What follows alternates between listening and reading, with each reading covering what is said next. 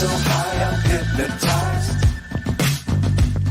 What's up is down, what's left is right. Chasing stars and holding you. I can't see the end, but we'll see it through.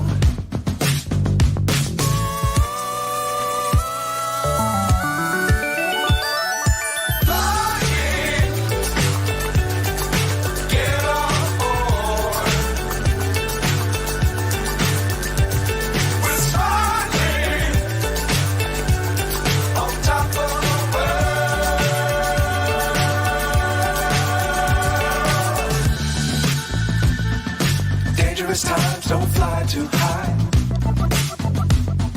Be sure to keep the ground in sight. Fly forever if you keep it tight. Love the world, but keep the sky on your mind.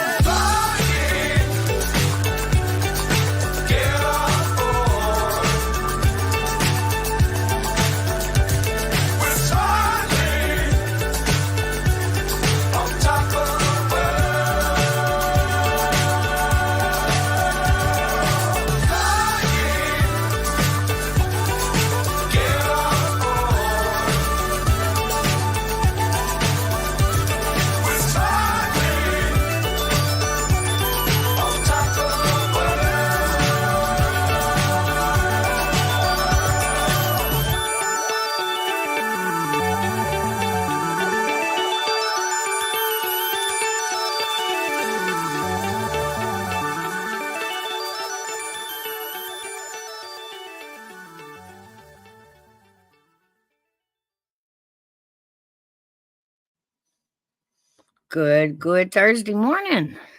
Good morning, Mouse. Good morning, Hairback. Hey, morning. Good morning, Matrix and Horse Lover and Lori Allen. Good morning, Dragon Classy and Nikita and Flatty. Hey, Seagull. I love that intro. How is it? How is everybody's day going? Good. Hello there, Nikita, my love. How are you? Seagull, Dragon, Mousy. How is our most important patient doing this morning, Kathy? Lori Allen. I'm doing good. It is what it is. I was promoting your channel this morning. I said, don't forget at 10 a.m., everybody. We're going to Mouse's. Coffee with Mousy. Fantastic. Thank you. Hey, no problem. Even Carla said, don't forget, everybody. Coffee at Mouse's, 10 a.m. 10 a.m. sharp. Be there, be square. Hey, Dragon. Flatty's having an amazing day today. An amazing day. She woke up happy, feeling positive. Good for you, Flatty. Excellent. I love to hear that.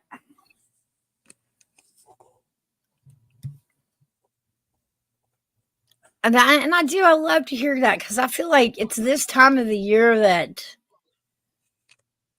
the emotions are running low and hold on just a second. Okay.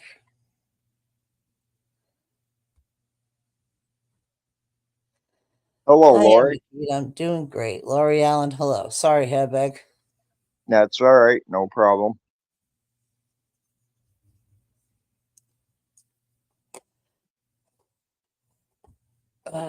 What are you doing? How's your day going so far?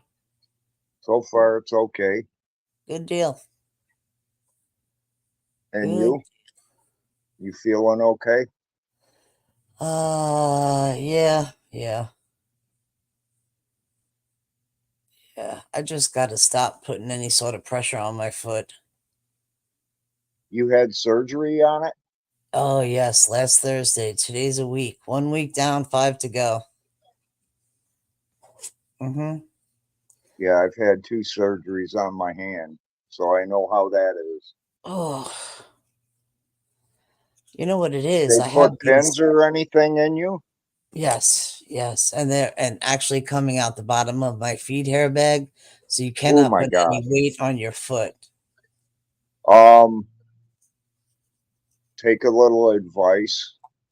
I don't want to scare you, but if you're going to go get them pulled out, You better be drunk. No, serious. They don't give you any pain medication or, in a local when they pull them out. Oh, hell, And they it's not a better. pleasant thing. Mm. Mm. I have like a big round piece of metal on the bottom of my foot with 3 pins coming out of it. Yeah. And the top, they open the whole top. Oh, it's just, I'll send you a picture later. The top must my have God. at least 62 stitches in it because Holy crap. yeah, Ooh. I know. Well, I broke my 5 toes and I fractured, I also broke the top of my foot. So it is what it is, hairbag. Wow. It's exactly, Flatter. They better be okay with the screaming because I will be screaming. You okay, Yeah, Mouse? I had a screw put in my hand at one time and it's still there. I got a hex head stainless steel screw just above my little finger on my right hand. Uh-huh. And on the same right hand, they had to put pins right underneath where my screw is Uh-huh. for another, and then put another one on the other side. And I was just joking with the doctor when I went in to get him out. I go, "Hey, doc, you got any whiskey for medicinal purposes?" He said, "You should have thought of that before you got in here." Yeah. I knew I was in for trouble then. Me too, L'Oreal, and I really do hope it heals super fast.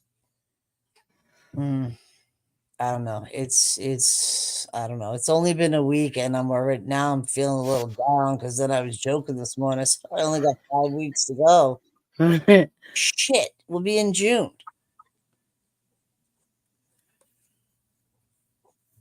Man. But I mean, it'll be here before you know it.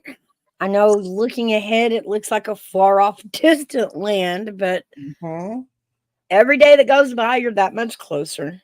Yeah, I Yeah. guess so. Okay, Mouse. Tell me that in 4 weeks and 2 days. Then I'll say, I only got 7 days to go.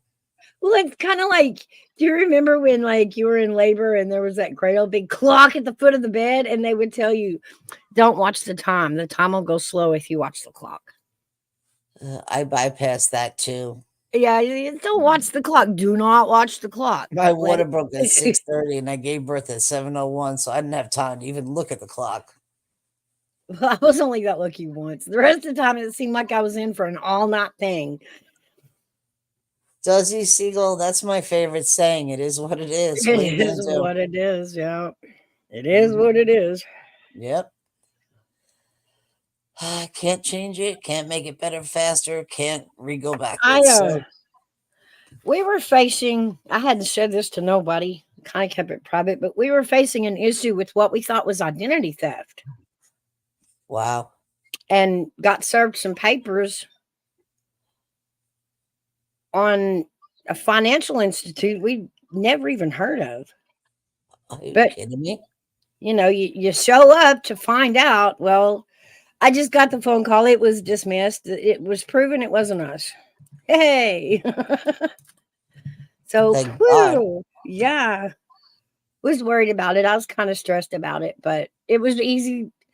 Crazy. It was easy to prove it wasn't us. Wow, Mouse, that sucks. Yeah. Even on the paperwork, there was nowhere that even stated what the debt was. What kind of money we were talking about, and that worried us. Right. Because we're like, we didn't do this, and Lord knows how much they took, right? We don't know. But when you're served papers, you go. Yeah, you have to. Nikita had 3 pins put in 3 fingers. She said it hurts a little bit when they took them out. Ooh. They That's do right. that too for what is that called? Corporal tunnel Corporal in your Sonal. wrist. Yeah, I've seen them do that to the fingers too. Put them on wires. Siegel said a watch pot never boils. That's right, Siegel. Just like that. That's right. Well, If I'm you really look, sorry, Mouse, but I'm glad it got straightened out. Oh, me too. No, that's a little freaky when you don't know what's going on and it could be bad and you didn't do nothing. Wow. So they didn't even tell you the company, who took a bank account, who did anything? It was a financial institute. They wouldn't say if it was a loan that was taken out or exactly what, or even how much money was taken out or owed or Right. anything. The Huh. judge looked at the signatures and said, "Oh, BS, dismissed." That's just crazy. Hey, Wanda. That's just nuts. What's on the agenda today, Mouse? What's on your mind? Well, I don't know. Thursday chit chat. Chit chat. I want to eat. Matrix is in the garden today doing some gardening. Oh, that's good. I was telling him that's good for the soul. Gigi, good morning. Hey guys, the link is at the top chat if y'all want to fly in and chill with us. Gigi, good morning, love. What are you doing up so early? Good morning, Gigi. What is it, little man? What is your issue? And I'm waiting on Army Vet to fly in. I've got a question for him. And it's awful weird. I wrote a poem on about May 1st back in 2015, and I can't remember why I wrote it. And I was hoping that Army Vet could tell me why I wrote it. He's got magical powers? I'm pretty sure it was military related, maybe political. Uh-oh. But I still can't remember why I wrote it.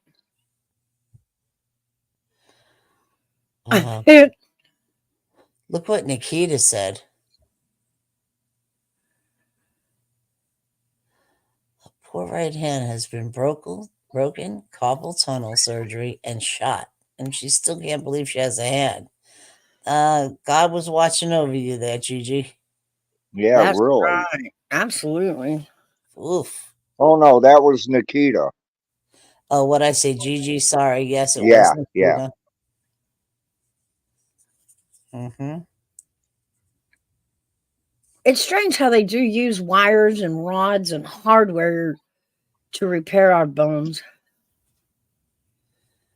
I think in my case, it's to make sure that the bones are aligned so they can go back to fuse themselves back together.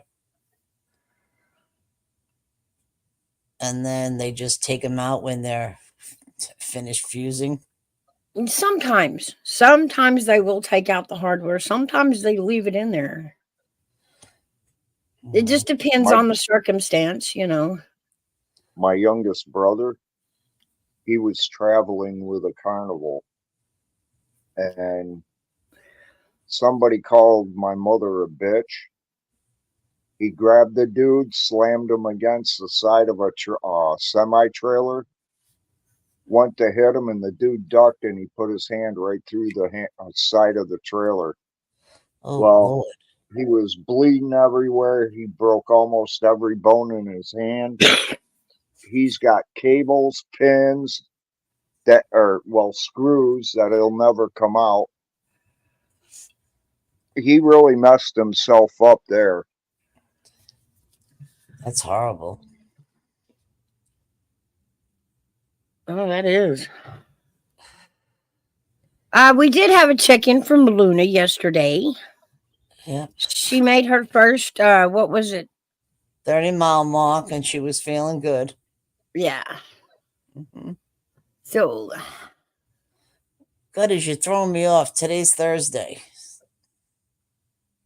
I thought today was Friday, actually. No, I don't know why. I wish it was Friday. Why? My week has been so crazy.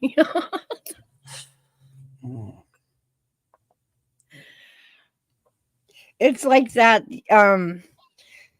whole King Midas thing. Uh-huh. You ever feel like you have the King Midas touch? except in reverse. Yep. Instead Yes, of I turning do. to gold, everything you touch turns to crap. Yes, I feel that since November 26th.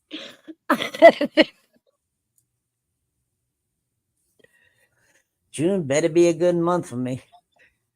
And it feels like the more I try to help any situation, even if it's not mine, if it's somebody else, the more I touch it, the worse I make it. You just keep that good juju over there on your side of the street. Don't give me no advice and don't try to help me because we can't make it any worse than this, I'm man. just gonna keep my mouth shut. Mm. Hi, horse lover. Yeah, I am. I'm skipping a day. Yeah. Poof. Mouse. So last night, I went to a couple of channels, right? News channels. Mm-hmm. And of course, stuff didn't break out until early in it's West Coast time, so it was like I was watching at 3:30 this because I fell asleep at 12:30. I woke up at 3:30, then I couldn't go back to sleep because I started watching it. And then I guess about 6 o'clock this morning, 3 o'clock West Coast time, they started dispersing the protesters. Yeah. I heard they're having a whole lot of fun in New York. Yeah. No, that was in California. Well, when I was watching the Today Show, they had riot police out. They tore down all their tents and canopies and all that, the barricades, and they were really going after the protesters big time.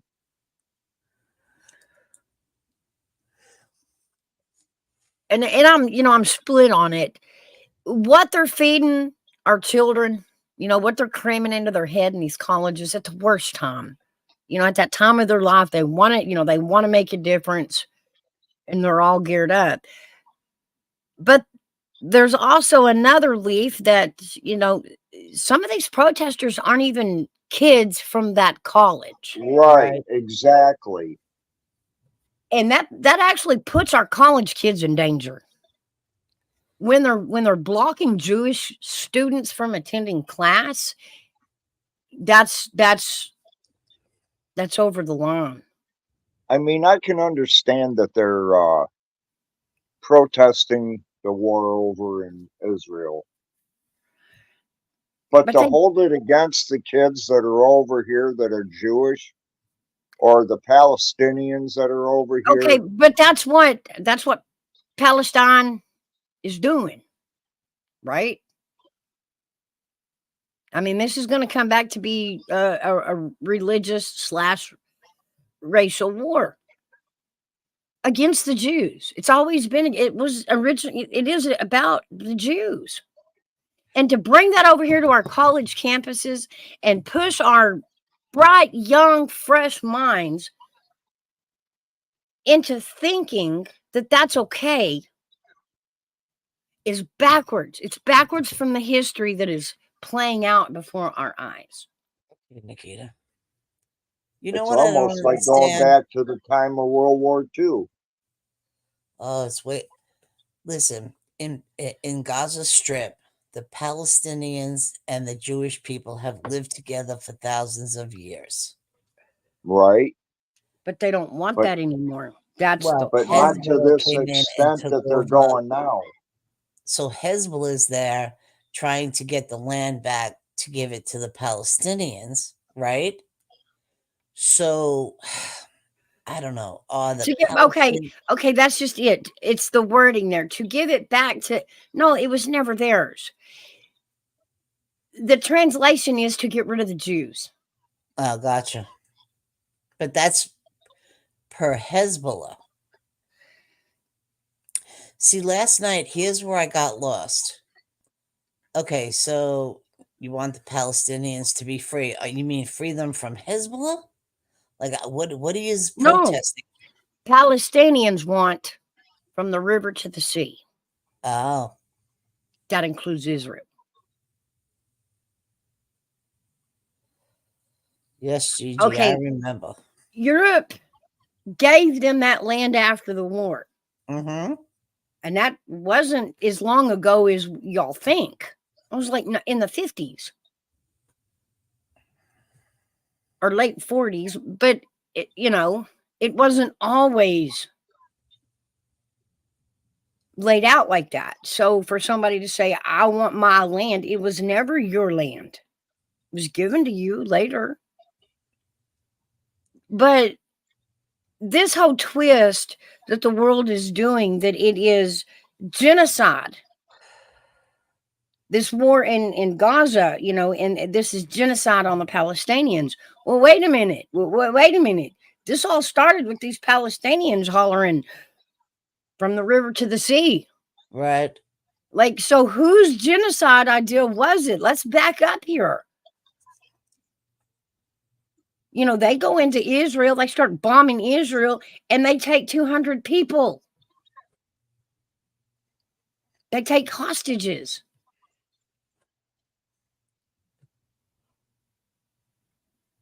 And Right. Palestine was okay. The Palestinians were okay with that.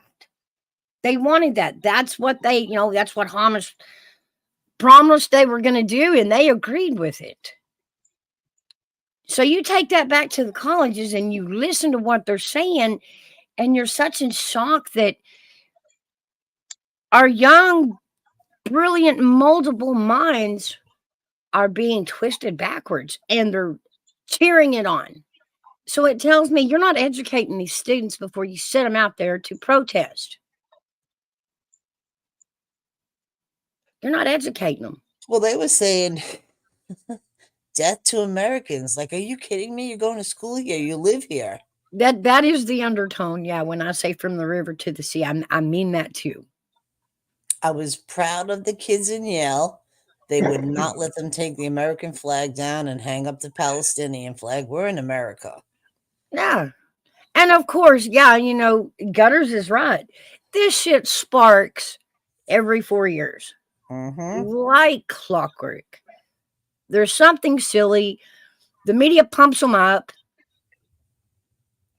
Spins false narratives. If we do not take out Hamas, they're gonna aim at us. Yeah. Good morning, Tattoos. Hey, Tattoos. And that is our interest in that war, is the fact that these terrorists are gonna come after us if we don't stop them where they are.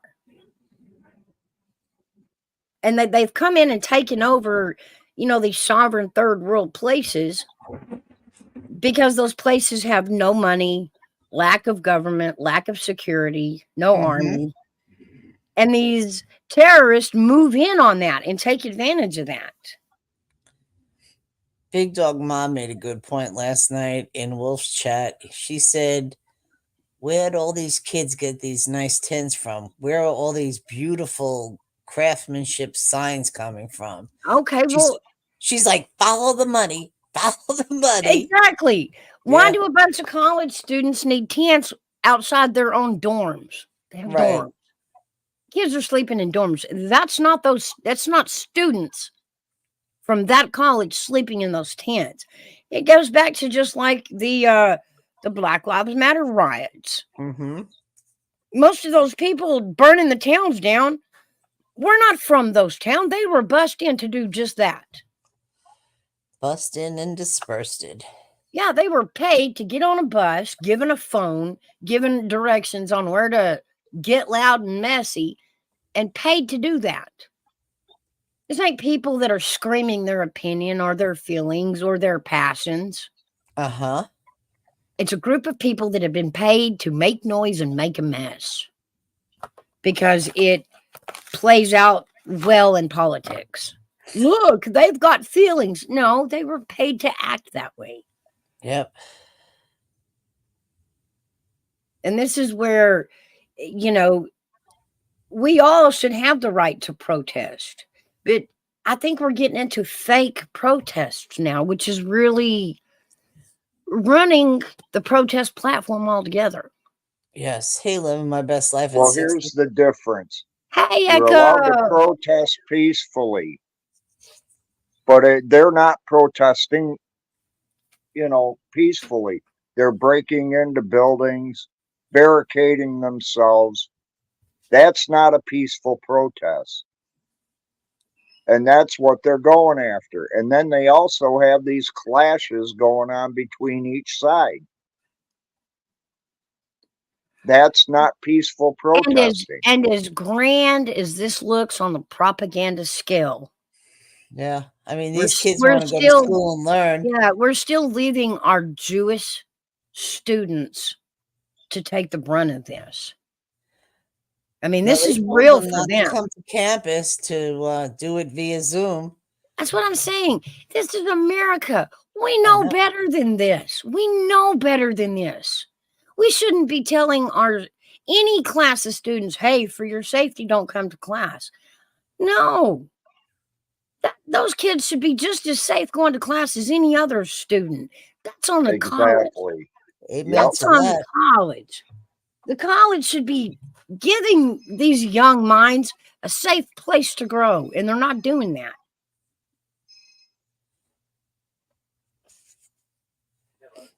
You know, everybody's got free speech, but we never allow, this is America. We've learned our lesson through the years. It should never be so loud that you discount or cut away from somebody else. Yeah. Nobody should ever be devalued. No, ma'am, you are correct. Or their life threatened because of their religious beliefs. Exactly. That's right. That's it.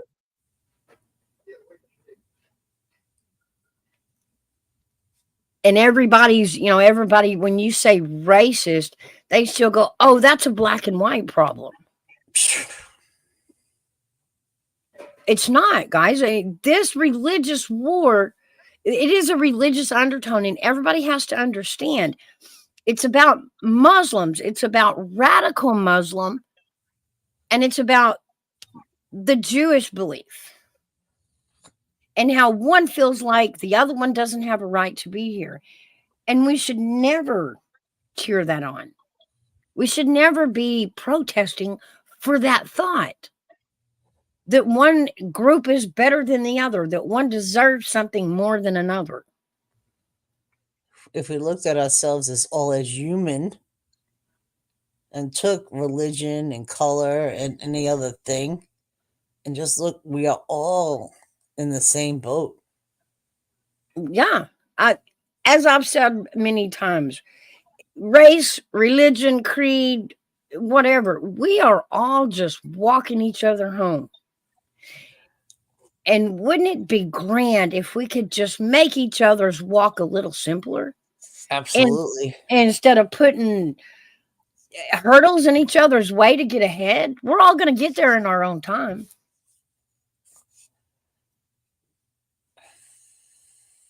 But I feel bad for today's college students for having to watch this, for putting this on their life experiences, something that because they don't understand what they're out there chanting. Yeah.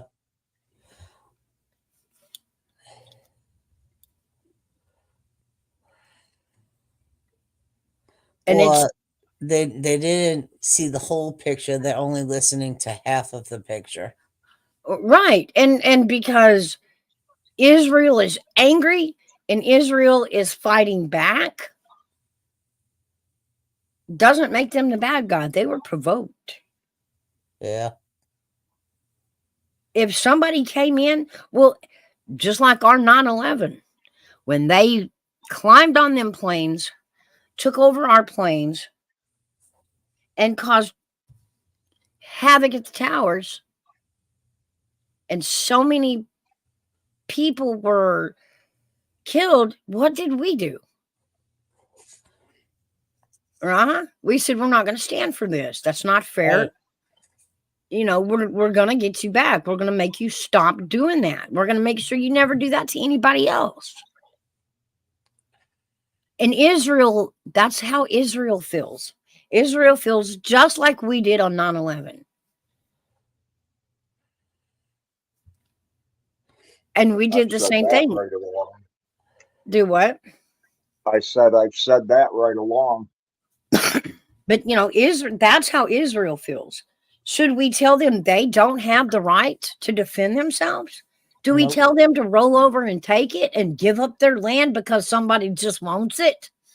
It's because they want it, No, because if we do that, then we got to surrender ourselves.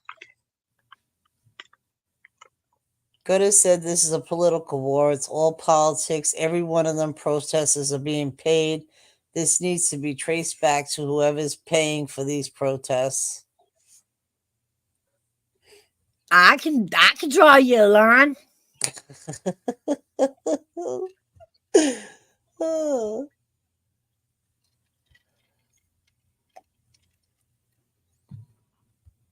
Because honestly, guys, the money of Black Lives Matter, it has been traced. And it was not a happy ending. They know where that money went. Mm-hmm. They've traced it. And I can tell you this, it did not go to anything that is going to make our Black community any better. And that's upsetting. No programs for the kids, no, housing help, no, nothing. Goodis has a question. She said, "Where did Israel protest for us?"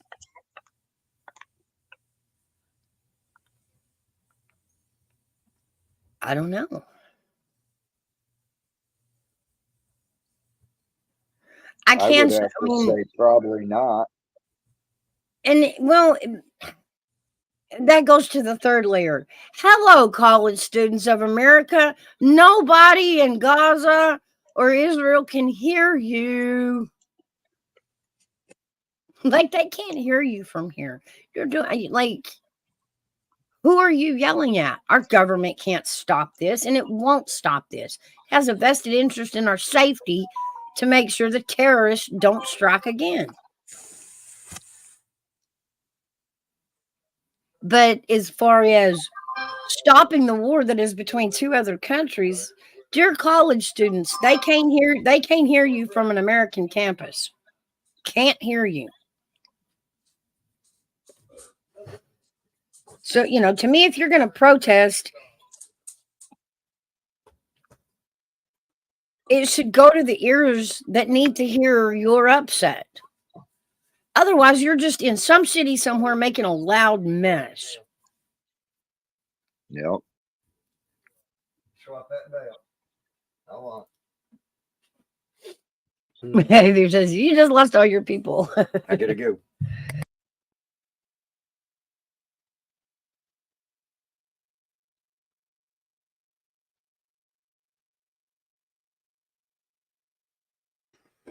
What I miss? Not much. No, Goodis said AV says you just lost all your people, so I must have missed something. I even opened my new shop. Huh.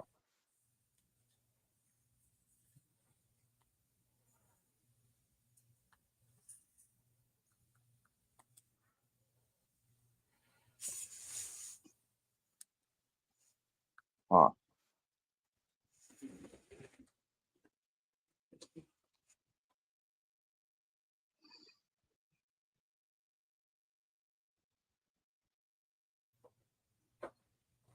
Mouse, you there?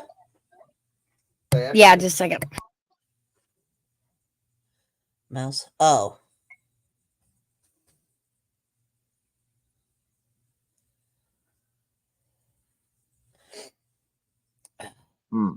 How's the weather here, Beck?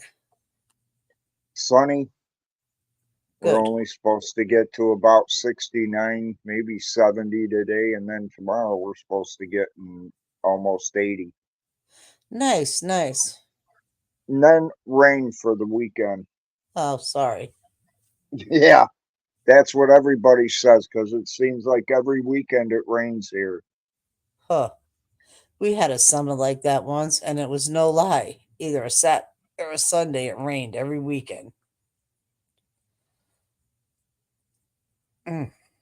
Lately, it seems to be more and more on the weekends, and it's nice during the week when people are working.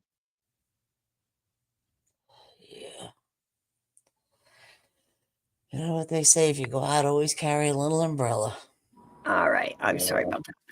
No, you're fine. No problem. Mouse's Hubs has got to go and get a new shot. Get a new shot.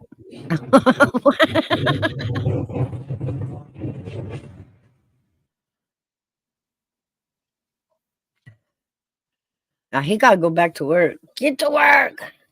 Get to work.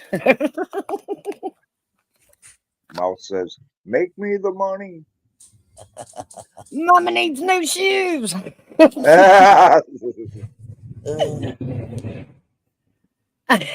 he come and say, "I gotta go." You know what's weird? Do you hear these jets? No, You I don't don't hear hear them in the background all morning. They usually, they fly by buddy, but all morning I hear them so loud over here today.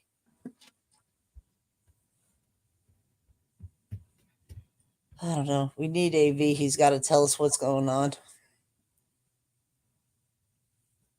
I mean, they are so loud and low, and that's really odd for over here where I am.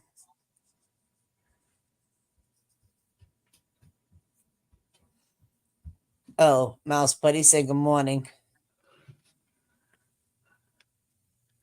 He came over and walked the dogs and just fed them, and he said, "Tell Mouse good morning." Good morning, buddy.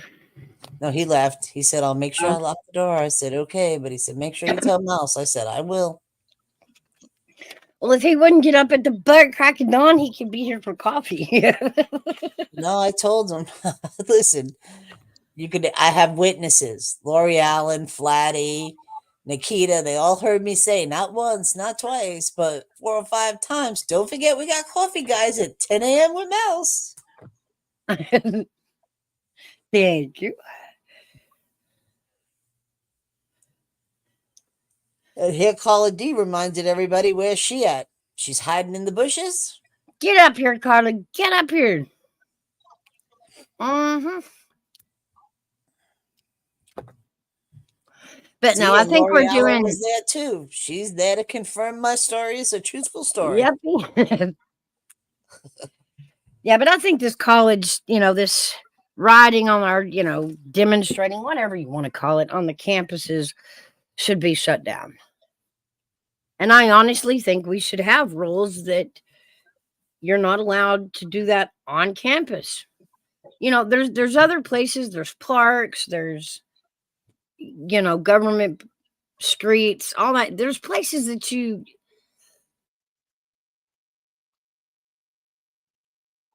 can hold a demonstration or a protest.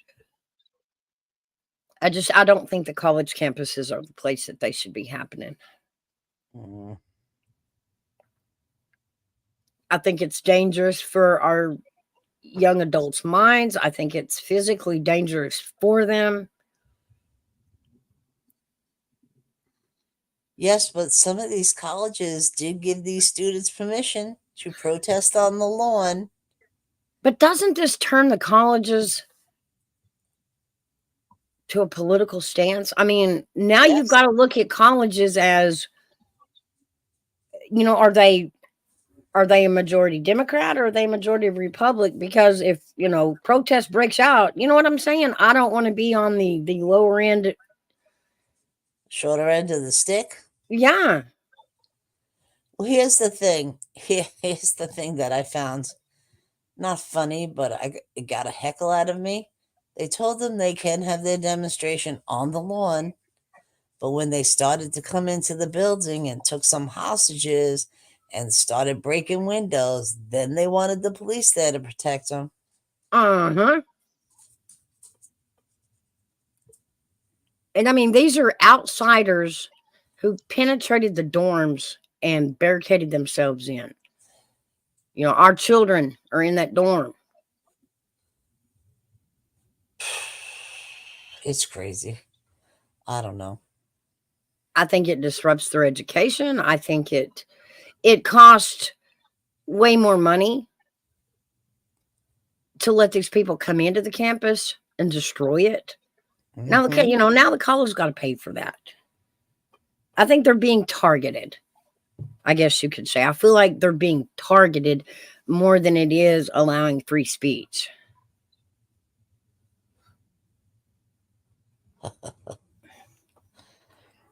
See what Siegel said? Yeah. One thing I hated about college, kids thought they were smarter than teachers. I think that's always been.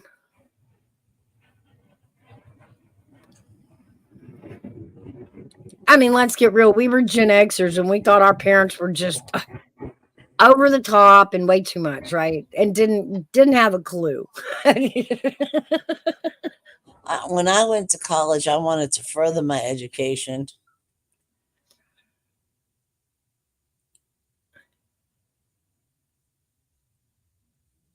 I don't know. I say every day you walk away with something new in your mind, you're learning something. You can learn and learn and learn for the rest of your life. Absolutely. And you should. You should be learning as often as possible. That's Locke is yeah. smarter than most of the teachers these days. And there's that part, right? Yeah. Like teachers don't have to be of a standard that they used to be. Like we, when we were in school, we really held our teachers to a high standard. Yeah. And and we didn't have the luxury of having a hot history teacher. Let's get real. Like Yeah. they didn't put teachers on us that were like 2 or 3 years older than us. Like they were 40 years older than us, Oh, look who decided to show up this morning. Hey, Army Vet, how are you? I've been waiting for you. Army Vet, you just rudely left yesterday, and I said, oh my God, he ate too many gummies and he passed out on the floor. And I was hoping that you were okay, but I see you're here for coffee time. Mouse, I really thought something happened to him. Remember, he said, I'm going to break the last one in half? So, God, he probably took the whole thing. He's on the floor. People trying to give you a stroke at my age. Gummy took me out. that should have been an IAS on the end of that one. Multiple. No, but he was on the last one. And remember, he said, I'm going to cut this last one in half. And I'm like, dude, you've been here with us for 5 hours. How made you suck? 1 an hour? That's going to get cut in half? Yeah, why does the last one get cut in half? And then you got Night Owl in the chat. Yeah, just take it, take it, take it. I'm just like, oh, dear God, please don't take that one. Sorry, hey. Hey, sorry. My question was, AV, I wrote a poem on May 1st of 2015, and I can't remember why I wrote it. Can you tell me what we did in 2015 on May 1st? Well, do you have the poem, Mouse? I do. Did you read it? Did it ring a bell? I'll read it again. I'll read it to y'all. Okay. It's called the May 1st Prayer. Now I lay me down to sleep. One less terrorist this world does keep. With all my heart I give my thanks to those in uniform regardless of ranks. You serve our country and serve it well. With humble hearts your stories tell. So as I rest my weary eyes, while freedom rings, our flag still flies. You give your all, do what you must. With God we live, with God we trust. Amen. That's cool. That's really nice. So you see what Army Vet said? What? Mouse, you want a gummy? Well, I'm like, why did I write that poem? Okay, so let's think back. One less terrorist, right? You said? Uh-huh. In 2015. All right, Army Vet, you weren't retired then, so give us a hint. I feel like we made a major military move.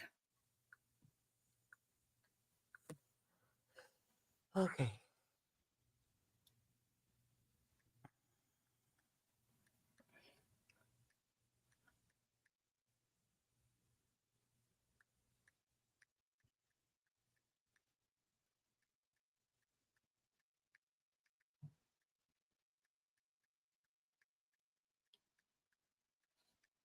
You guys wouldn't have happened to have been talking about 9/11, would you? No, that was September 11th of 2001. Yeah, I know, but I mean, could it have been the reason why you wrote it because you were talking about it? Just a thought.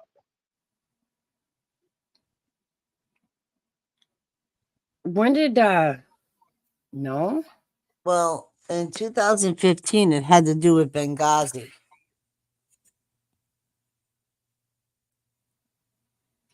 Is that when they bombed the embassy? So Army vets saying Saudi Arabia Yemen war 2015, he thinks. But that was also had something to do with Benghazi. When did we take out bin Laden?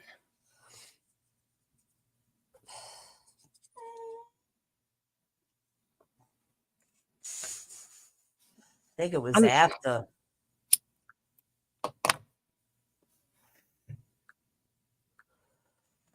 Obama was in office, so It may have been the night we raided Saddam Hussein and the palace. But I feel like we raided the palace before that.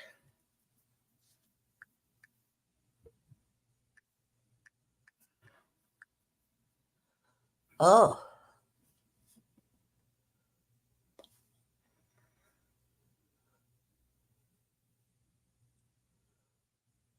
In 2011, we took him out.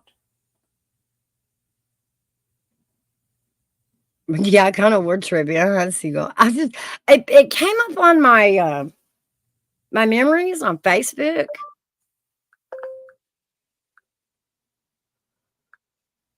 And I'm like, now I remember right now, but so much has happened and so much gets blurred together from the past. I could not remember why I wrote it. I don't know. It was beautiful, though.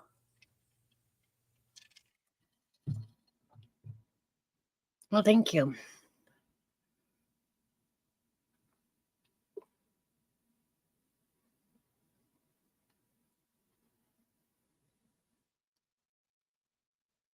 And I feel like it was either bin Laden when we went in on him that night, or it was the night that we raided the palace.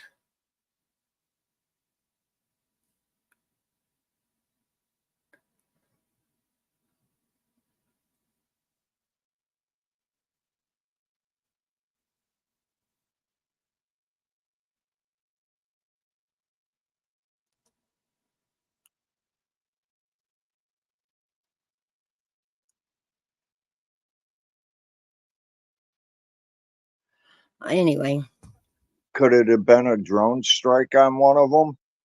On one of the major players in the terrorist organization?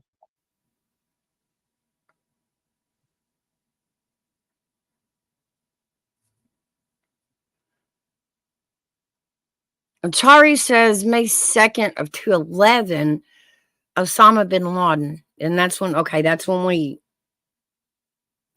went in and got Osama. So that may be what it was. It may have been a memorial off that. May have been. Because by the time we got Osama, we had already raided Saddam Hussein's palace.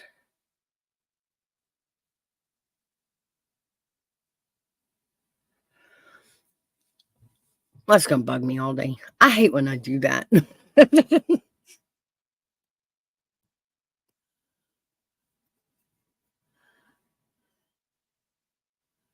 Oh, wow, that's cool, Siegel.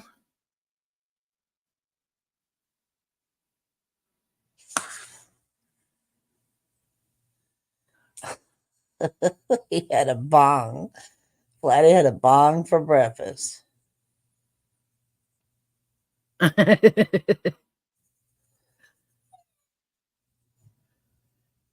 Just weird stuff. You look back in history and we forget because it seems like so much happens today that it makes us forget what happened yesterday.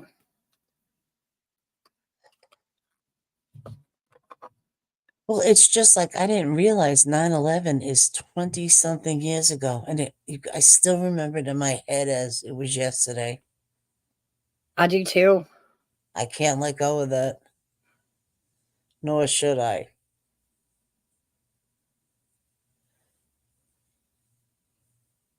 It was wild. That's going to be one of those things that you're always going to remember where you were, just like the day Kennedy was shot, you know, things like that.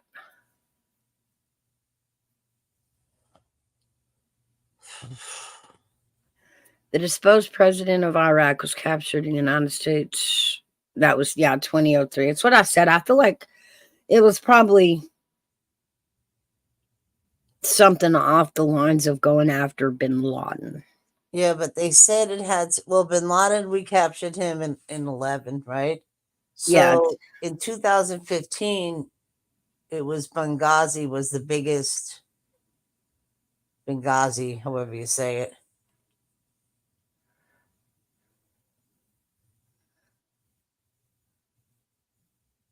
Yeah. Okay. Right. And that's what it was. Because, when I reposted it, it was 4 years before that. Let me go back down and see. Yeah, that's what it was. It was 2011 when I originally posted it. You're right. So that answers that. That was the Osama bin Laden attack. Well, you know what? Okay. It still was a beautiful prayer. Well, thank you. So, then we can say on this day in history, back in 2011, was the day that we captured Osama bin Laden in his home. Good luck at the doctor, Shari.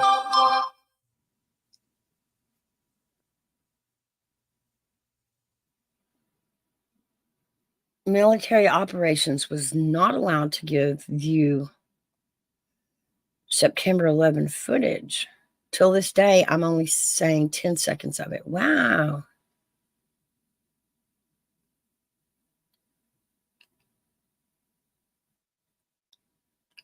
Yeah, who? Killer? Did she mean Hillary? Because she's I throwing. do remember okay, that. So okay, left those guys. Yeah, that was horrible, goddess.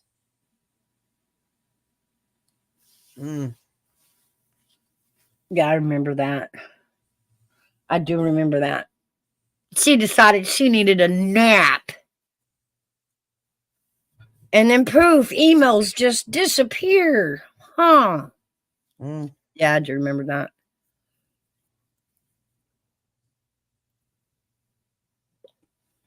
Jesus. It's a darn shame. They were coming into our embassy and attacking. And we had soldiers on standby, ready to save them. And Hillary decided she needed a nap. And all those emails of, pleading for help were ignored.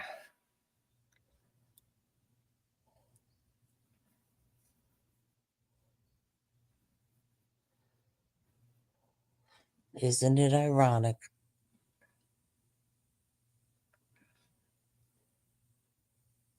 But those are the things that those college students aren't educated on. They don't know. They've not been taught it.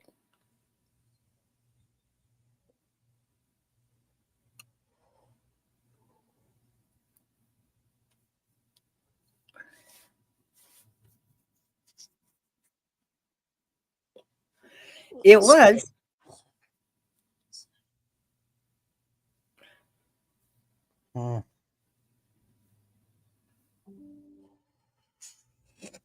And God rest that gentleman's soul.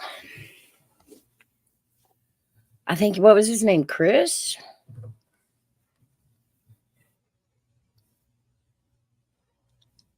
They kind of outed the shooter back then on the Osama bin Laden thing. Yeah. Which, gave light to his identity And I think he was the one that was shot at the gun range. Yep. Not by himself. Yep. The sniper from Texas.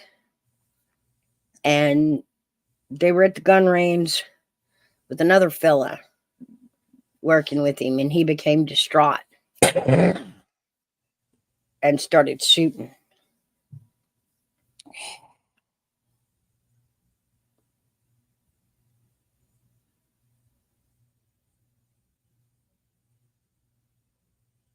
That's it. On black sites, it does not exist. There's no help the United States government can give you because it does not exist. The reality is, no one's coming to help you. Respect.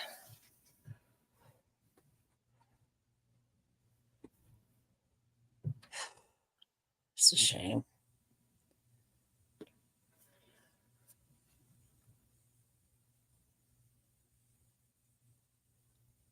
About another news, today is National Day of Prayer.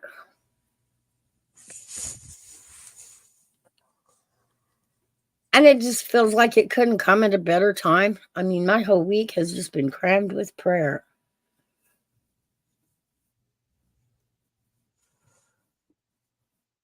And coming up, let's see, Sunday.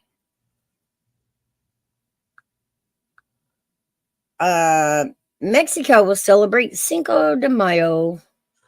The 5th of May. And we have the race on Saturday. Oh, yes. Did That you reminds get in me. on Corner Clubhouse? That reminds me, we need to go figure out who our horse is, guys. We have entered the Derby race in a roundabout way. Y'all know the way Corner Clubhouse Cobalt, he instead of us picking a team, he okay,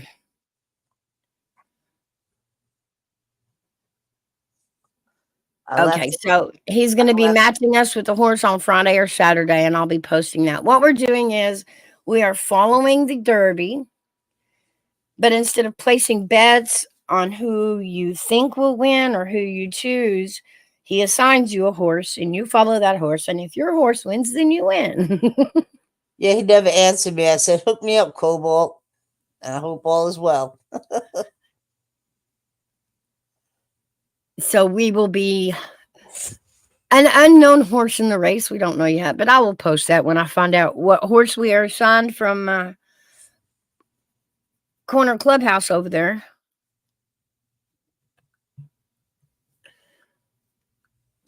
I think he's also doing the race before that. Is he?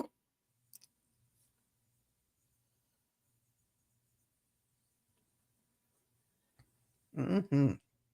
So that's going to be fun. And it just, I'm not a big sports person anymore, really that much. I don't have time to follow sports like I did when I was younger. Yeah. And so, you kind of lose track of who's good, who you like, that kind of thing. And it makes it fun because you don't have to go do any homework on these horses. Nope, you're just going to get one and you're going to sit there and root for it, whether it shows in the place or anything. This gives us like all a fair shot on winning, all an equal shot at winning. Mm-hmm. The last time we were in the March Madness and we were given the Houston Cougars and we got taken down the very next game. Bam. That was quick. That was really fast. Yeah, it was.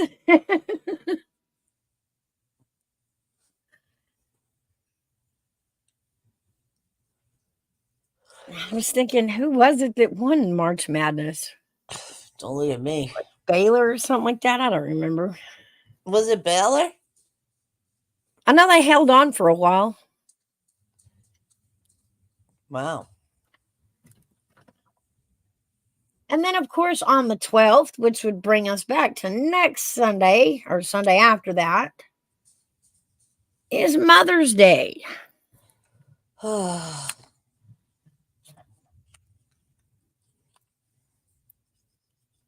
So if my children are listening, hint, hint, hint.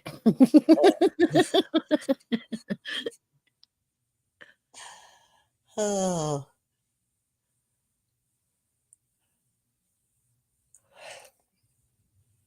But yeah, I think National Day of Prayer come right in on time. Yes, it did. It absolutely did. Usually this month and last month are those 2 months of the year that you're just still feeling kind of draggy and low. Like your cup is empty, you know what I mean? Yeah, around May 15th, I usually get my spunk back. Like I like to start, I don't do seeds, but I'll do plants in the ground, flowers. Uh-huh. And usually every year for Mother's Day, my daughter and son-in-law give me a plant, or my grandson. So I have lilies that come up in April, and lilies. And then Siegel says, what's your best Mother's Day gift?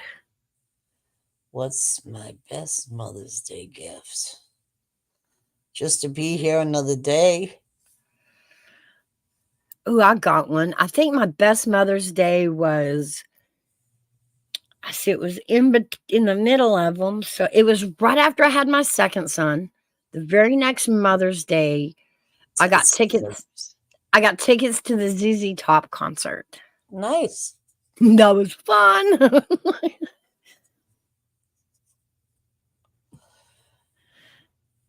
Army Red's cheering up. This is when the ladies start wearing tights and sundresses. I have to tell you, Mouse, I am just thankful to be here another year and to watch my child grow into an amazing young woman. I'm really proud of that. Yeah, I agree. I've definitely been given a lot of blessings this year too. Yeah, it's like, yes. And look what somebody you put here is now going to give you the ultimate gift in return. I know it. Am I the only one that thinks it's like weird that, you look at your child and you're like, wow, I made that. Mm-hmm. And like when they walk across the stage graduating and you hear that name called, you think to yourself, I made that. Yep. I started with the name and I made that. Yeah. I mean, then you get all choked up. That's my baby. Well, you go back to that day that, you picked their name, right? Yeah. That day that you finally settled on, that's what this child is going to be called. And then to hear that announced as it walks across the stage, after a success like high school is like, I even made that name up. I made that. I'm so proud. Yeah. Yeah. I don't know. Man. I don't know. And the older I get, the more emotional I'm getting. And it's not hormones. I guess I don't take anything for granted anymore. Yeah. Yeah, experience will get you, won't it? Sure the heck does. Right in the heart.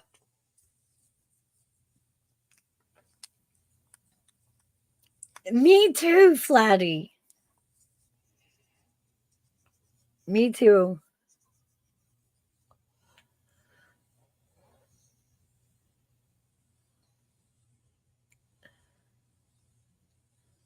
Yeah, for sure. One less bill. I'm a dad. Get them at the house.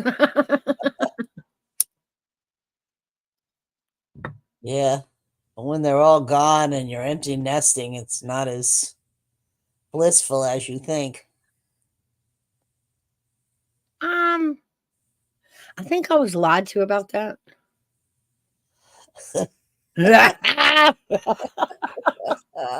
And they did. They guilt-ridden me when I was, younger and I moved out. They guilt-tripped me with the empty nest thing. They guilt-tripped me.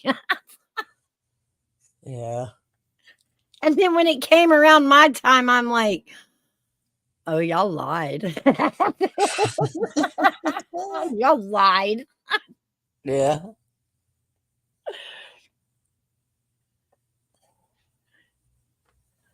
I don't know. I don't know what the heck.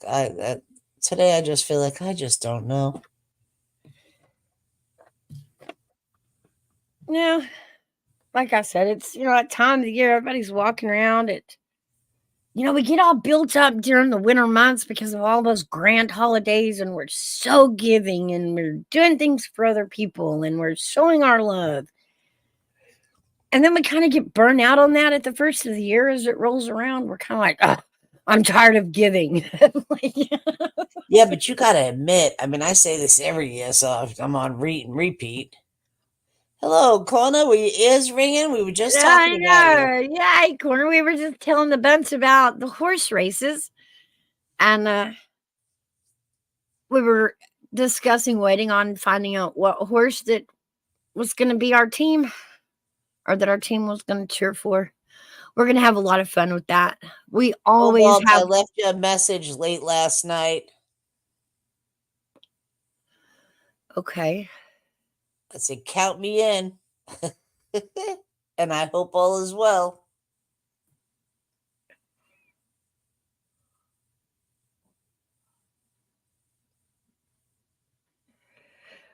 But Corner, y'all really got to watch his channel, guys. He does some really fun games. Kind of pulls us back into the sports and what's going on in a fun new way.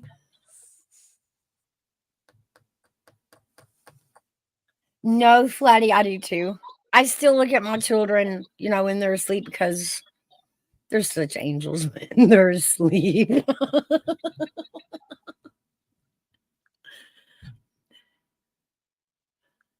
I think my worst habit, the hardest one to break when it come to my kids, was the hair. My boys all had real thin, soft hair. And I had this habit of petting my kids like I did. It was horrible. Like my hands would go right to that soft hair and play with them soft curls. Like, that one took me forever to break.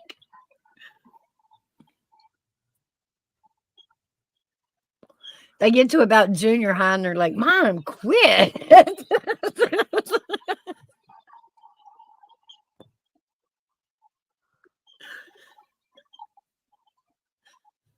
But I think, yeah, for the longest time, there wasn't a boy, one of my boys that could walk by me that I wouldn't stop and recomb their hair with my fingers, set it back down as they walked by. And it was always so soft. It was really fine and really soft. And it became a habit to play with their hair.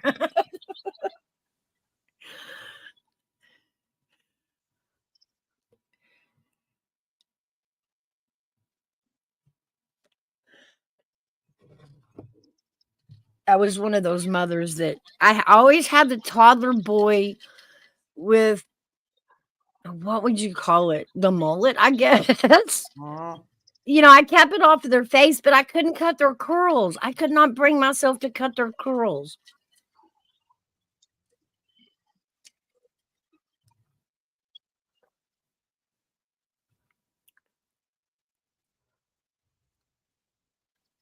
Why can't I find his link?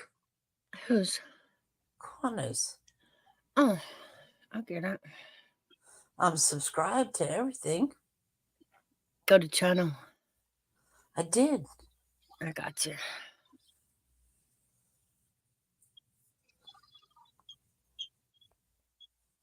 Oh. That is some weird shit.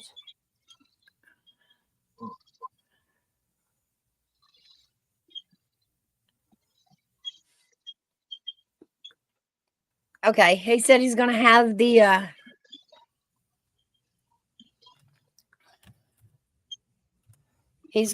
names ready tomorrow. And he did see your message, Kathy. Okay. And I'm gonna put out his link, guys. Y'all go sub up to Corner. Oh, okay. Yeah, because she said Wait, I'm subbed to him. I said, okay, well, ask him to put you in there because she's big on the race. Yeah. That's She would Cobo enjoy it Fiana. You too. all should sub up to him. He does a lunch live every day. It's not very long, but so it's it's a good sit. And he brings the national holiday every day and we discuss it, which is fun. But he does these games, guys. I'm telling you, so much fun. You gotta get in on them. They're a lot of fun. I didn't realize how big he was.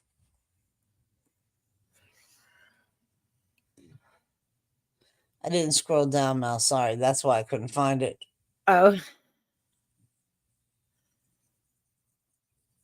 Yes, Corner's got over 1,500 subscribers.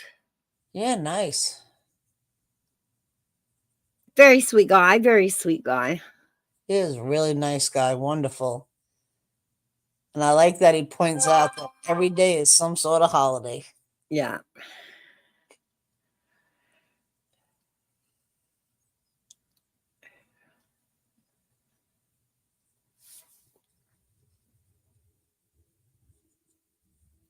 But you don't want to be a subject. No subject. Hey, Sassy, good morning again. Good morning, Sassy. I sub, but I don't want to be a subject. Oh, she don't want to be. She's a real smart ass mouse. Oh. Good morning, Sassy. I hope you're doing well.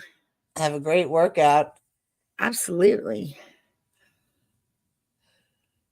AV, get her some music. She's working out. Wait, Flat, are you serious? I'm there, Flatty. I'm so there beside you. So there. She wants to go totally bald, Mouse. Me too. And I know that, there's that horrible. Oh, okay, Gigi. There's a horrible phase of the grow out when you grow it back out, and I get that, but man, I would love to shave my head. My hair is getting dangerously long. Like it can wrap around necks and arms, and it can get dangerous. Right. Oh, she is serious, and she wants to do it live on a stream. That would be cool. Yes, thank God he is. I was worried yesterday. I thought he passed out on us and hit the floor. There's no way to get in touch with him. Army that down. Gutter said his intro vid is about mental health. So she said, I sub, but I don't want to be a subject. Oh, I tell you what, great motivationer right there. He can fill your cup so full of motivation, you'll run with it and pour it all over everybody. I love it. Flatty, you see what Gigi's saying to you? No boobs, no hair. Perfect, Flatty.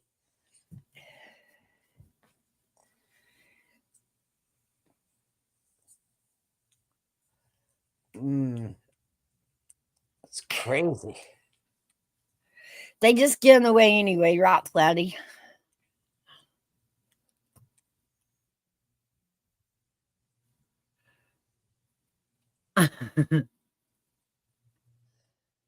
Well, that's a blessing for somebody that she's willing to part with her hair.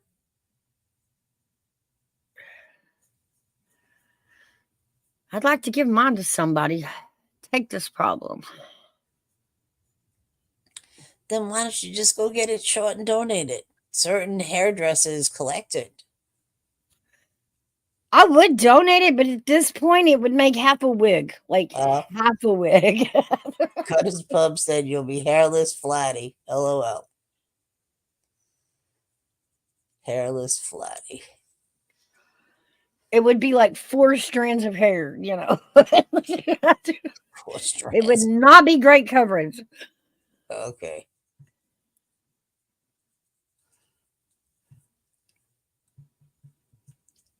You'll be hairless, Flatty.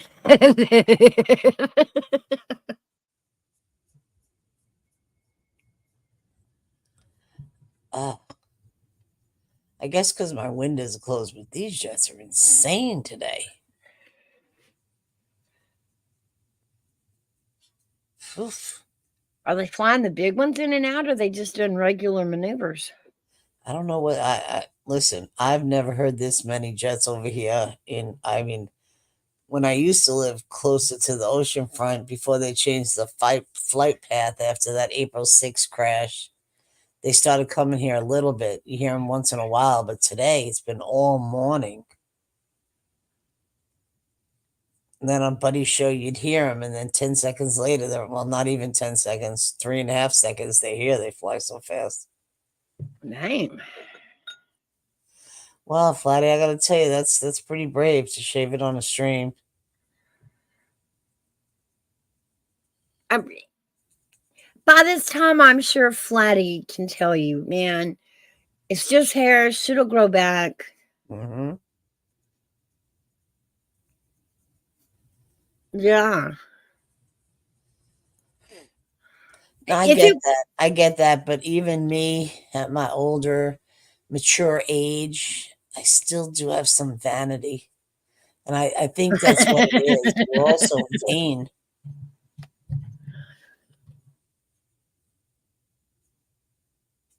Are you going to stream it on your channel, Flatty?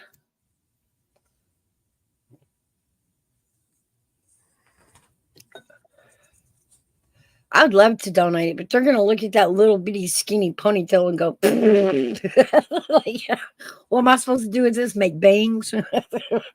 No, gut is someone else's stream, like maybe yours, maybe Mouse's, maybe BEC. I'll host it.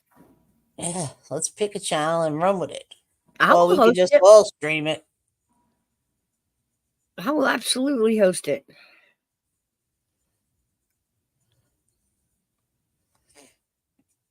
There she goes with her other side of the country accent. I'll stream you, darling. I can hear her saying it. I'll stream you, darling.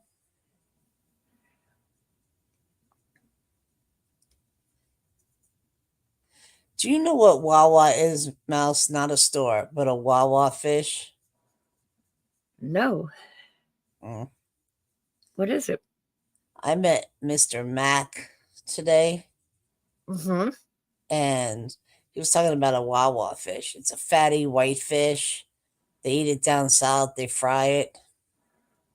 You know, he called me a Yankee. It definitely would, Flatty. Absolutely. Fish that lives in Wawa. No, he was telling me it's a big southern thing. Like they eat catfish. And so Wawa's up there with the catfish and how they deep fry it. And then, so the other night, his wife was eating a fish sandwich. I said, why doesn't she just call it a fish sandwich? But it was a particular type of fish that she had fried. Uh-huh. And what do I know? I guess I'm a Yankee. And everybody else knew it was fish. And because I kept saying, what is that? Is that like fried ham? They were all laughing at me. It was some sort of fish. I've never heard of Wawa. Me neither.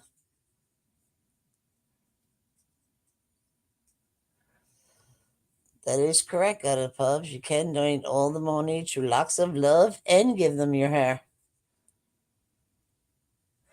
There's another one. It's not Locks of Love. It's another one. I can't remember at the moment. They got mad because Locks of Love. Oh, Kathy knocked herself off. Locks of Love was charging the patients money for those wigs, and then there was another company that wasn't charging. They would take your donated hair and not charge the person for the wig. Knock myself right out. Sorry. That's what you do. You just fall down and you fall down and you fall down. I'm on the big computer. So bam. I just move in and I fall down.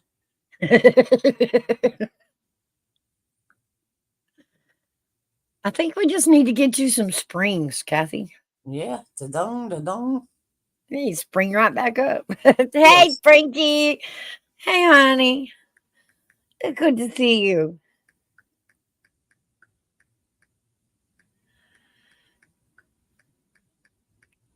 Which Frankie? White Horse Frankie? No, Frankie 8.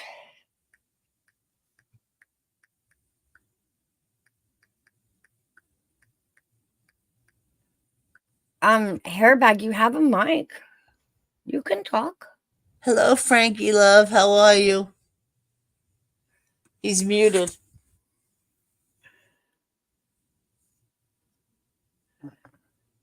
Oh. Yeah, I know, but you guys have been taking the topic. I had nothing to add. That's why I'm muted.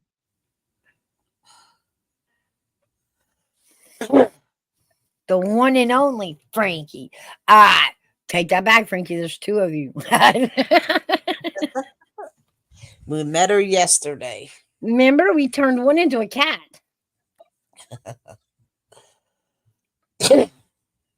Yes, Frankie. Where were you yesterday? On holiday?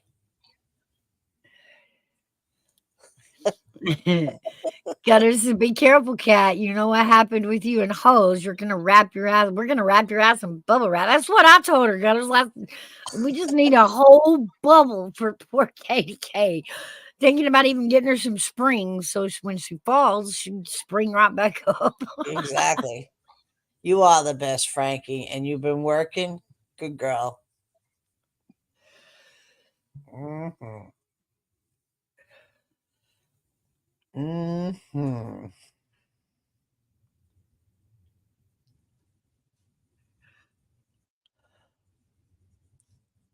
Yeah, this is the time of the year that the old honeydews around the house start piling up again. Oh.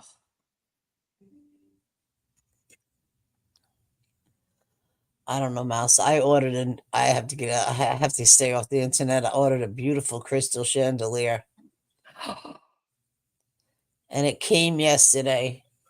And I was looking at the box, and you have to actually put each piece of crystal on like this thing and then snap it into place. I might be here for days. Well, there you go. That'll keep you busy. And I'm trying to think which one of my people I can ask to put it up. Contestant number 1 or contestant number 2? That's a tough one. Son-in-law or friend? I'm like, yeah, you're still gonna get complaints from both. I know. And they're both gonna moan and bitch about it. So it's like I just gotta wait for a great day to come and everybody's happy-go-lucky and say, hey, you got 20 minutes? Why don't you throw that up on the ceiling for me? Can you put this in the entryway? How long are the crystals?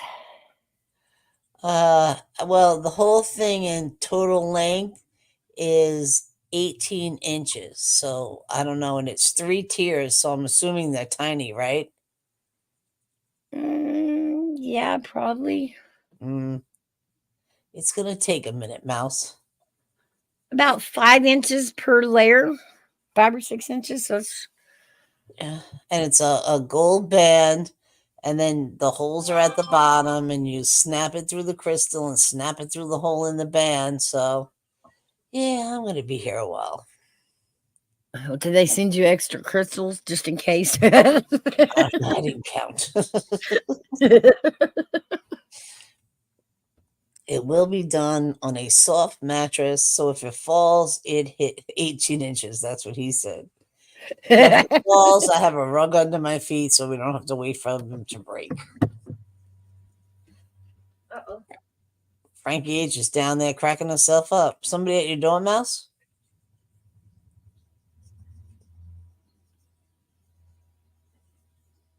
I guess so. Someone's at the door.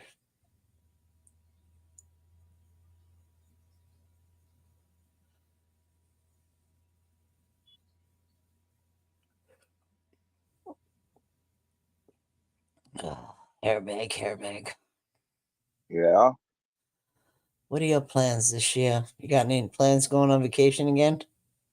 Well, I want to, but it isn't looking very favorable. Uh, I took a $40 hike in my cable bill. wow. Oh, I got basic and standard and Wi-Fi, and that's it. uh-huh. $195. Are you kidding me? I am Wow. not joking. Whoa. I'm about ready to tell them to take the cable and you know where to stick it.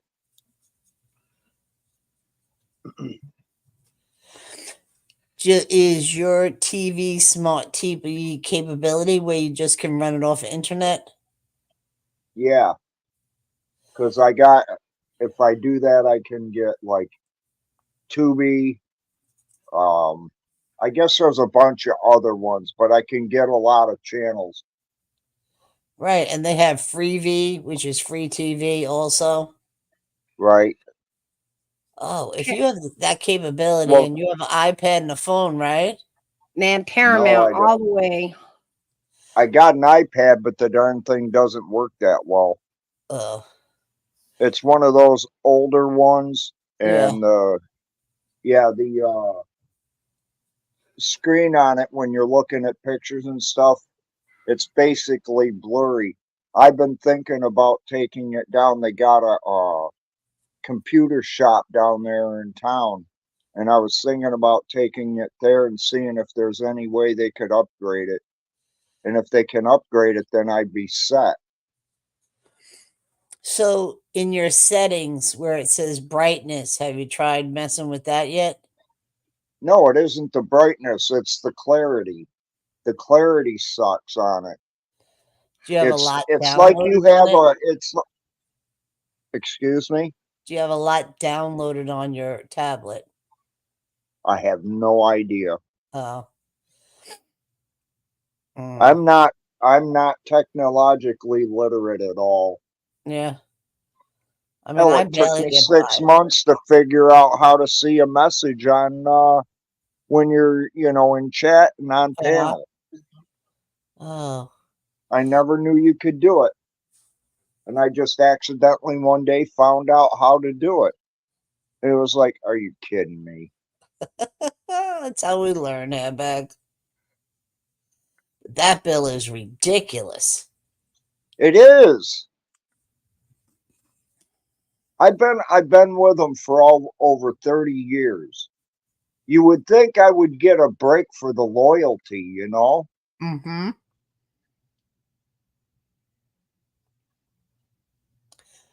Oh, and you've never tried to call and barter with them or bargain with them? Now the only number I have is the one that's in another state. It wouldn't have anything to do with the company here. I would have to go through billing, and what are they going to do? Say, "Oh, tough, you don't like it? Turn your equipment in." So that's when you say, okay, I'll bring my cable backs back and I'd just like the internet. Oh, by the way, is Yep. there another company out there besides you? Oh, there is. Have you ever heard of Windstream? No. No, they got that here, and they do cable. The problem is it's not a fast service. Uh-huh. Well, I mean, you could keep them, but if you got rid of just your cable part of the bill, that would save you a chunk of change. Yeah, you got to think those streaming services are like way cheaper than cable a month. Yeah, I just can't figure out why my bill would jump $40 in 1 month. I didn't do anything different. Never ordered any movies. Because And they it just can. No pay started for per view. April. For April? Yeah, Oh. That's what the we got bill tired I of. paid, the bill I paid in April would have been. Now, one said that it was paying in a month in advance. The other said it was no, you're paying for this the month you use. But at any rate, when I paid it in April, it was I mean, $40 for what I'm getting? That's crazy. It's got to be using the internet as much as you use. I'm wondering if they're charging for the use also Well, yeah, you need for to check being with online. some of them don't have unlimited data and will charge you when you go over your allotted data.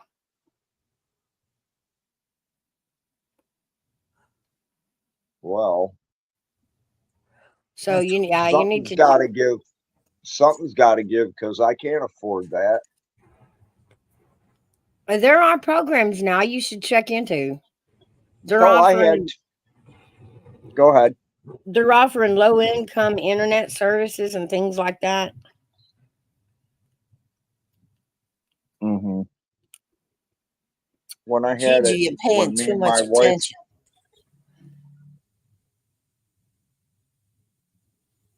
Sorry, Headback. I was reading what Gigi said. No, actually, the pain isn't getting ahead of me. I'm moaning because I know I got to get up and wheel myself to the restroom, and I'm like, oh, sorry. I apologize. I moan. It's That's like what it takes. it's Moan. I it's know. not like you could just get up and walk to the bathroom and then come back and be back in a second. It's a process. Oh, it's a bunch of crap. I was gonna say when me and my wife were together,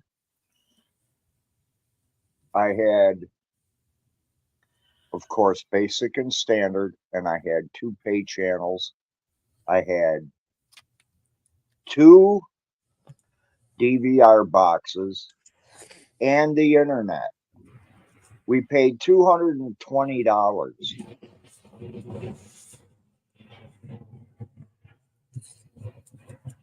Yeah, but that was before the internet competition started. Well, the internet competition is, well, we all know what it is. Yeah. Thanks, Gigi. Thanks, Flatty. So you don't have like Verizon or anything like that? No,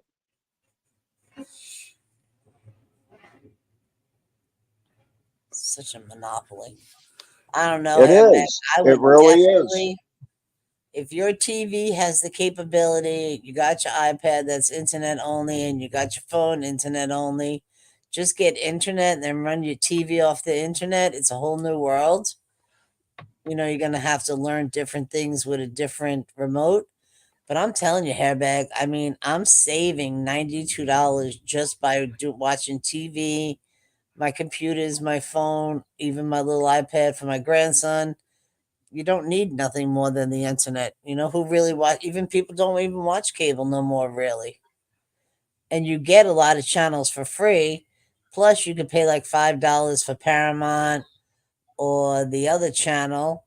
So it'll cost you, let's say, $75, $80 versus that bill. That's ridiculous. Right. Be safe, Gigi. And then you put your money back in your pocketbook, back in your pocket. I know you don't have a pocketbook here, bag. Yeah. I use I've been trying to save up enough money because I got three things going on. My daughter having her baby. Oh, I have two congratulations. weddings to go to. And they're Yeah. all in June. Wow. And I'm having one hell of a time keeping the money in the bank.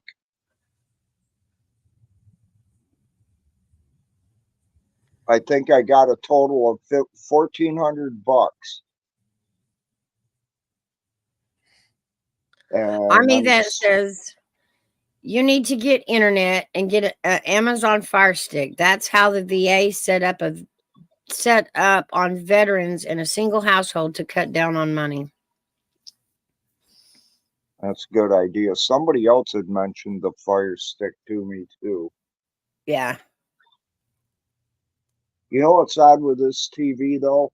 I have a DVR or a DVD player.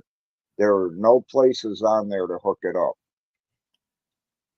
The red, yellow, and white plug-in places, there are none on this TV. Is it a newer TV? Yeah, Yeah, I've only had it like 2 years. Yeah, sorry. Those DVRs are outdated. You may need to do an HDMI cord. I never thought of that. I'm gonna have to look on the back and see if there is an HDMI cord plug-in on it. Hang on Yeah. a minute. On the DVD player? Yeah. Yeah.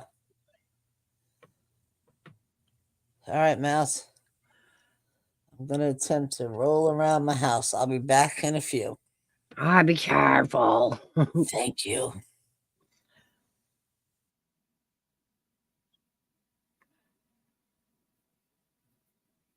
Yeah, at work this morning, Army Vet. They got you working.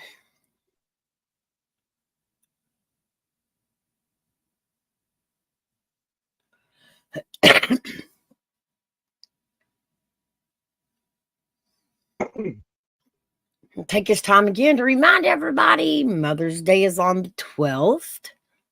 Don't let it roll by you and don't wait till the last minute. Ooh. Hello, Arctic. Good morning, Moss. How are you? Good. How are you? I'm doing good. Doing good. I haven't talked Hey, to you in a while. It's been a couple weeks, hasn't it? Yeah, I didn't have coffee club last Thursday. I had a funeral. Oh, sorry to hear that.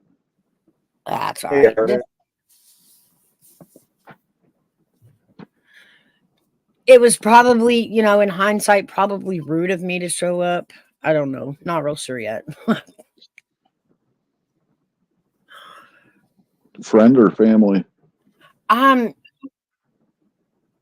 In-law. Oh, okay. Ex-in-law.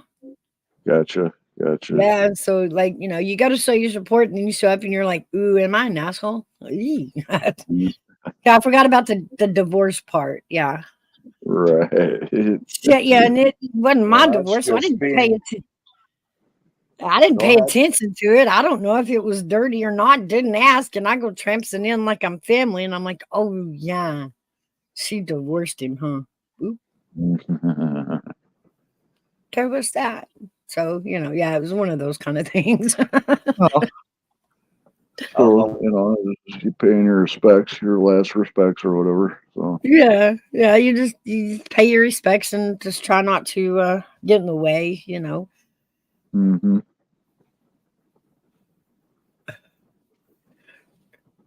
One of those It's awkward. raining here today. How's that? Oh yeah. I hope it doesn't rain here today. We've had like 3 dry days, and I'm like, wow, that's so cool. The ground's finally starting to dry up. The trees quit falling over. Yeah. It was getting so wet here, and then with the storms, we'd get high winds, and with the soggy roots, the trees would just fall over. Yeah. It I mean, happens. roots and all just falling over everywhere. It looks like we're going to get up to about 85 today, so that's not bad. That's right, Yeah. Flatty. May the 4th be with you. When is that going to be on? Saturday? Yeah, Saturday.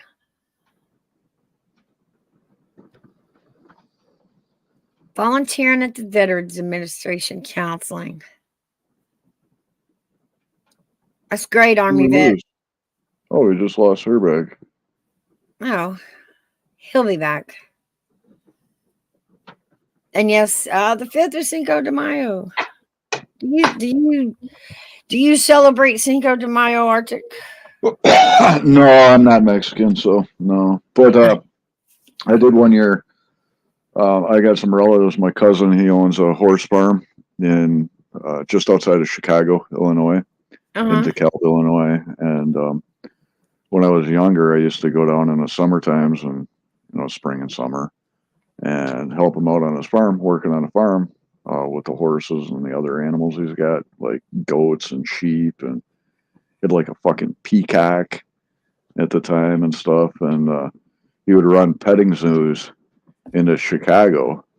You know, he'd schedule the different petting zoos for different events and stuff. And one year I got to work the Cinco de Mayo festival in Chicago, and that was quite a riot. That's Trying to crazy. drive these horse trailers and stuff in these alleyways in Chicago and stuff. Holy cow. Yeah. And we set up it was like a metal structure that they built out of like a huge rim of a tractor, and they welded on like these huge long tubes, metal tubes onto it. And then the thing swiveled, you know, like a lazy Susan kind of. Oh, yeah? We'd attach all the horses onto the ends of these rods, you know, to their bridles, Uh-huh. and then saddle them up and everything, and then give the kids rides on the horses, just like Oh, wow. Like a homemade walker. like a homemade merry-go-round with real horses. Oh, that's Yeah. cool. Yeah. Did you get to try any of the food? Oh yeah. A lot better than Taco Bell. A lot better. Yes, definitely. Yes. Like Taco Bell barely even qualifies for Tex-Mex. Right. Like barely.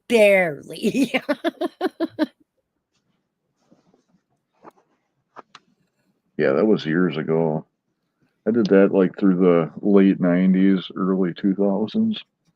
Well, I was raised out in West Texas and over in New Mexico. And so, you know, there were a lot of Mexicans. Yeah. But the food, man, when it came to food, these people are so amazing. And I remember one time I made the mistake of, you know, you hear the commotion in somebody else's yard next door, you know, it's getting loud, the music, you hear people hollering. You kind of look out to make sure everything's cool, right? You know, see what's going on into their yard. If they catch you peeking at them when you make food, they will bring you a plate. Oh, really? Like that's their tradition. If somebody, you know, if somebody peeks over while they're making food, they will bring you a plate. Nice. I thought that was so cool because I thought I was fixing to get screamed at. And he's standing there with a whole plate of fajita meat, man. I'm like, oh, wow.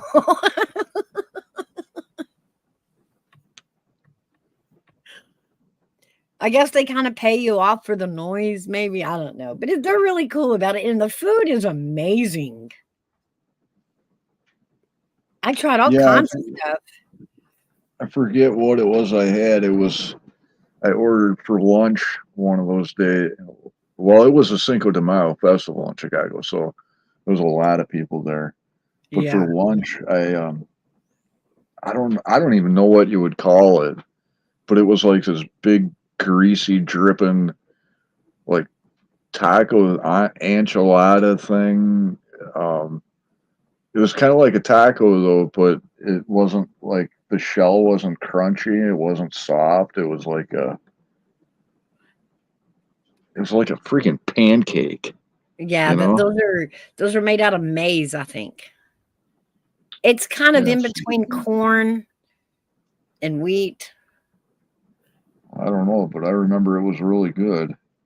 Yeah, so they're kind of like it's between a corn tortilla and a flour tortilla. It's not exactly either one. Yeah, those are good. Yeah. I used to have a rule, you know, I was always up for tasting the food that they would, you know, push at me. But I had the rule that you can tell me what it is in Spanish, never translate it for me, please, ever.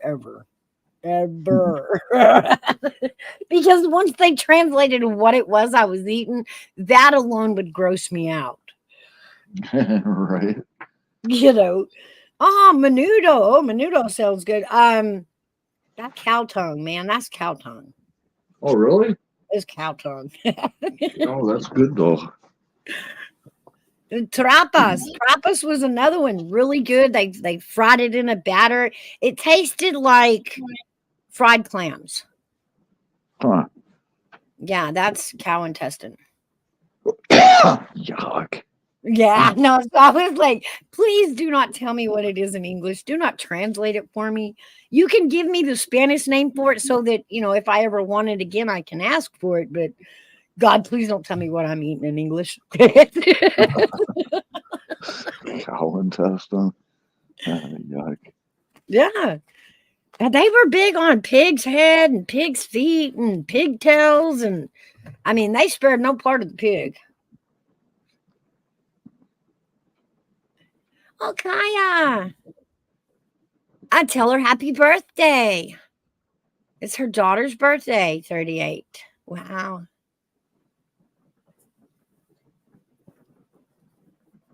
You know what we're saying when we say our kids are old, Kaya? Like, we're saying how old we are. Right. Oh, we're even older.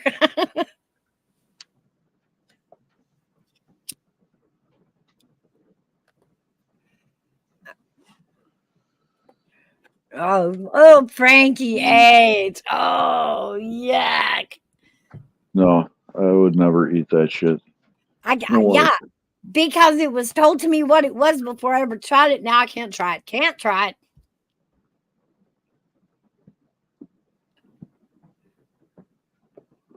Oh, thank you. Her and I look the same age. Aw. I would give anything to look as young as my daughter.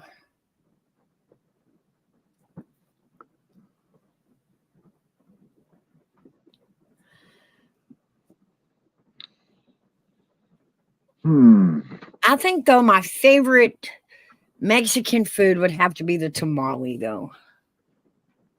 Tamales. Oh, tamales. Wrapped in a corn husk. It's like mushy cornmeal wrapped around summer steak, summer chicken. I like the chicken. There in New Mexico, when I lived there, I have this woman that would come around once a week. She literally would just knock door to door selling tamales, fresh, homemade tamales. And she would come around once a week and show me a big old plate of tamales, and I would eat on them all week during snacks. Like I would, one at a time, I'd heat them up and eat them.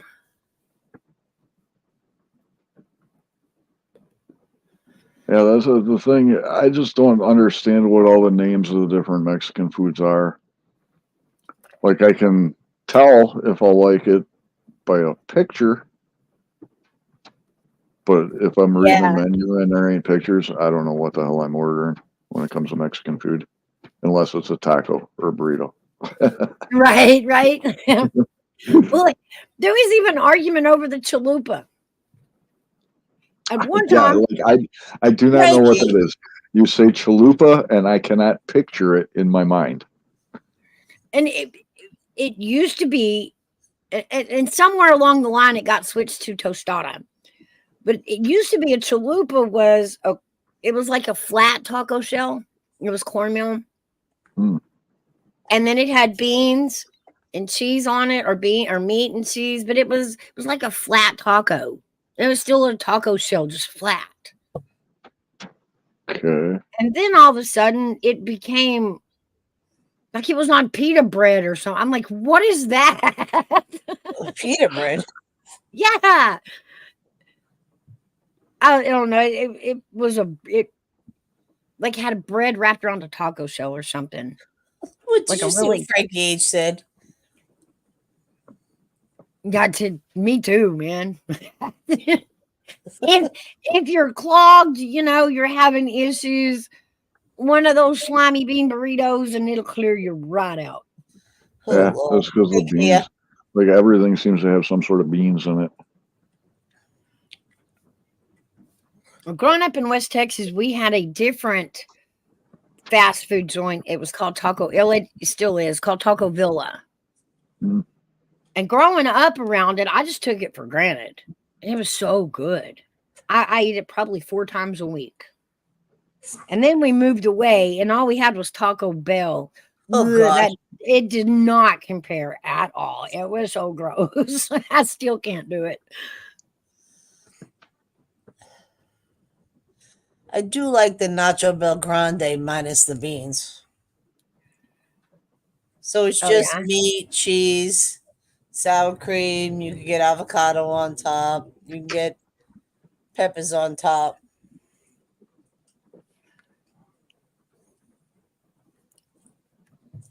And I will actually myself cook enchiladas.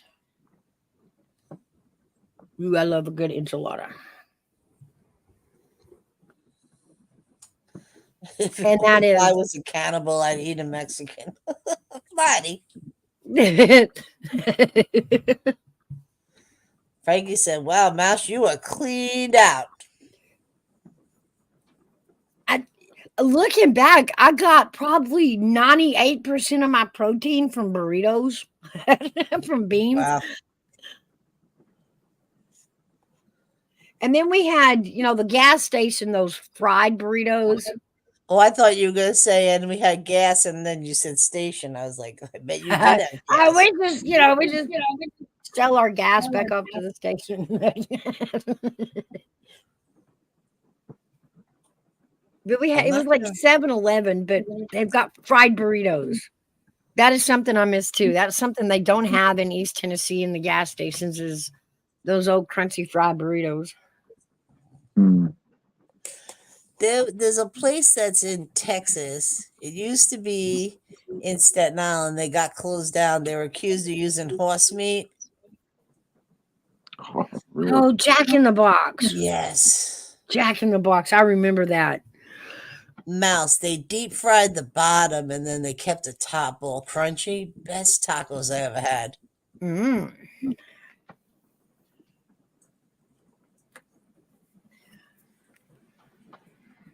Now you got to learn tricks to Frankie. The trick to heartburn in Mexican food is dairy. Add lots of dairy. You mean cheese or milk? Milk, cheese, sour cream, whatever it takes. Hit the dairy, y'all.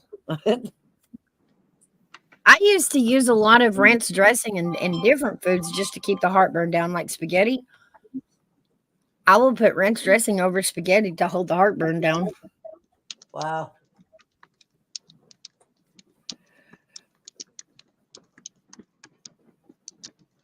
But that came from, raising kids. Ranch dressing was like the go-to with my kids. If there was ever a food they didn't like or they didn't want to try a new food, you could dump ranch dressing on their plate and they would lap it up. It didn't matter what it was. A little ranch dressing on the side and then eat it. Yeah, I like ranch dressing. I never used to, but I do now. I didn't when I was a kid, I did when I got older.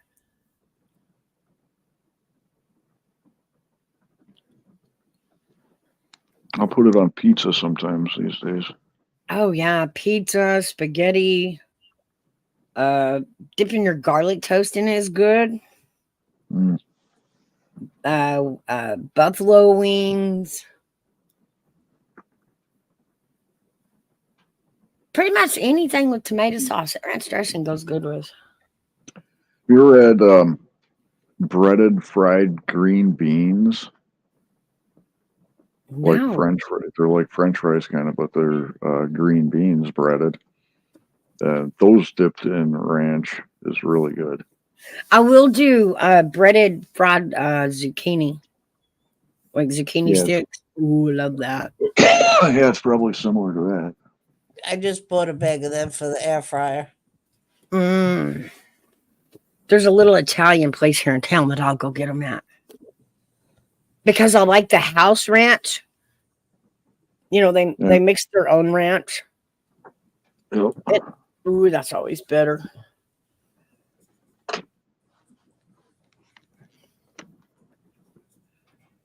Oh, You it's know what I like? pouring Fried rain here pickles. today. Oh, you got rain today. It Look looks at that big puddle in soggy, the driveway.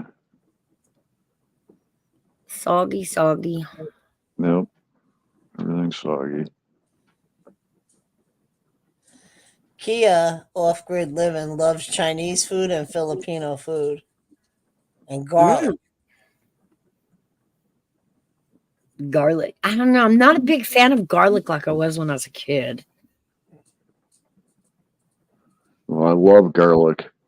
The problem is I'm allergic to it. Oh. Yeah. Oh, that would be awful. I know. Well, here in Tennessee, they're really weird about the garlic and the things that they put garlic on. I once at the Cracker Barrel ordered a chicken fried steak, or as y'all know, Southern fried steak. Uh-huh. And I was glad that it came with white gravy without sausage. Yeah. But it was the overwhelming garlic on the chicken fry was like, what? Garlic? Ew, no, not on chicken fried steak. No. Well, wanted to ease at the dentist today, Mouse. But she's listening. Owie, owie.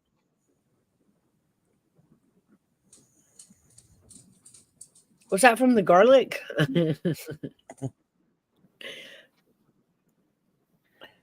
Zucchini fried with a little chili is good. I'm not big on zucchini. You're not big on it, or you like zucchini? No, I'm not big on it. Yeah, I don't really like zucchini too much. Fried it really, I don't like zucchini either, but fried it's pretty darn good. Yeah, it kind of really doesn't have a taste fried. You mostly just taste the batter. The crunchy. Yeah.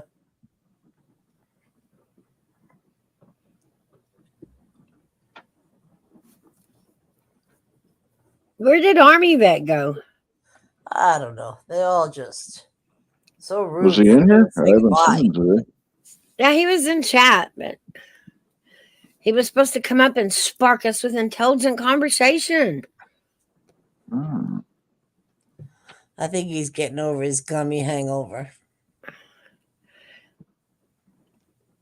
He's supposed to be doing some homework on what did he say? Pence. Pence?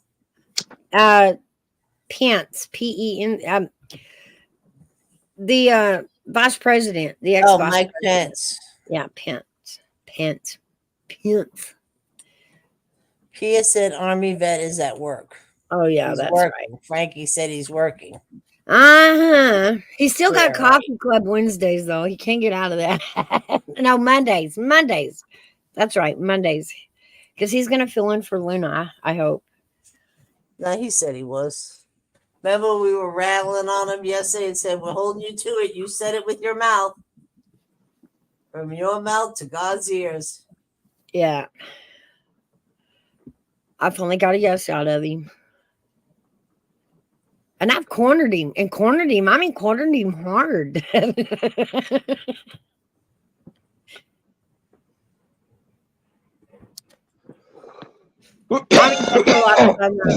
think y'all will enjoy seeing Army Vet style over on his channel. In his DJ style.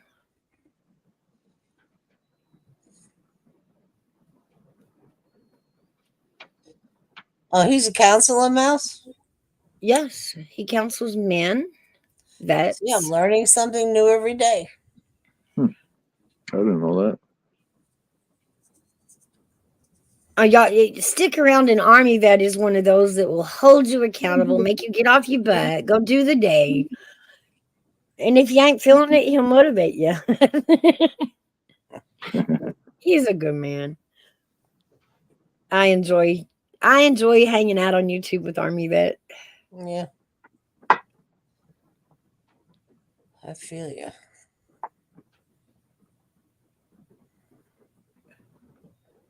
So what have you been up to, Arctic? Oh, not much. Been going up on a lot of panels lately, talking about various issues, stuff like that. Just nice. How are you general feeling? discussions about stuff. How are you feeling? Oh, like hell. I got Wow. one more cigar left here, and then I don't have any more cigars.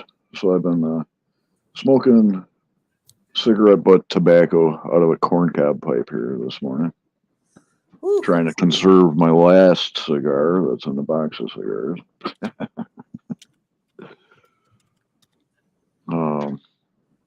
Let's see. Last night I cooked my last pizza.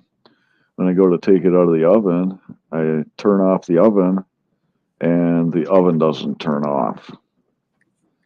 What? So I'm like, what the Oh fuck? no. I'm like, what the fuck? Why is the oven not turning off? So I had to go flip the circuit breaker to turn the oven off.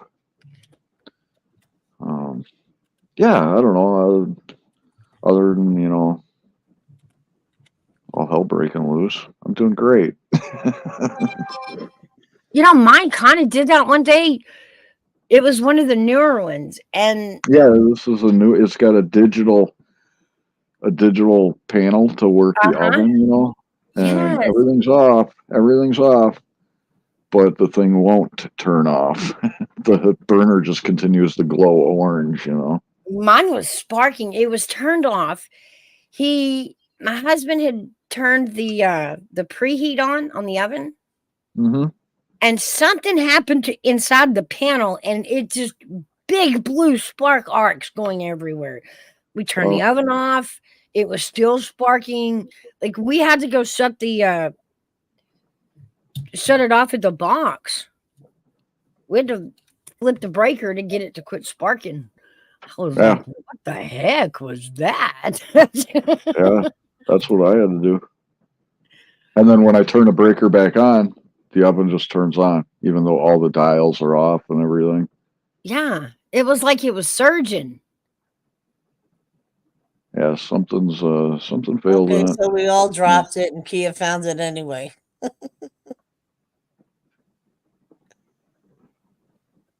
Oh, yeah. Oh, I'm sorry. I was grabbing it for you. I'm sorry. No. I went to go get it, and Kia, she goes, "It's okay. I found his channel and subscribed." And then I dropped it, and I said, "Kia, there's Army Vet's link," and she had already found it, and then you dropped it. Oh, Oh, grab good any night. of the links. But yeah, he's got a cool channel. And I he's got going to you, be Kia. taking, When he's somebody going to, asks, I will go get it. yeah, it was just taking me a minute. He's going to be taking Mondays, taking for Luna. And we still have Wednesdays and Thursdays. If anybody would like to, on their channel, host Coffee No, not Club. Thursday, Tuesday and Wednesday. Oh, sorry, Tuesday and Wednesday. God, my brain today. I know you do Thursdays. Gigi does Fridays, and Buddy does, and you actually have Sunday if you want to go 7 days. Yeah. Doesn't have to be in the morning. It can be in the afternoon. We do try to keep it during the daytime because everybody, does their extra lives in the night and the evenings. You know that spare life you got in your back pocket. Yeah. Oh, that sucks. Chipped teeth. So I got a bunch of broken teeth in my mouth right now. Mm. That sucks. 2 chipped bottom front teeth, she says. Wanda. Ouch. Dang, that makes mine hurt even. Right.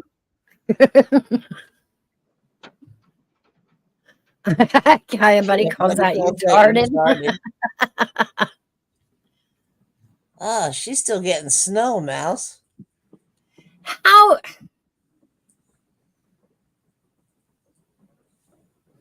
How did that word come through?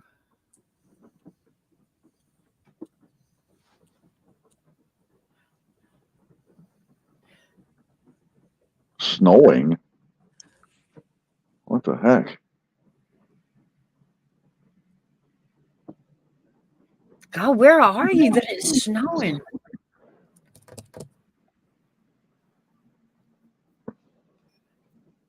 Like that should be against some law or rule or something that it's not allowed to snow after the calendar says it's spring.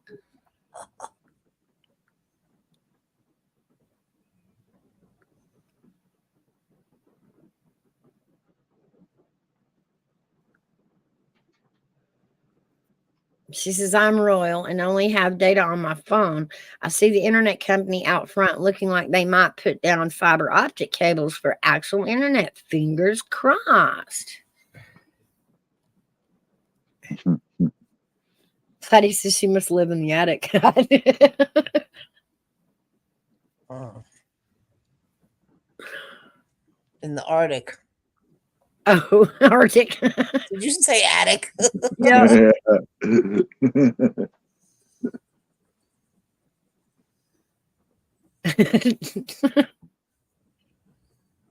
See, and this is after coffee, even. I've already had coffee and it's still not working on the brain. Please, I can't type for shit.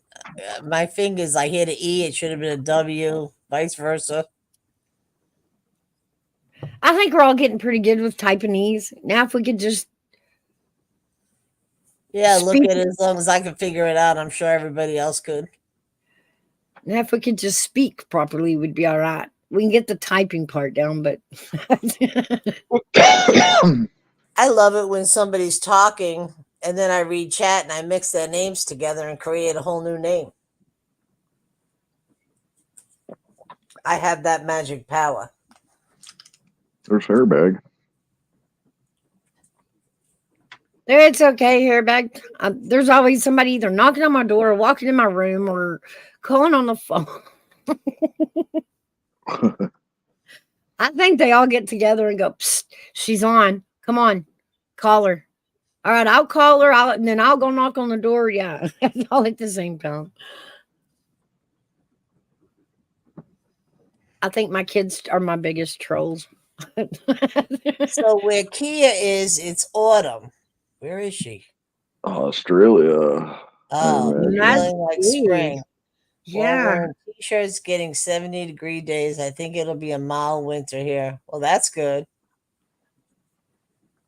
Yeah, definitely. Oh, New Zealand. New Zealand.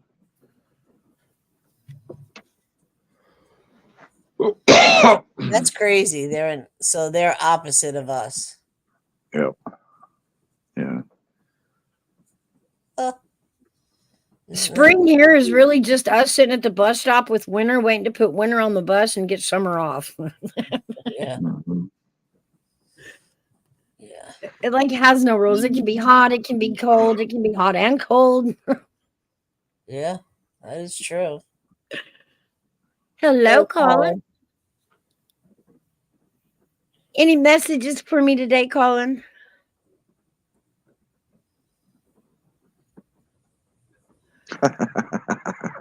It took me a minute.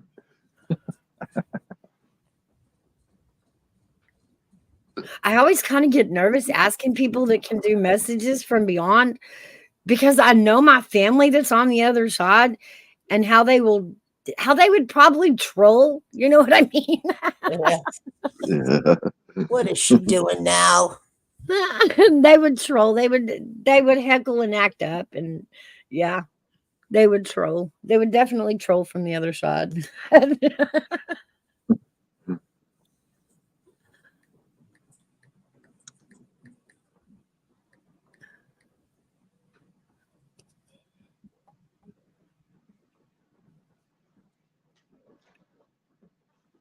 Like by the time I get to heaven, pranks are going to be okay because of my family. Like,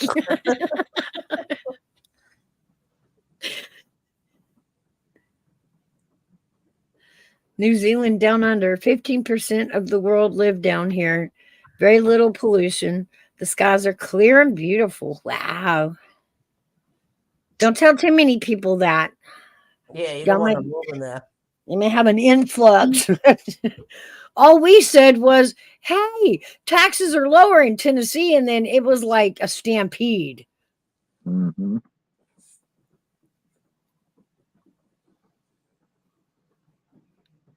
It's cracking us up because now they're in our like Facebook community, and they're crying like, why we need, so and so restaurant, we need so and so shopping center. And it's like, well, then go get a loan and open one like the rest of us have to. Where do y'all think y'all can come flying into our town and just order up stores?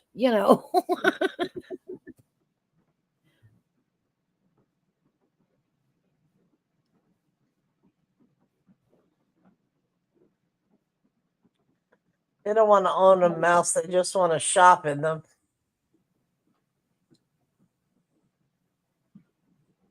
Also, 5, time and things will drop into places. Oh, give it time. Okay. Thank you. Thank you, Colin.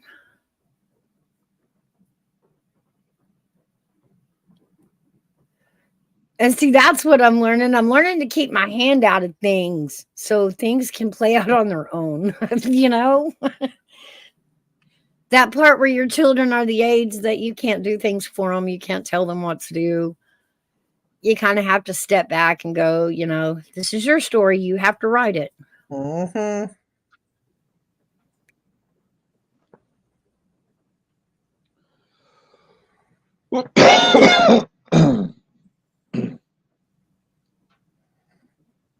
It's crazy.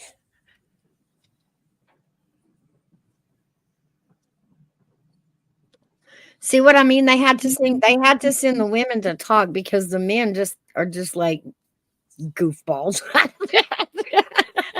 I know. We'll sit here. We'll stare at like a rain puddle and be amused. You count the raindrops there? Yeah.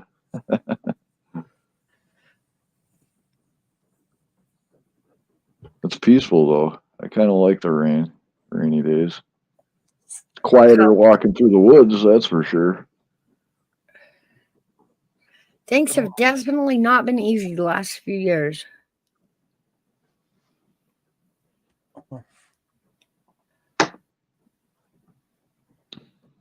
Starting to slow down a little bit. Less drops hitting the roof.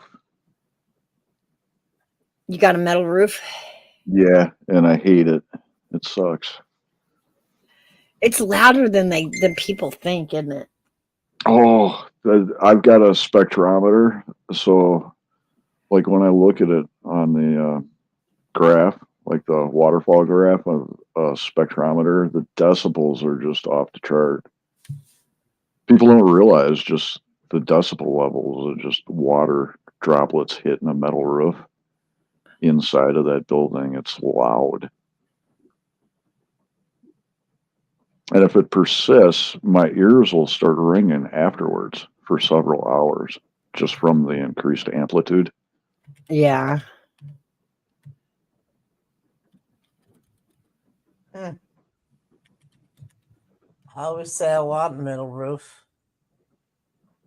Yeah, you don't notice it in a regular house that's got, a wood roof structure with asphalt shingles and an attic between the ceiling and the roof, You don't notice it because all the sound is dampened.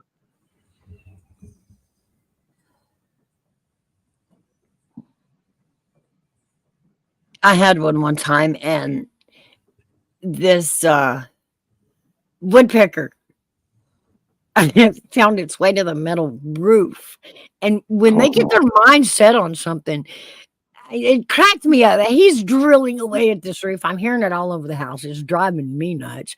And I keep thinking he's gonna break his beak. I mean, he's either gonna give up or break his beak. Jeez. But he's not getting through that tin roof. Did he eventually stop? Yeah, I think after he did it all summer, and then when the temperatures cooled off, he flew away. But I mean, all summer he never gave it up. I bet that was loud. It was irritating that summer. I chased him off and chased him off and chased him off, and he'd come right back. Thank you, Colin. Thank you very much.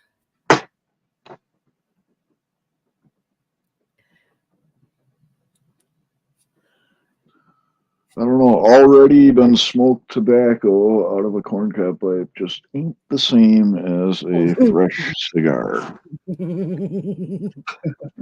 I bet it isn't. That sounds so high school, Arctic. It's bad. I'm hoping I'll be able to get into the tobacco shop later on this evening, though. Crossing my fingers. You ain't on a ride or? Yeah. Gotcha. Yeah, because my truck's all fucked up. It needs clutch. That's the other thing that's been going around in my life. Everybody's cars are tearing up. Well, things get old, you know. But like at once, like everybody's car is down at once, and it's like we're the group that depend on each other. If a car goes down, like there's always, one available, but right now they're all down. Oh shit, that sucks. Like where I'm at, there's nothing around. Like you've seen I show you on my video, like the town I live in, and you can watch like how much traffic flows past. Like this is a very inactive town, and there's nothing in it, but people's houses. There's about 100 people living in this town. Dang. So the That's nearest the whole repair town? shop. Huh? That's the whole town? Yeah. Yeah, the whole town's like 100 people. There isn't even a soda machine or a gas station or nothing in this town. Ooh, I would be putting one in. Ooh, I'd be putting one in. Look what Kia said. What? Did you see that Mexico is deporting Americans? They said it has something to do with using their own money. It's going further than Mexico, which is making everything too expensive. Really? Yo, shit show. Hey. Mexico is deporting Americans. That sounds like a Twilight Zone thing. Well, like, according to the movies, allegedly, aren't the Americans that are in Mexico, aren't those the one that like committed crimes and left the country? I don't know. A lot of people to certain parts. I know a lot of people like to go to Mexico to get like medical care because it's so much cheaper down there. Yeah, I know a lot of people that visit it. I'm just saying, to be deported as if, that mean Americans trying to live there getting sent back. We don't know. Well, I mean, it'd probably close a lot of cases. Probably a lot of people hiding over there we didn't know was over there.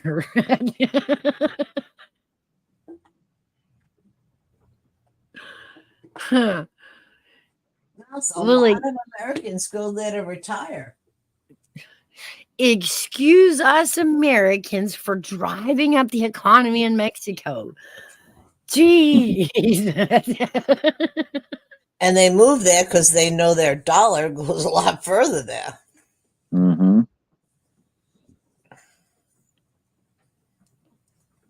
I don't know. That'd be a hard decision.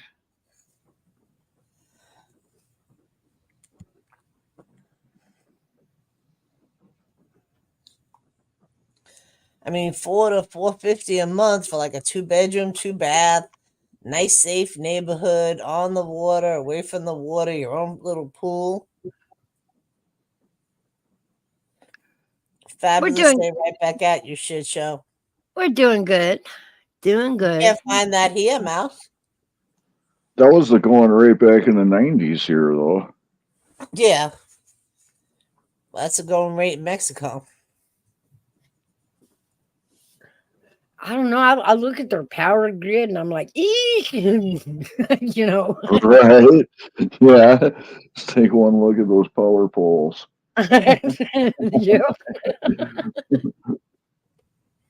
Kia said, do you ever think there's going to be a border war there?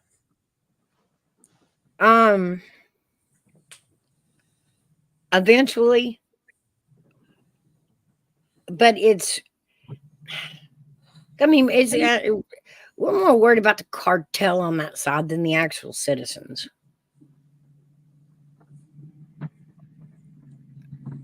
And then there's that part where on that side of the border, they control it, not the citizens.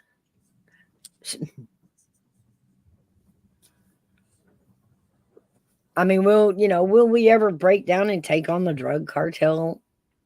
Who knows? We have seen crazier shit happen in today's world. That's funny.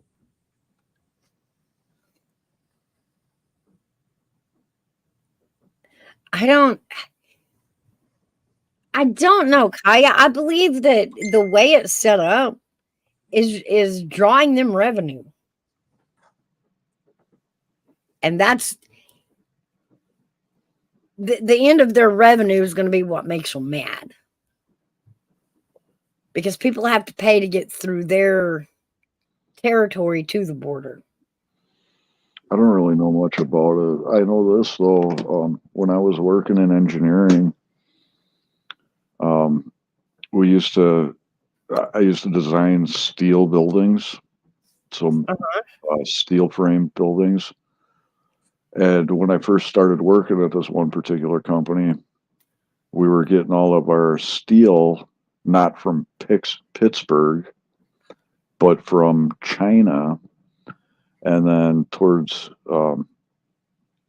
my end of my working with that company, they had bought a Mexican steel building plant that made their own steel down there and built a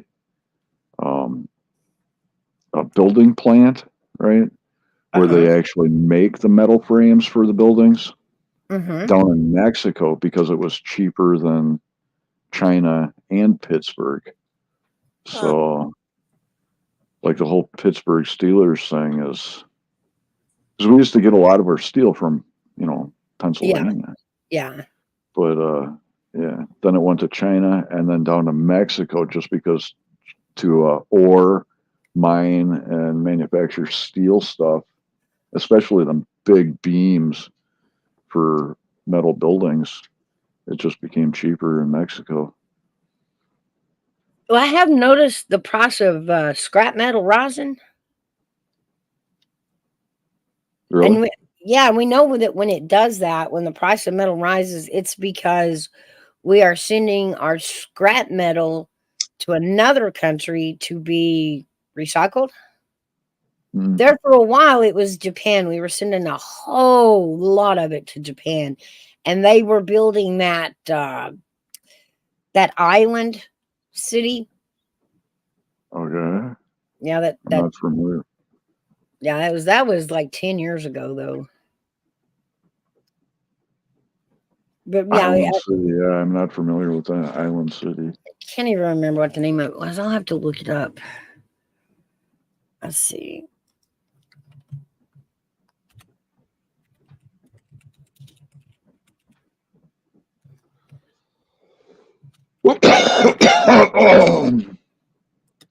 Steel is a huge industry, though, when you think about it.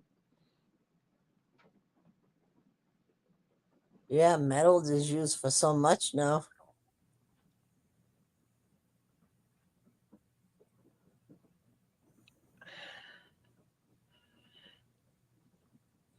Well, what I mean is when you think of the mass weight of the amount of steel that goes into like a skyscraper or any of these very large metal buildings. Yes. And then add to that the mass weight of just the steel that goes into the manufacture of automobiles. And then you've got stuff like your appliances, like your stoves and refrigerators. That's all steel, Yeah. The mass weight of that, all of those things combined, it's pretty incredible. It's crazy. Hey, Mouse. Yeah. I'm going to go get some medicine and grab something to eat, but I'll be back as soon as I'm done. Okay. Take your time. Be careful. Okay, honey. Arctic, if I don't see you when I get back, have an amazing day because you're waiting for a ride, right? Yeah, but that ain't gonna happen till way later on this evening. Okay, Yeah. I'll be back in a little bit. All right. See you in a little bit. Okay.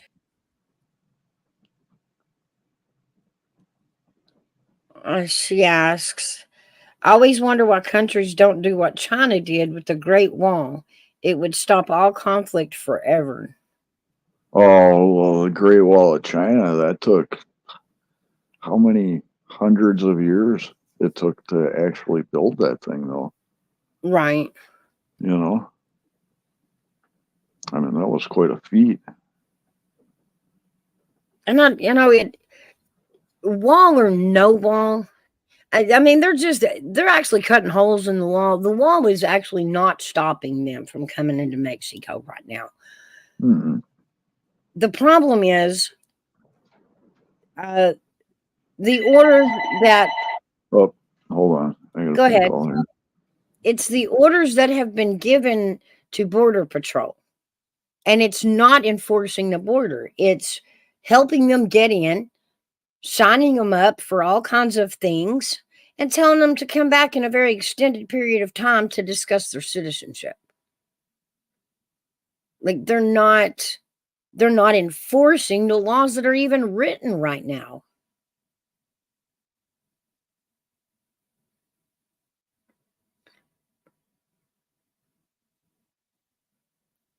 We were watching, that all that was going down there on the border, and Eagle Point, I think is what it's called.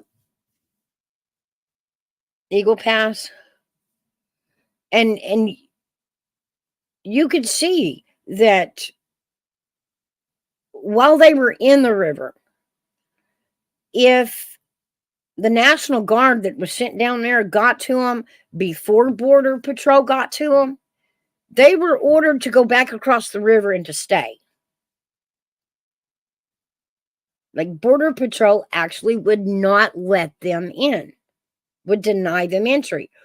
Border Patrol, on the other hand, make sure they get over here. They're not stuck in the water. They get over here, hook them up with some food, some clothes, some water, some plane tickets, and they're here. Border Patrol's not enforcing our laws. They're picking them up. They carry them to a process facility, processes them through. It doesn't hold them. It doesn't contain them. They're there long enough to wait in line and talk to somebody who makes a file on them. We don't know if they're telling the truth about where they came from or who they are. And they're here. Like as if writing their name down on a list is going to do something. Hey, Dragon. Hello, love. How are you? I'm good. How are you doing? I'm good. Except it's raining here like cat and dogs, but other than that. Yeah, that's what Arctic was saying. He's got rain too. I know, right? What happened to Hairbag? He was up I here think too. I think he's down in chat. You can come back up here, back. The link is pinned to the top of chat. Any of y'all are welcome to come up. Come up and change the topic if you wish. So what have you been up to? Oh man, putting out fires around my house. I'm telling you.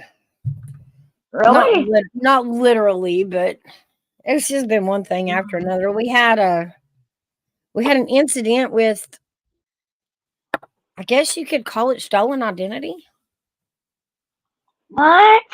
Yeah, so we're in court for a loan we didn't make, but it got tossed out. We got to prove that we didn't make it. I don't know what it was. I mean, you get a summons, you go to court and find out, but it wasn't us. That's fucked up. And it was as simple as, check out the signatures Mm-hmm. here. Check the signature on that. What you've got, and check our signatures. That ain't our signature. Don't know what you're talking about. Never received nothing from you. Don't know who you are. Oh no. That's not good, sweetie. Well, the judge looked at it and he said, that's, they're right. They, their bank account never showed they received any money. The dates were all off from what the story was, and it was not our signature, so the judge threw it out. Well, hopefully they find out who did it. Yeah. I mean, I don't know if what they're gonna do from there. I don't know if they're gonna investigate it or. It just looked scammy to me, I Well, can't they say. should though. They should Yeah. investigate it. Though. Oh, hey, Hairbag. Hey, Hey, Hairbag, good to see you, love. how you doing, Dragon? Yeah, I'm all right. Kai says, I've seen a video of Border Patrol helping them through. That's what they do, help them through the wire. They help them get across the river. They stand there and give them a towel and bag of chips and some water, load them up in a van, carry them to the facility, get them all checked in. Right? Even to the point, what really caught me with that video, though, watching that video and seeing the difference in how each official handled it.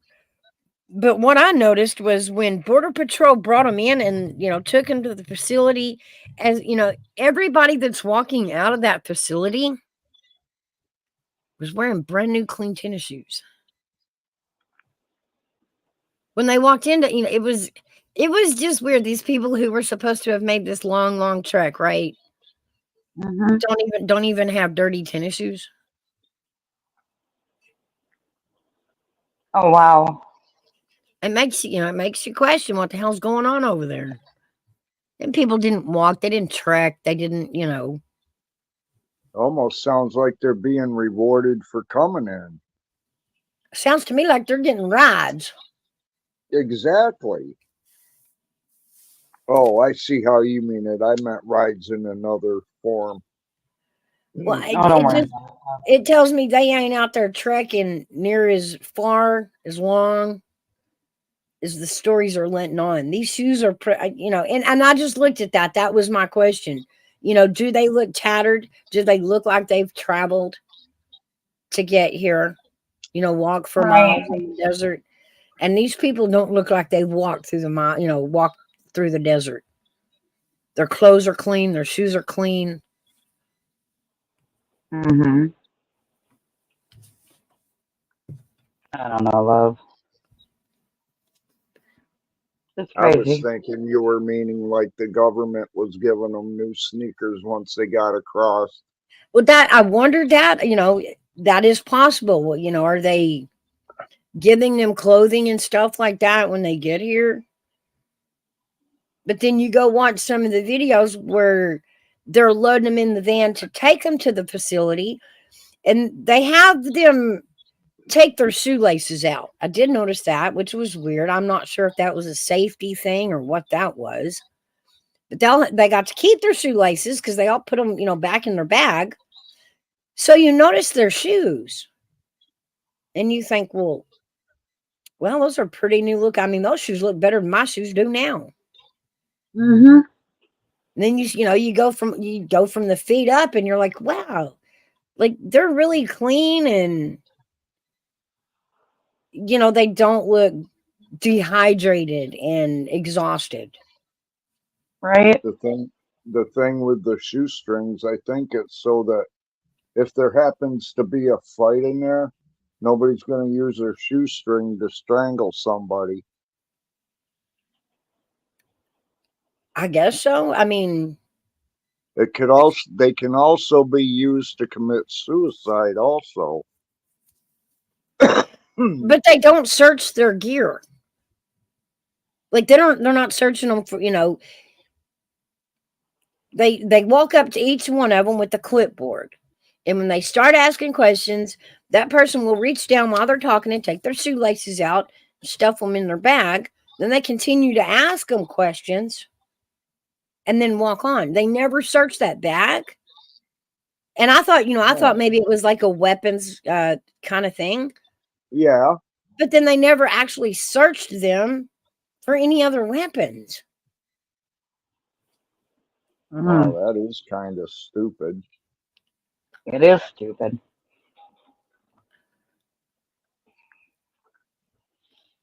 It's But you beyond know, dumb. they lined up the men in one line, and then they lined up the women and children in another line. They did transport them separate, but they're going there in that little town. It's one central processing center, and you go in and you stand. You're there long enough to fill out the paperwork because you're in line, right? You're there long Right. enough to wait in line. Once you get up to the head of the line and you get your paperwork filled out, you're walking out the back door right into town. Like checking into the welfare office or something. I don't know, love. So they're not even, holding them anymore in holding facilities. They're just processing them.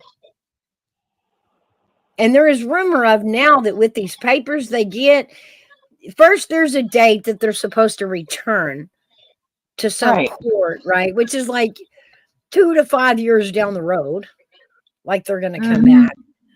Their name is on it. And with that, they're given a pass to climb on a plane for free and fly to anywhere in the US. Free. Now, mind you, they just told them to be back for this hearing in, so many years and give them a plane ticket to go anywhere they want to in the United States. Jesus. I don't know. It's crazy.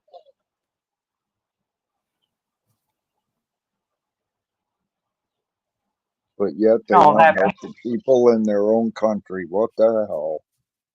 right, Airbag? Well, they pay people to destroy our own country. They flop billions out to benefit other countries. Yep.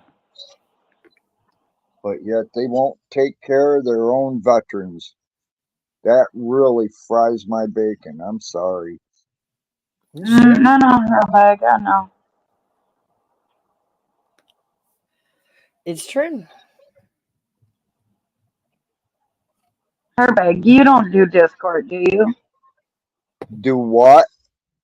Discord. Yeah, I'm in 2 channels. Oh, 3. I'm sorry. Why? Because I was going to invite you to mine, mister.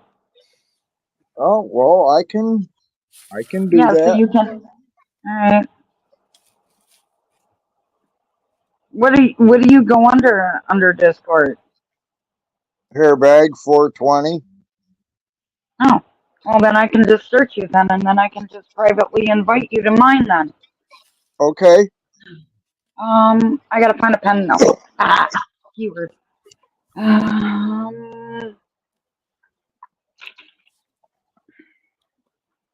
Yeah, then I can just invite you to mine.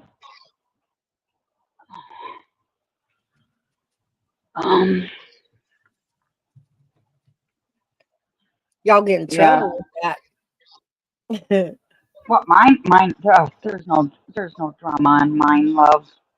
There's no drama. Crazy shit happens in Discord. I stay away from that. Mine. Well, Mine's chill. There's no drama in there. There's no stress. It's all good. That pen don't want to work. I have to tend to agree with Mouse though there where there's a lot of bull. Yeah, not in mine though. Mine's chill. I don't allow drama in there. When there is, I generally get out, but yeah, if it mine does, go ahead.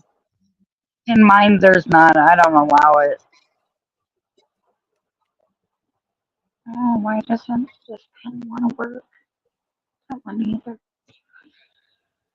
So what's everybody's got planned for today? I've just been cleaning my room, taking stuff to my craft room. Uh, I've been having a joy of a time.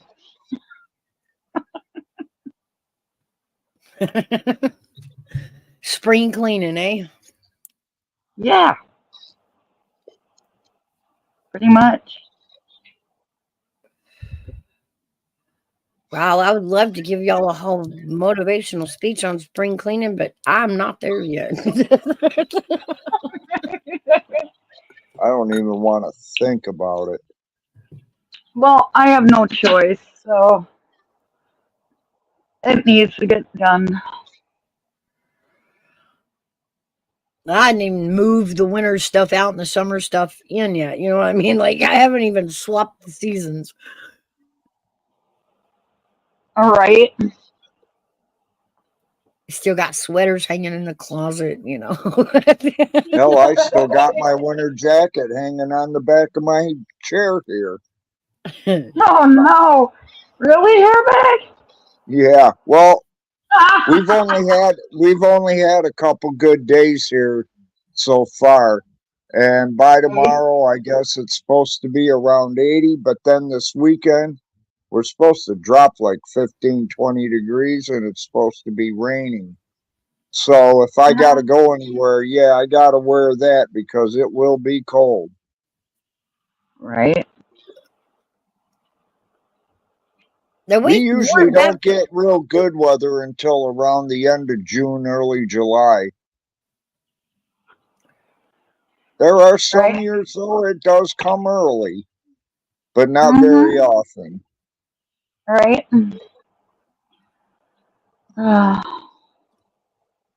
I just wish the cold weather would last as long, or, you know, it would be even.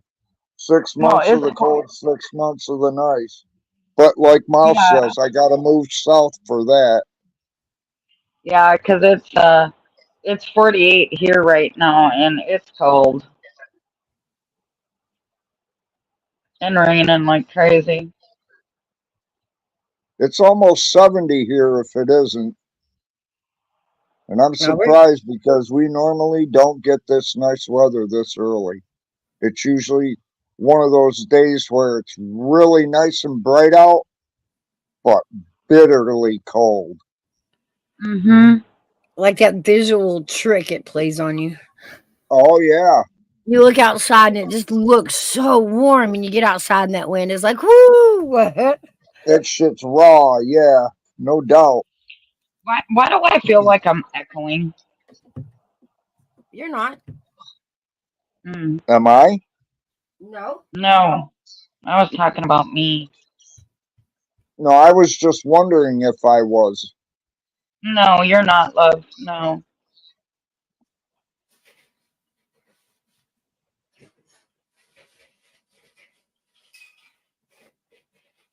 No, I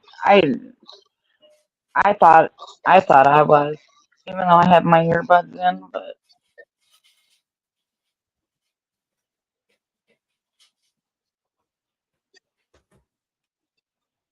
I hate this weather. Ugh,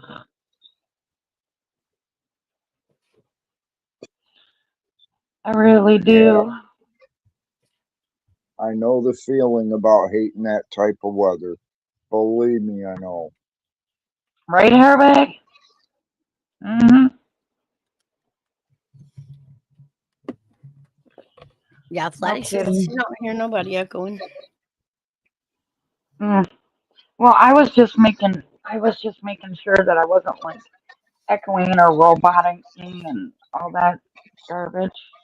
No, you Mm-mm. sound fine.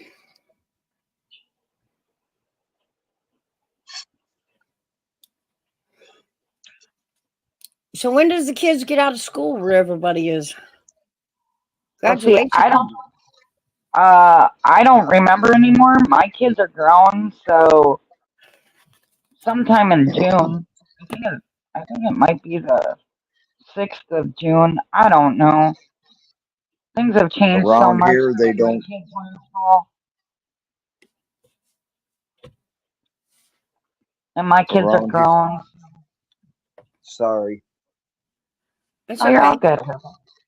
When do they get out around where you're at here, Beck? The last week of June. God. Y'all must Oh, not you know, start. they got to get those state dollars from attendance. Oh, yeah. Mm-hmm. I That's I what the always kids thought are it summer vacation. Shit. I always thought it was weird how off schedule Tennessee was with other schools. Like they start school the first week in August, Mm-hmm. and then graduation is about middle of May. Wow. Well, I knew graduation was like sometime in May. It is here too, so I just don't remember when. Well, they Now let it here they don't do it until the last week in the school schedule. right. So it That's the way wouldn't be ours is. until around late June. Graduation here is always the night of the last day of school, or Oh, usually. really? Yeah. Hmm. Yeah, basically, that's what it is here too.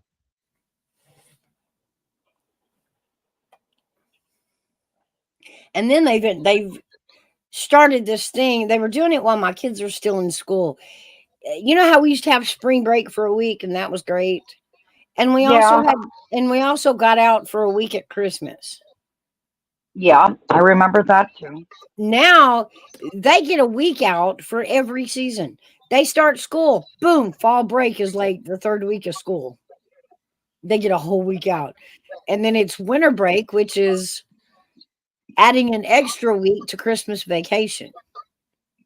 So they get 2 weeks out. And of course, if it's snowing or any of that, they usually linger to get back into school after the holiday with the weather. And then it's a spring break, and then it's like every couple of months they take a week off. Mm-hmm. I wish it was that way when I was in school. I know.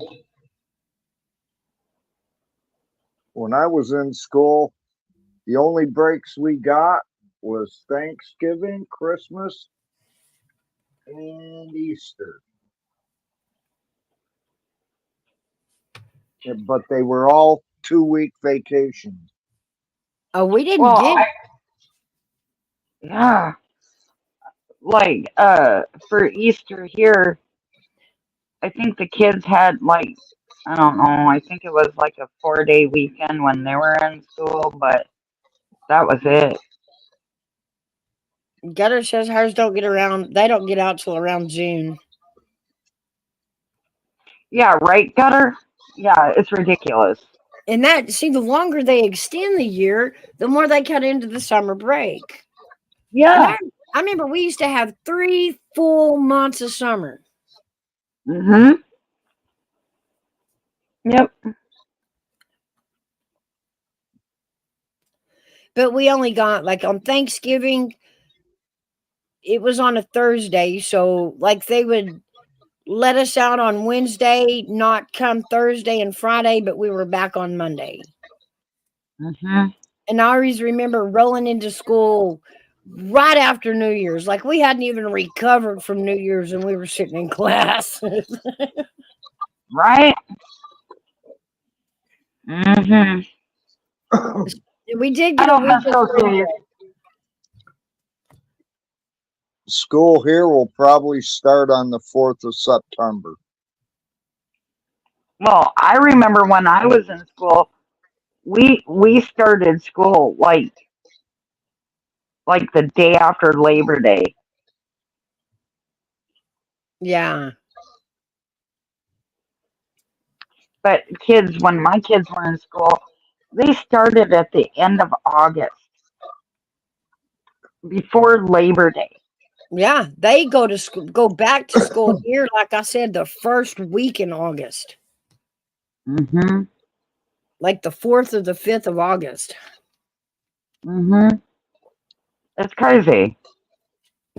Sassy said in Texas, there they get out May 30th, which leaves what, one day before June? Yeah.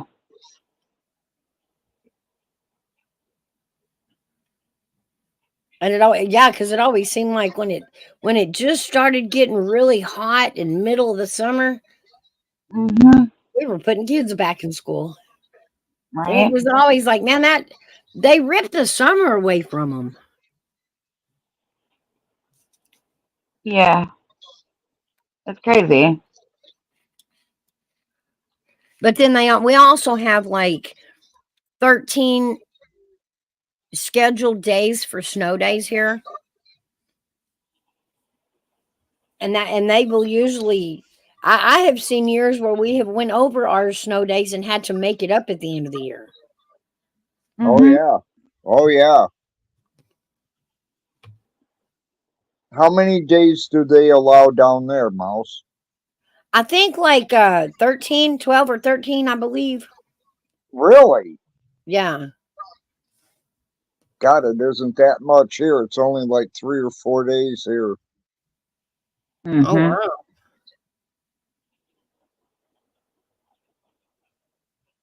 I would think y'all would have even more snow days You would allotted think, than wouldn't we you? would. Yeah. Because I know y'all miss way more school than we do. Well, like here, well, my kids are all grown, so I mean, it was crazy. It always seemed like when the kids were in school, there were just, there was always these random weeks that they were out, and it would never snow on a scheduled holiday. It would wait till after the scheduled holiday and then dump snow. So then they were home another week for snow.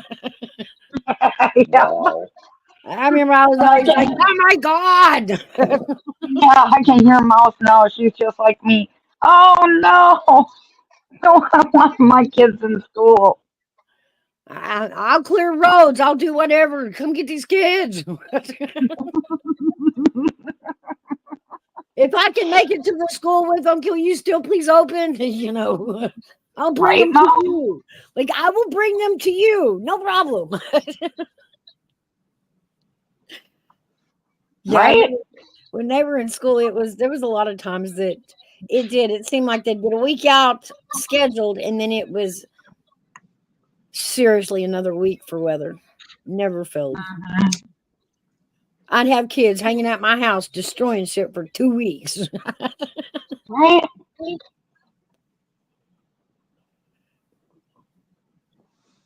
Nice picture, hairbag. Thank you. It was really good too.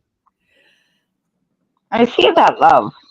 Sassy said, kids graduate June 1st, which my son will be. Oh, congratulations, Sassy. You Yeah, got a congrats. graduate. Yeah, congrats. Yeah. Kia says, we don't have snow days, although back in 93 we had. I remember the storms in 93. They still talk about it. Mm-hmm. I Remember don't. that one year? That was the first year of parenthood. So whatever the weather was doing, I was not aware of. I was so down the rabbit hole with lack of sleep and infancy. Yeah, because I remember when I was like 17, that really bad snowstorm on Halloween of all days. Oh my God, do I Oh remember yeah, that? I remember that. Yeah, right, Airbag? Hmm. What What was year was that? that? The gutter Huh? pub has art. Do what? I'm back. What year was that? Snowstorm on Halloween? Oh, 90. Is that the 93 one y'all are talking about? I think so. Because I was 17 at that time. I Our remember the snow day- snowstorm. Our snow days in Idaho, this is Gutters Pub. Our snow days in Idaho were you went to school and played in the snow at recess. They still didn't have Mhm. snow days there. Yeah, Well, unfortunately, I grew up in a place that it never snowed. Like I do not remember a snow day. I remember when my dad was in school. Um, I think my aunt too. They had to walk like 10 blocks to school, and I'm like, oh, screw that, Dad. No, no. Mm-mm. I'm so we glad. we got in trouble for skipping the school bus and walking a mile to school. Oh shit. It was not well thought out. It was fifth grade, and Yeah, we thought, yeah, no, this is going to yeah. be fun. And believe it or not, you cannot walk as fast as the school bus, and you do not make it to school in time. Yeah, You will be a little yeah. late. Right, right. Because oh my God, Mouse, I remember them days. You know how many times my friends and I were like during the lunch hour, we had our purses or whatever and whatnot, and like we go skip school the rest of the day.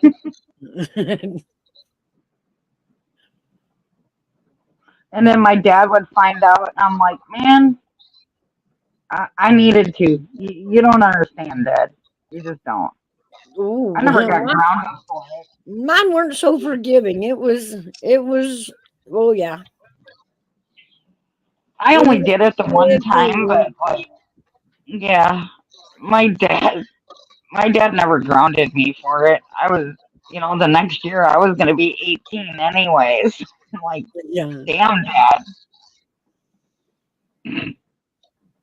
Yep. I remember those days. I remember those. One time I was so grounded, it looked like I was going to be grounded till I was 18. And I was like, wow, I'm done. I'm done. Childhood is over. I'm done. Yeah, exactly. Have you guys ever heard of hitching or pogying? What's it called? Hitching or pogying? No. What's that? Well, it's where you get onto the back of a vehicle on a snow-covered road and you hold onto the back bumper and ride it. Oh God. I decided one year I was going to try it because I skipped school that day on an NFT bus. I was doing great Right? till I hit that freaking manhole cover. Dang. Man, my face hit that road so quick. I'm surprised I Oh didn't break my no. nose, break teeth out, or anything. But man, I hit hard. Damn. We used to do that with the old orange flying saucers. I remember those things. Oh, those things were fun. How do I not remember what y'all are talking about? Dude, flying saucers. Yeah, I really had one. You didn't. Really? You never. You. Oh, that's right. You're not where you get the slide. Oh, man. We'd use those things in the summertime going down the hills. Damn, dude. Just lay the grass blades down. Oh, you can get flying. Do you ever have to wax the bottom of them with wax paper or anything? That's what we do. We'd try different waxes and oils and stuff to make them as slick as possible. Oh, When that's you right. guys were kids, did they have the metal slides in playgrounds? Oh, yeah. Yeah. Yep. You know, wax paper going down them, you'd get flying go down them slides with wax paper. Use Right? it 2 or 3 times and then slide down on your butt. Oh my God, would you get going? And it seemed like every other person that went down it got faster and faster. Our problem was always the mud hole at the bottom. And it seemed bigger and bigger, right? And at one point, it was just that right hole that when you come flying off that metal slide, Yeah. and you tried to put your foot down, your whole head carried over until you smashed your lip on that. Oh, Top of that hole, yeah. you know. But yeah, when the hole got so bad, there was no footing at the bottom of that slide. Right. Mouse, are you gonna be live for a little while? Probably. All right, I'll be back. I gotta call my med in. Okay. I'll be back. Bye.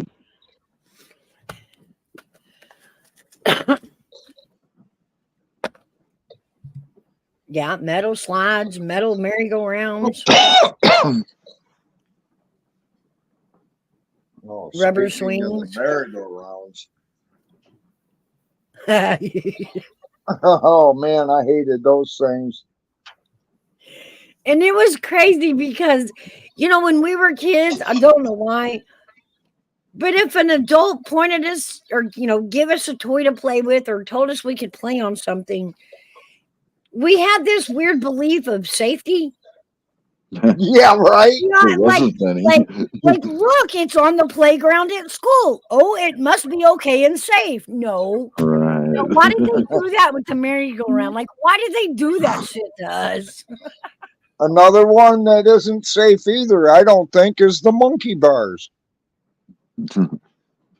No, and it was the falling off and breaking the arm part about the monkey bars. Yes. Right. And what about those bars you have to crawl across? What was that round dome of monkey bars? The monkey cages, I think they called it. It was like Never monkey heard of bars, it. but it was in the Oh, shape of a dome, right? Or a yeah, I half know what dome. you're talking about. Yeah, it was metal. It was just all metal tubing, And we and it was never like played on like we never played under it or in it. We walked the top of it, yeah, yeah.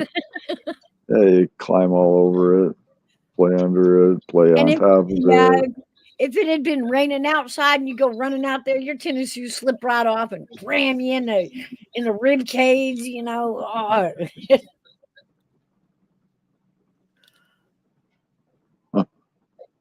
I mean, it was like our playground was designed to weed us out, to thin us down. We had this giant fort at our school. This giant timber fort that had um like a bridge going from Oh one part of yeah. it to another, Okay, yeah. like a wobbly bridge, Yeah, I and it remember had that. these different tiers. It was like custom made Yeah. out of like logs, so it was like a log structure.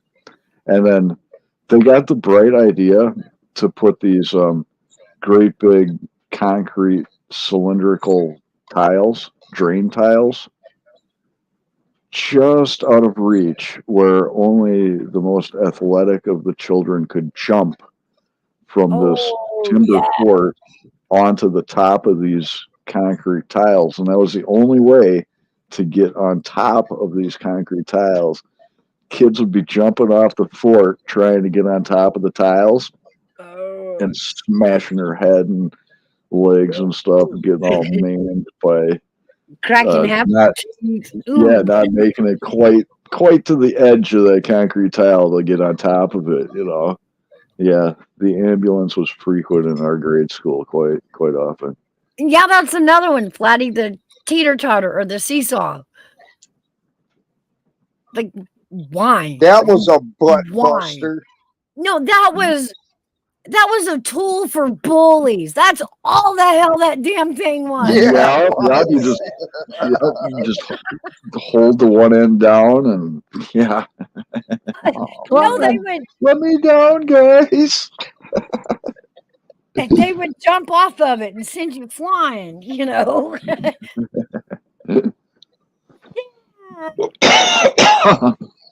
Hey, Tim. But yeah, our playgrounds were designed to weed us out and thin us out. They were. It was beyond survival of the fittest. Yeah, right.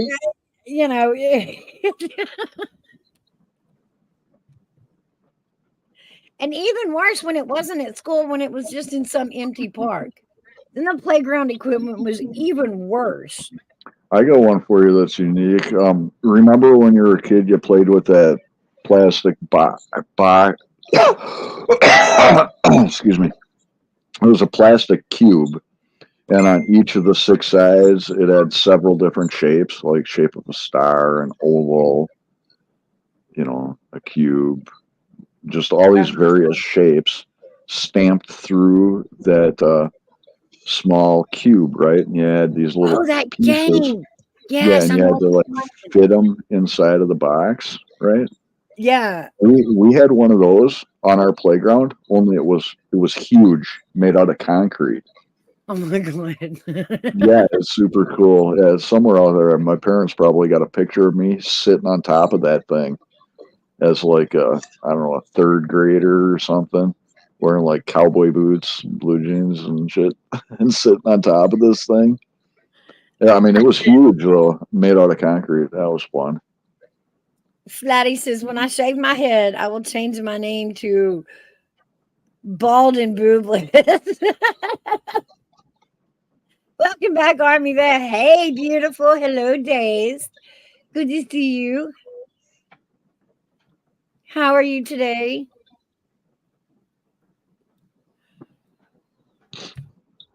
Oh, and let's not forget about tetherball. Do y'all remember tetherball? Oh yeah, we had tetherball on our playground too. Yeah, that was fun. You smacked in the face with one of them bad boys. Wow. Right. And that was mean because I was shorter than most kids on the playground playing with me. So I'm jumping, right? I'm jumping and I'm missing and jumping and then they're laughing and I'm like, keep away from Mouse,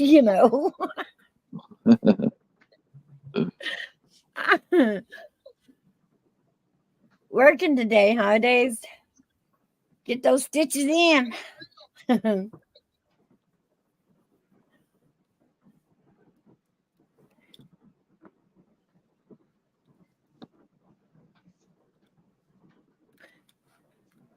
No, I don't remember playing What You Got. Sam, what was that?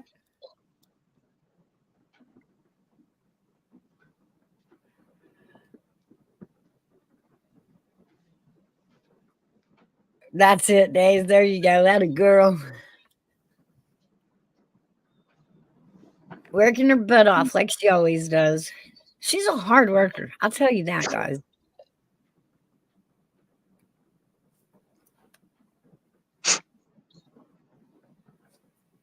Wait, that was me just robbing the other kids. Never mind. I think we called that something about milk money. Yeah. Shaking them down for their milk money. Yeah, we did that. Hey, Gigi. Howdy. How is your day going? Oh, not too bad. Got the boy settling. He's having his second breakfast of the day. So decided that he wanted to watch his show because we were out playing on his bike, and he decided he wanted to watch his show and have pancakes. So that's what he got. All right. Nice. And I was just saying, ball clackers. Remember those? Remember your forearms? How they ended up. I mean, it's a wonder we didn't break every forearm every kid had in America. It's a wonder we all still have noses attached to our face after them things. I used to be good with those. Me too. But let me tell you what, it took some time to get there, and I'm pretty sure my forearms paid one hell of a price for it. And they did this weird thing with our kids. Remember, we had clankers, but our kids, they came out with these little plastic. Yeah. They were clackers, but they were on solid. Mm-hmm. Yeah, annoying. Those, yeah, that was. Yeah, they weren't the same. Even any pain or anything. That what did those kids learn from those? I know that's what. Yeah, like that was so cheesy and fake. It was like a safety clacker, training wheels. How about jarts? The yard metal dart? tip jarts. Yeah, let me tell you what. Yeah. You learned real quick. we would lose various yard darts, right?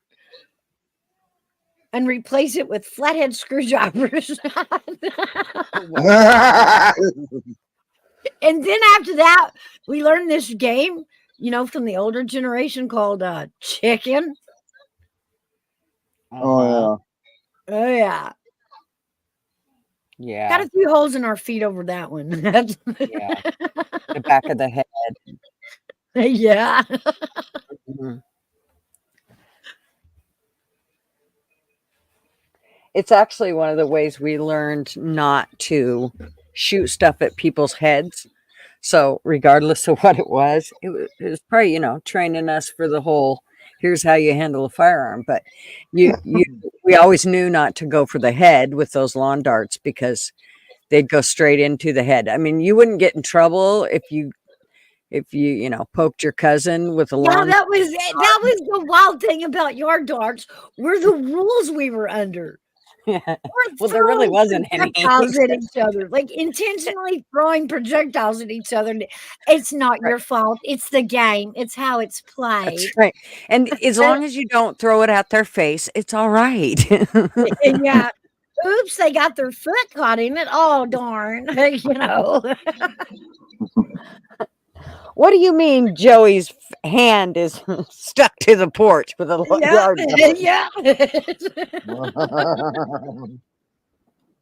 But it was never our fault. There was like this weird rule that, that's the way the game is played. It's okay. It's okay. Yeah.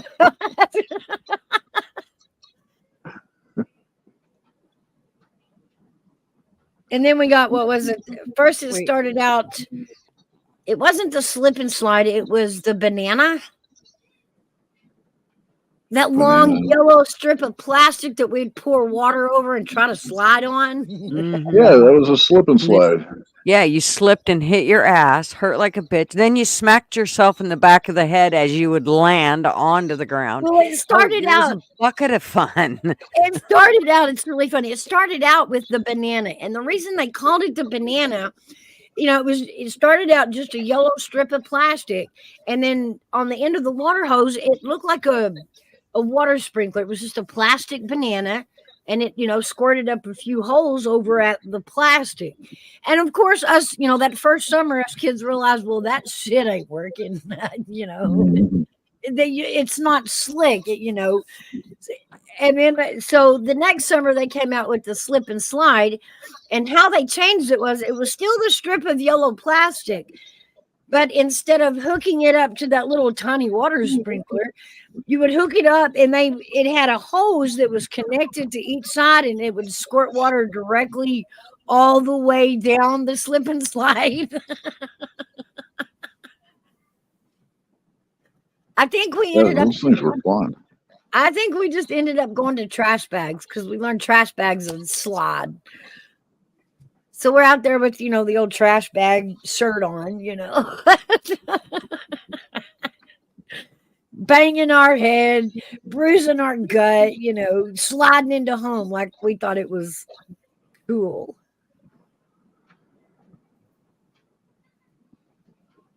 And then if you got it really working, then you just slid right off of it into the grass, the sticks. Camping kids. Pogo Stick was training for head on car wrecks.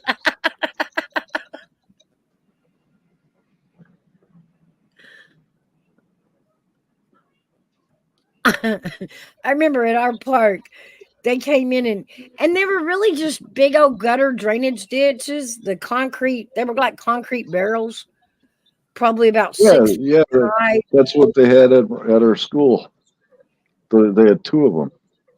And looking back to my childhood, that is the one that really still makes me question, because I'm like, they didn't move. So like you couldn't get in it and roll it like a hamster cage or anything. So all you could do was sit in it. Right. And after about a couple of years, then it was just our graffiti wall. Where we would leave, naughty things about each other, about, people we didn't like, stuff like that. But I remember how socially important it was for your name never to be written on the barrels at the park.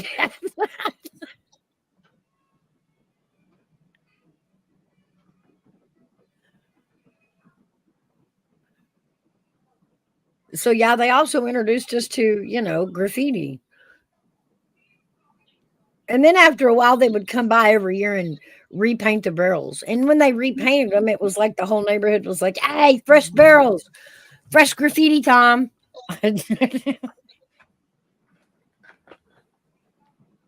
Or we'd That climb goes on on top with, of them and fall off. that goes on with all the fences around here. Any bare wall, any fence, any of that. Since the last election, there's graffiti everywhere around here. I mean, everywhere. And it's Oh, the homeowners have to keep it painted. And so you're constantly making sure that, because you'll get fined if you leave graffiti more than, I think it's 72 hours. Heck, I was charged with taking a wild bag of race car trimmings, which was heavy gauge aluminum sheeting cut with sheet metal shears. I ended up with a gash in my leg 3 inches long. My dad said, "Oh my God." My dad said, "Put some dirt on it." Yeah. Mhm. That is a mechanic dad right there.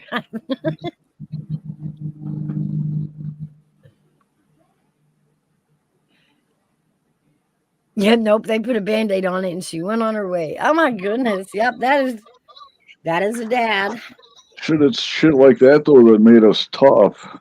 The kids nowadays, they ain't got nothing to make them tough anymore. It was that care comb that made us tough. Oh my my God, that stuff was horrible. Yeah. Monkey blood. Why don't you just go ahead and stick turpentine on there, Ma? Just go ahead. I can, Take you a swallow of iodine. Yeah.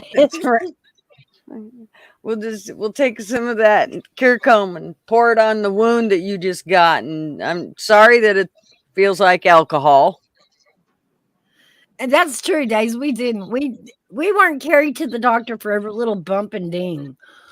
But our parents, it wasn't in the era that our parents were pressed like we were, about did you get them medical care?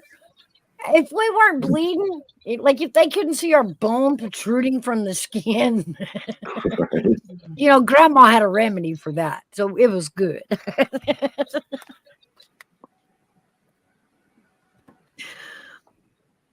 here, Beck, I can't find you on Discord. Oh, I don't have a channel on there.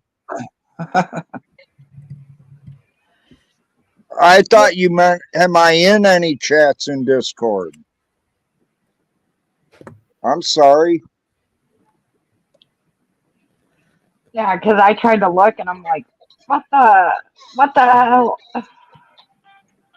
Day says she broke her arm one summer and her mom thought she was lying. I remember those days. I was jumping on a trampoline one time, and that was before we had pads around the springs. It was just, it was just the mattress springs and the poles. And I went to get off of it, and my foot slipped, and I caught the bar with my ribs. I never saw a doctor. It hurt for a couple of days, and then it went away, and you're like, all right, we're good. I was having kidney stones about 15 years later. And they took a whole body. They didn't know what was going on, so they took like a whole body scan of my abdomen. And I'm going through counting all my old breaks from childhood. Like that's crazy. I'm literally up at the X-ray waiting on the doctor to come in, and I'm laughing with my husband. I'm like, I know when I did that. Oh my God, I didn't think I broke that time. I'm going through my ribs, and I can see where I broke those ribs. About the time the doctor walks in. My poor husband at the time, he got the dirtiest looks. This doctor's looking at these x-rays and like, somebody has beat the hell out of her. Yeah, my sister broke my rib one time. She was actually pregnant and we got in a fight. we didn't have a very good relationship when we were younger. Anyways, Oh, and she broke my rib, and of course I wouldn't touch her because she was pregnant at the time. But I didn't know that I broke the rib because I mean it hurt, but I just thought it's because she kicked the hell out of me. That's what happens when your sister is 8 years older than you. So I just chalked it up to that, and it wasn't until after I had my first kid that I started passing a gallstone. They couldn't figure out what was going on, and they did an X-ray and they found the broken rib and went, "What'd you do here?" I'm like, "Oh, yeah, Leslie did that." Yeah. I remember that. There were, I could see like the chips on my pelvic bone, and I'm remembering like, ooh, that was that time that rock caught my roller skate and I slammed my.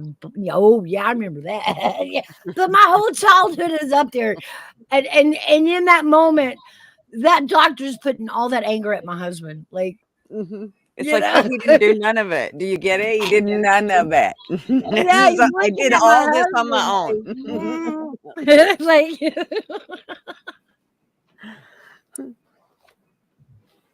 But yeah, it was like 15 years later. I look back at an X-ray and go, "Wow, that one time on the trampoline, I broke my ribs." Dang.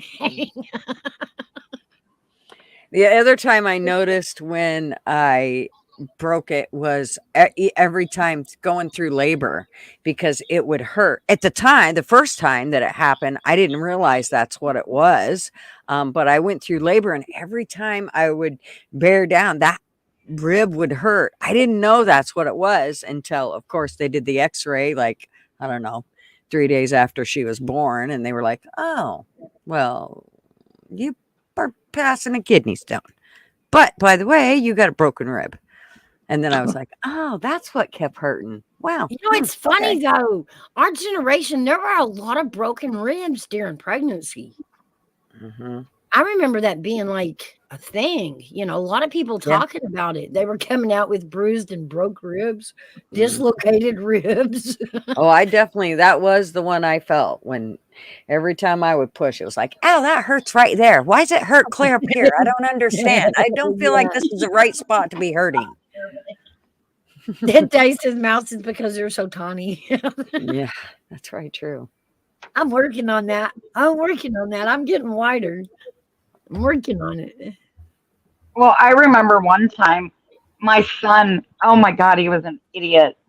My oldest boy, he was with some friends and, well, supposedly a four-wheeler fell on his knee. Well, I thought he was faking, right? He's like, "Mom, there's something wrong with my knee." Well, the next day I took him in, and sure enough, he dislocated his knee. Oh, And he wouldn't tell me the whole story how it happened. oh, they And never I did. found out Yeah, from we his never younger get the brother whole what he story. did. Just so everybody knows, Corner Clubhouse Cobalt, he just went live about 8 minutes ago, and I just want y'all to know that today is National Truffle Day. Mm, The didn't know that. mushroom truffles. No, I don't think so. I think they're talking chocolate. Oh, Yeah, this is his lunch live. This evening, as I was telling everybody, I don't know if y'all heard, we are joining with Corner Clubhouse, and the Kentucky Derby is coming up, and we have joined that game. He will. We're doing it kind of like we did the March Madness, where instead of us picking a horse, he assigns us a horse, and then we follow it, and then see if our horse wins. So I think tonight or tomorrow night he'll be posting, or he'll be assigning the horses, and once he assigns me a horse, then I'll let everybody know who we're rooting for. So, Mouse, while you were saying that, you know how the internet will lag a little bit and it'll like stretch somebody's word out? Yeah. Okay, well, you said, you'll be able to pick your whore.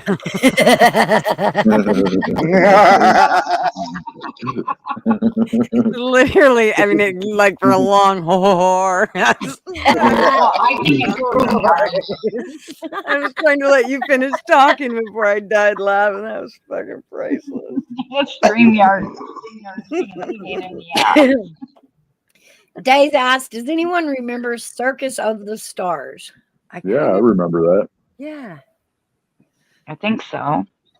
That's what we did to them before they came out with Dancing with the Stars. Yeah. We put them in circuses. Yep.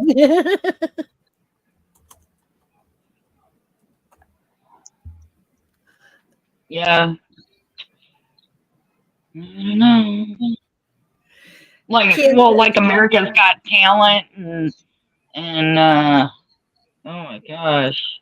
Well, it was like Dancing with the Stars where Idol. the superstars were competing. Oh yeah, they were goofy looking too.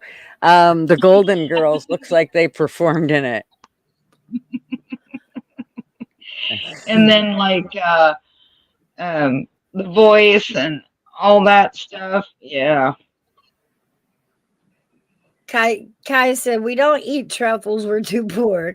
But I did plant one of those nut trees which grow the truffles underneath.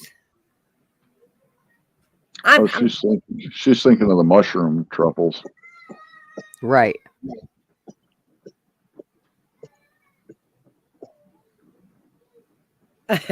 That is how I broke my arm, says Dave, and tried to break my cookie walking a 2x4 tightrope and straddled it from standing position.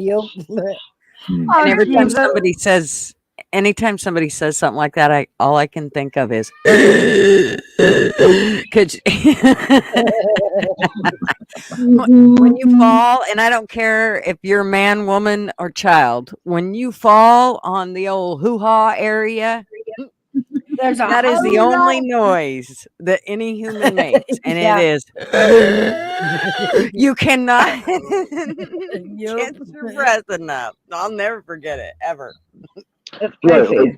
What I never could figure out is how come on a boy's bike they had the top bar was perfectly horizontal, but on the girl's bike it went down. Dresses. I know. I hated that. It was so stupid. I asked that all through my childhood, and I got the same answer. The reason our bar dips down is because girls dresses when you ride wearing a dress. Oh, who the hell rides a bike with a dress? Exactly. Yeah, we never ever rode a bike in a dress. Like, come on. The only one I know was that witch from the Wizard of Oz that wore a dress on a bike. Mary Poppins was on a bike, I think, but she was like English side saddled on it, But yeah, that was the theory behind it. But like I said, and none of us girls wore dresses to go out and play in. Come on. Well, you know what? And I never liked the girls' bike. I always wanted on the boys' bike. So inevitably, that's why I know what is all about. That is the place that everybody finds out what that noise is all about. All it took was slamming a curb on a boy's bike, and you were done. You're done. Coming off that seat for any reason, it was Oh my gosh. Do any of you have to experience road rash? 1,000 times, absolutely. With ducks. Oh my no God, less. that hurts. My next door neighbor, she's a girl. She was roller skating, and they had just repaved the road, so it still had the black, dark tar, And she caught a rock and skid on the side of her face, and she wore those black marks in her skin for like 10 years after that. Wow. Yeah. I still have scars from road rash me and my cousin grabbed ducks from my uncle's shop, and it was about 2 miles away from my aunt and uncle's house. And so we grabbed the ducks and we got on the highway, and we'd been fishing, and my cousin had the fishing pole, and dumb shit me went, oh, I'm going to go around him. And I had the ducks on the back of my bike, and he was carrying our little cousin who was quite a bit younger than us. Well, when I went around the bike, I accidentally hit that fishing pole, and we all crashed. The ducks went flying, the kid went flying, me and Patrick went flying. He was so pissed at me. We walked all the way home. He was mad. We lost our ducks. We're all hurt, and it's all your fault. He was so pissed at me. Right? Well, like I remember my youngest boy. He used to ride his bike, and we've got like a dirt gravel road, So my son, he would ride his bike and he'd wipe out and he'd be so full of road rash and just crying. He was like 5, and I'm going, "What did you do?" And he's like, "Well, I rode my bike, Mom, and I fell and got all scraped up." And he was just crying. Like, well, you gotta be more careful. Because he was trying to be like his friends and do tricks on the bikes and do all this. And I'm like, oh my God, stop. Oh, I had one that got on his bicycle and snuck his training wheels off and carried it all the way to the top of the hill. I mean, he knew the hill would, help him down. Ugh. About halfway down, he gets that death wobble in the handlebars. Oh no! Right, and he can't recover. So the bike flips, and his head comes down and catches that gooseneck bolt right under the handlebars. Oh man! And I mean, just laid it open. Mm. He come running home. Mama, my head is leaking. Mama, my head is leaking. I'm like, because I can't do blood. I can see his purple skull. I'm trying to get up off the floor. Whoa.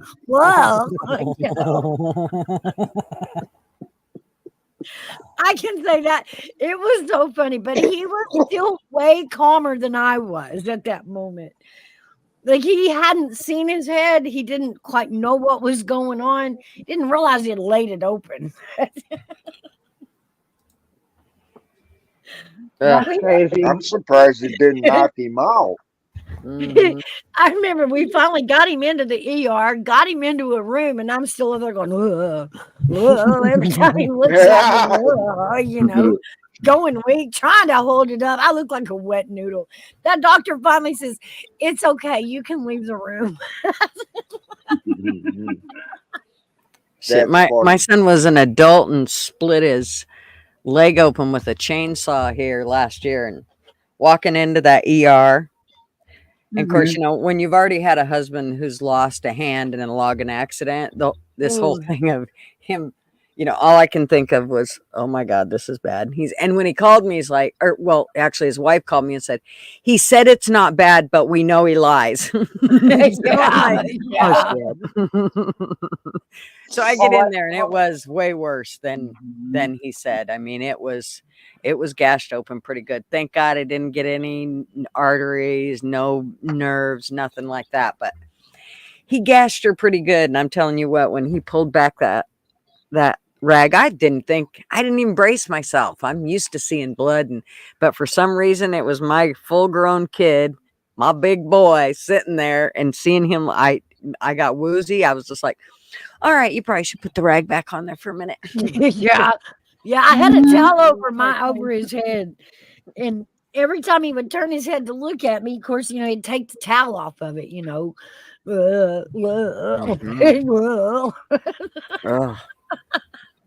That's one thing I have the problem with my kids.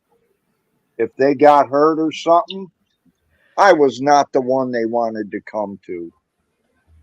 I usually never have a problem with I'd panic every freaking time, and I don't know why. But here's the thing. If somebody else's kid got hurt, didn't bother me. I could help them out. My own kids, I couldn't. Yep. It was way worse when it was my kid. Yep. The amount of empathy you have, you can feel their pain. Yes.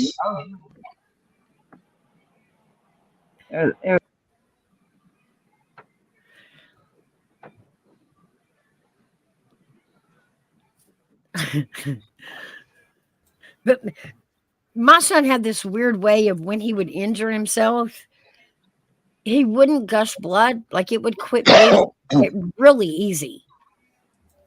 And so there was that time between it quit bleeding and you could get him to the ER for stitches that you could see inside of it. Oh, He slid one day. He was outside playing and he slid on the ground and a stick went in between his fingers Oh, and cut nice. it open. And I mean, it didn't bleed at all. At all. He walks over and holds it up to me and I can see inside of his hand. ooh. Yeah, I hit the ground again. Because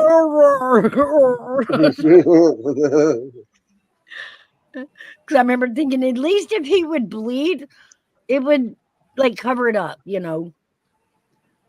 Because the blood Yeah. is way worse than actually seeing the inside of things. Yeah, well, like my oldest boy, he had chore. He was supposed to do the dishes, right? And take out the garbage and all that, right? So I was going to the bathroom. He was like, I don't know, 11, 12, and turn around, he got cut by one of the kitchen knives and it was bleeding pretty good. And had to go take him to the emergency room. And he got like 3 or 4 stitches and I'm like, man, I'm wondering if you didn't do this stuff on purpose so you didn't have to do the dishes anymore.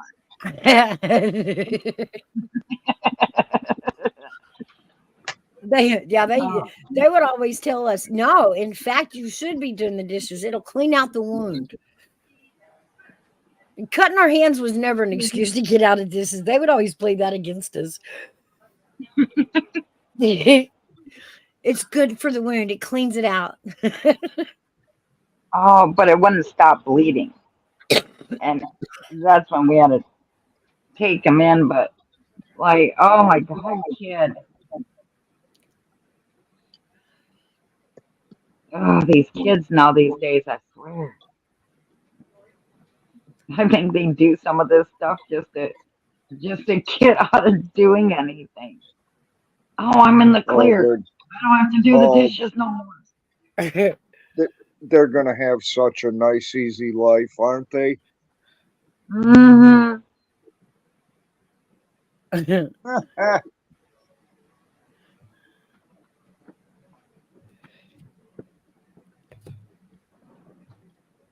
That's crazy. Yeah, but when our kids were growing up, there were a lot more houses that had dishwashers than when we were growing up. Right? We didn't have that luxury. We had to do dishes by hand, and I still do. Exactly. I don't have a, Yep. because I don't have a dishwasher, So I have a dishwasher and I still do them by hand. I know I still hate doing dishes. I hate doing them, but I just don't. I don't know. Habit. That was just always that one chore that. I'd be happier if I had a dishwasher and just put my dishes in there and not have to worry about it and sit and just let the machine do all the work and then you don't have to anymore. Like shit. Yeah, but then it smallens it and like, oh God, it's such a chore to unload it. Right? I always wash mine before I stick them in the dishwasher to begin with. So, I mean, it's kind of. I mean, yeah. it's kind of stupid. It's just here. Let's do it twice. Oh, and by all means, let's touch the dishes twice. Let's put them in. Now we got to take them out versus just washing them, drying them, putting them away. You know what I mean? Yeah. Time. And why we do that, because we're so programmed. And ladies, stop doing that. You know it's okay to run. No, I'm serious. We don't think about it. We do. We will scrub the dishes so that they're clean when they run through the dishwasher. Ladies, we got to quit being so hard on ourselves. Just run the dishwasher again. It is okay. Right? Yeah, I mean, seriously. We put a lot of pressure on ourselves about stuff like that. And we shouldn't. You know what? Quit scrubbing them dishes, put them in there, and if they don't get clean, run it again. It's not going to hurt anything. The shit fires on. Then you got to take a fucking chisel and a mallet to get it off. Yeah. It's like, nah, I don't. I want to do it one time. I don't Yep. even want to do it One once. time, that's it. Yep. I'm not. I mean- I'm stepping back. I'm thinking. that, you And know Mouse like, what? I'm willing to give it all up, bitches. It's You all know, yours. and Take it's true. Like, screw that. See, you know what? It's true. There's no rule that says we can't run a dishwasher twice. Ain't gonna hurt nothing. Hell no, you can do whatever way you want, Mouse. That's the deal. That's what's great when you have your own household. You can do whatever the fuck you I know. want. I'm tired of running Literally. them bad boys like they're not going to be clean after the dishwasher. Screw that. Run it again. Mouse. I know, but I see my whole thing will be well, now I just wasted I ran water twice. Now I just wasted money. See, my whole thing will I know. You it's a waste bad just as thing. much water washing them before you put them in the dishwasher. Oh, trust me. I've tried to run this through my head and go, why are you doing this? I don't know, but I've That's still what I said, because it was ingrained in us. well, Why? I and don't know. because I have actually been the one to not get them the shit off of them, stick them through the dishwasher, and have that stuff. You know, the dishwasher don't work, but the drying part doesn't. It fires it on Yeah. for life. I mean, you could literally paint over that shit; it'll never come off. So you're good. So yeah, for me, it's just easier. I don't know, like the glass pans. I use a lot of glass bakeware. And, you know, when you cook something like meatloaf or anything in it, it really bakes on. And it's true. Yeah, I can sit there and scrub until I put it in the dishwasher. But actually putting it through the dishwasher, it all comes off. So Comes not to off better change if I just put it in the dishwasher. not to change subject, but Bruce Gas boxing, jazz, and more. Boy, that's a mouthful. He is doing a trivia game at 1:20 Pacific time today, and it's on a trivia game of what is your cannabis knowledge? Oh, that's the Sort Bus gang. Yeah, the boxing boys. He could have used prettier buds for his thumbnail, but that's okay. Anyways, We love y'all you might anyway, want to check Bruce. that out.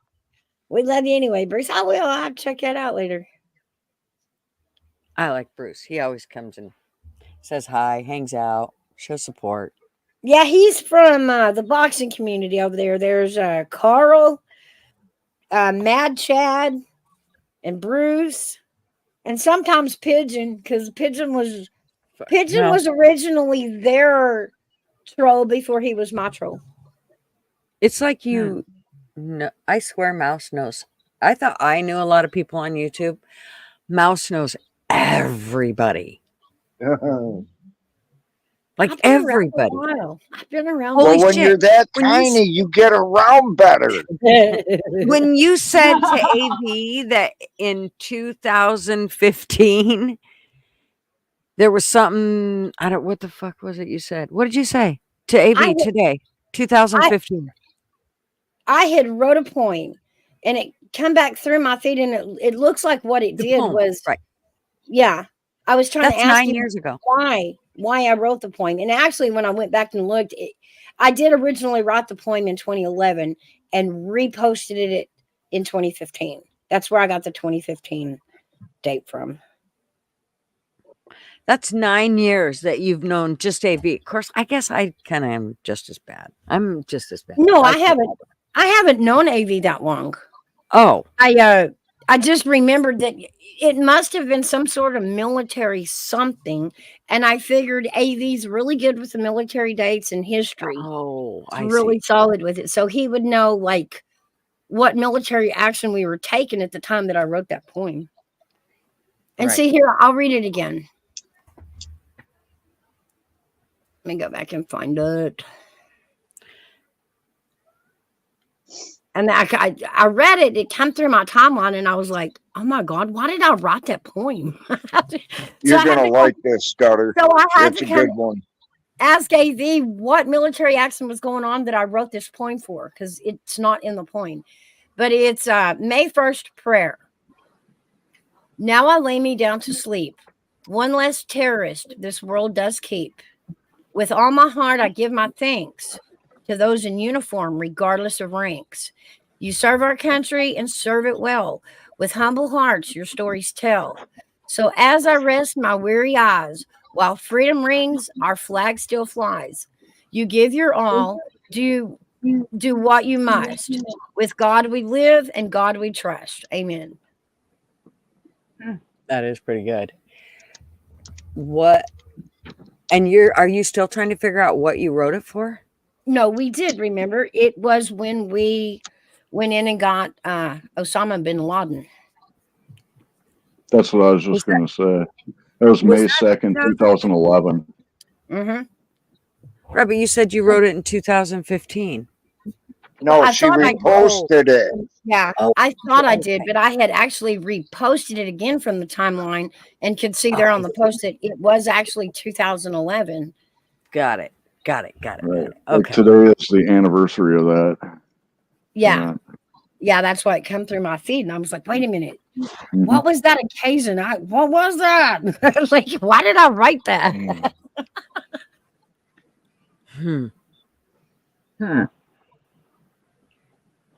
Yep, that was pretty good. But yeah, here we are. Shoot. 13 years later. Yep. And Yeah. we're still spot fighting terrorists. Mm-hmm. I remember when right before my mom died in 2000, she had laryngitis, and so when she talked, it was always not like a whisper, but like she was always trying to yell at you with no voice. And Right, so right. one of the last things she said to me was, I don't think this fucking world's gonna get any better. She said, I'm kind of glad I get to check out. And whatever, any of my shit you don't want to keep, that's fine. Get rid of whatever and keep what you want. But I hope you keep the curio cabinet.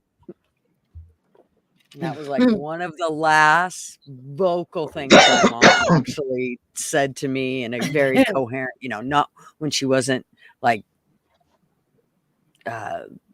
totally puking sick, because that's how she usually was. So it was a minute of her to be able to say something. And yeah, it was that last 9 months was hell because she couldn't hardly talk. So for her, it was, she was frustrated that she couldn't say shit. I'm just like my mom. Talking's my thing. So that's the way my mom was. She loved to talk. So that was, but I remember her saying that, and she was just like, and I thought then, oh, this world's going to get really fucking ugly, isn't it? I knew then.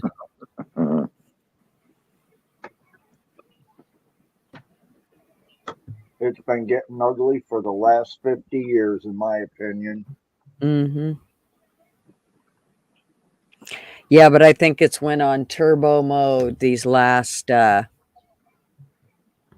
don't know, about 16 years.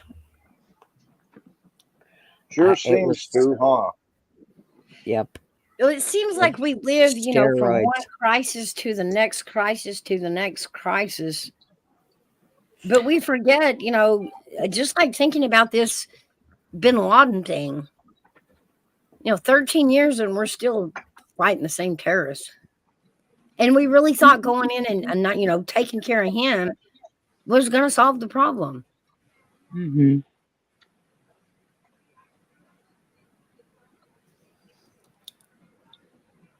Did you guys hear about something protests going on in UCLA? Oh yeah, this is over the Israel Gaza war. Oh, is that what it's about? We talked about that in the beginning, and it's quite disturbing to me that this is going on in front of our young, impressionable. They're out there screaming stuff they don't understand. Yep. And I'll be honest, the first time a college kid steps in my face and says, "From the river to the sea," I'm decking him. I'm decking him. Bam. What the hell does that mean? Oh, I think I get it. That's what. Right now, the cops are taking the protesters out of the library at the Portland State University in Portland. They're Really? finally deciding to do something. This is a hell of a lot quicker than they did, the last election year when they were burning shit down and tearing stuff up. They just let them do it for a month. Actually, Right, I think it was longer than a month. But now these actors, these paid actors, have been let loose on our college campuses. And, yes, I want our children to understand free speech and have their free speech. True But speech. this is directly putting our college kids in danger. Period. Well, the problem is they don't take out the ones. I mean, I'm sure there's people there that are truly, that are trying to stand up for whatever their true beliefs are. But the problem is, I believe a lot of them are paid. I think they are paid. Of course. It's a Some of them college are. campus everywhere in America. There is no political leader across the globe listening or you're not getting their attention. You're just making a mess and a lot of noise. Now people in town hear what what your ideas are and what you want, but the people in that town can't stop the war.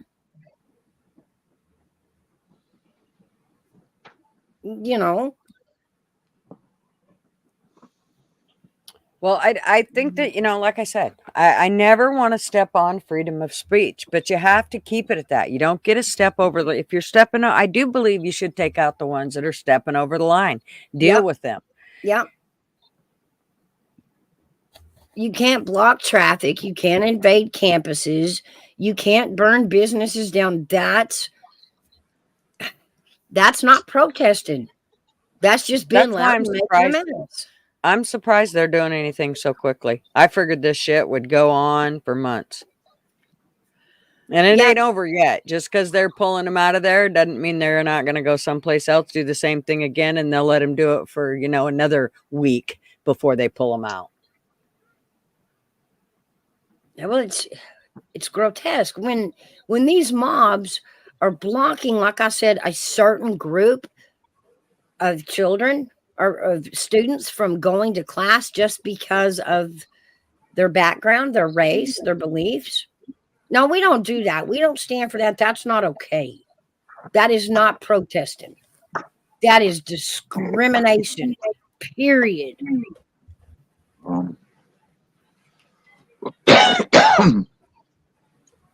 Would the science and technology department of those college and universities have anything to do with it, you think? Oh, the liberal arts section, What do you mean? What do you mean by that, Timur? Well, do you guys remember that movie, The Real Genius, where they were a bunch of college students in the movie? I mean, it's just a movie, right? But there was a lot of truth and science in that movie, right? And like how the War Department will use college students to work out different scientific problems and stuff at a cheaper rate, But because they're students trying to earn a degree, right? So the whole in the movie, the whole thing was about this laser system, a laser guidance system, right? That the genius at the college was working out for his science project. And the janitor in that movie was trying to explain to him, hey, don't you realize that the War Department is the one that actually wants this technology, and they're going to use it as an instrument of death, mass death, and these students are the ones that are working out all of the physics and science involved in the actual technology. I can remember being in high school, taking math and physics, and some of the problems on that we had to work through were like figuring out like the rate a bullet will drop over a certain distance based on gravity and then wind velocity and stuff, you know. So like the War Department uses students unwittingly in this manner.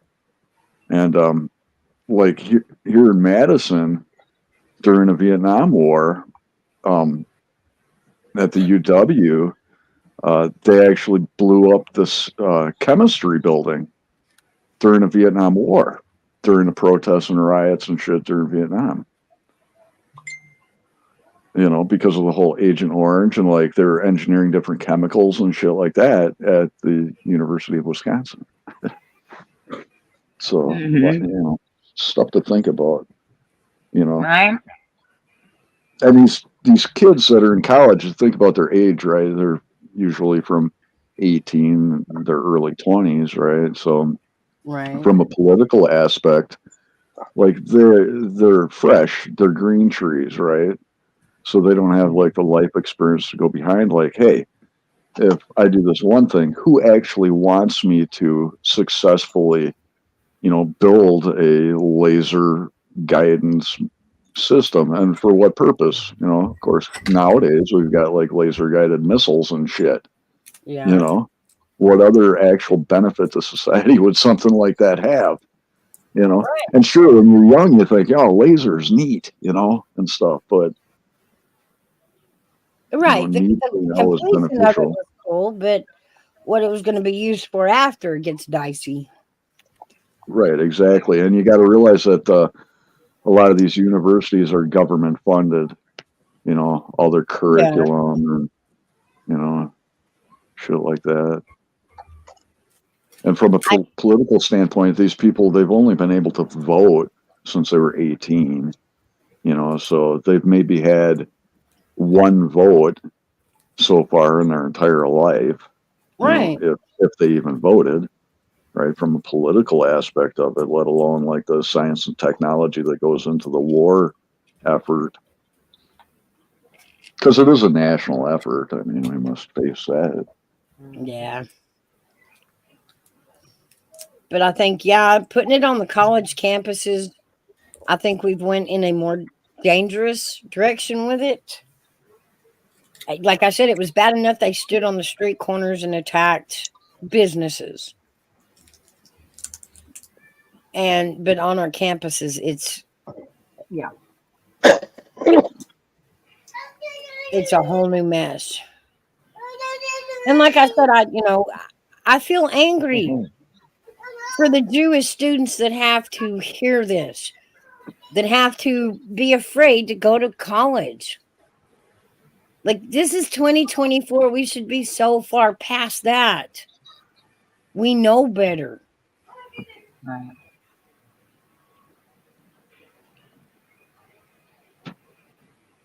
You know, and our Jewish students over here have nothing to do what's going on in Israel or Gaza.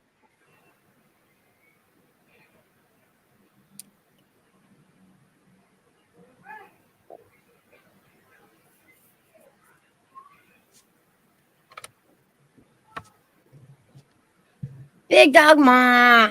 Hey.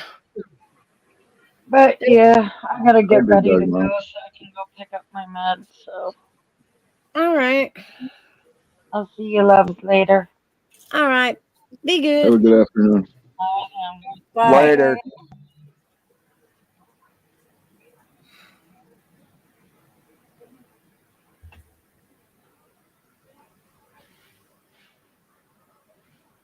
So is it still raining there?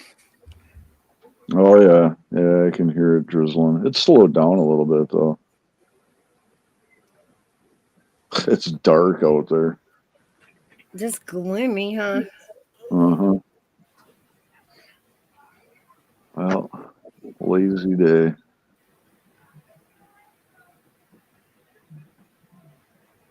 No, Big Dog Ma, it was okay. It wasn't too bad. I think it was just when you moved around and that was it. sure airbag's got to show us a sunny day. I've always wondered what is across the street, Airbag, because usually it's just covered in snow. What is it, a That's library? a school. Hmm. That there is the baseball diamond, and then past that is a golf course. Mm-mm. Can you see the golfers over by the pine tree? Yeah. Hell no. Wow. No, I can't. Hang I on. can barely Oh, read I the can't. chat. I'm not on camera. I was going to try and widen out the shot, but I can't do it. Big Dog Ma, what kind of mic do you use?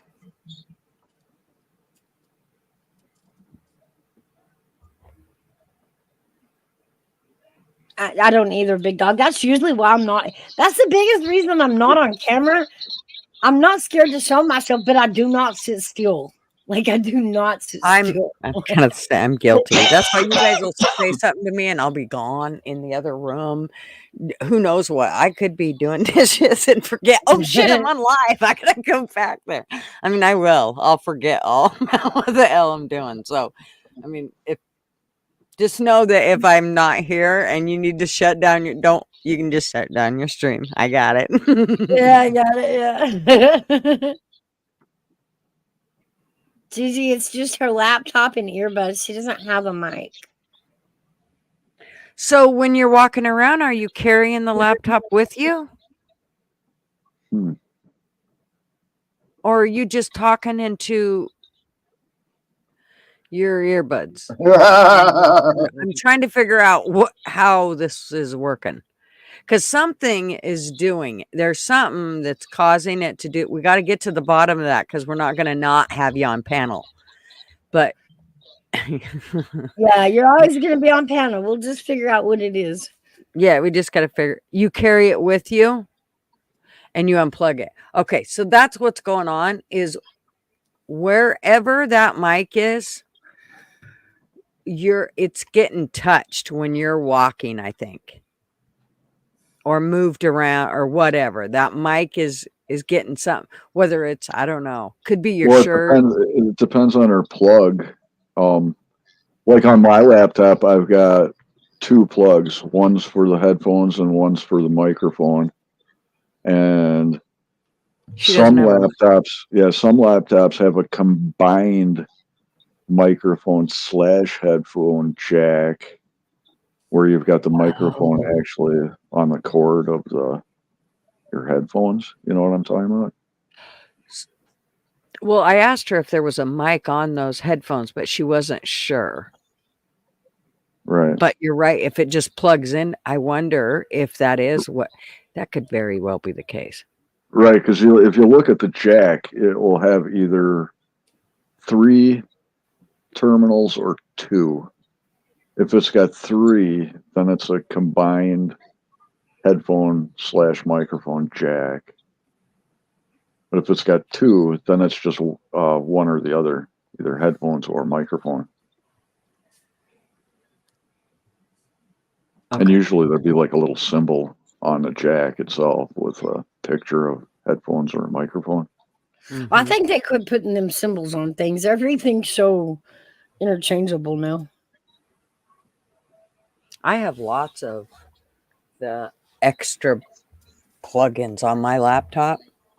When I got it, I could have swore my son said, yeah, Mom, your laptop's kind of like a gaming laptop. That's why I kind of hate to get a new one if I could just upgrade this one or whatever just to make it do its thing. I would suffice with that. I hate getting new shit like this because it takes forever to get acquainted with it and, know how to finesse the bitch.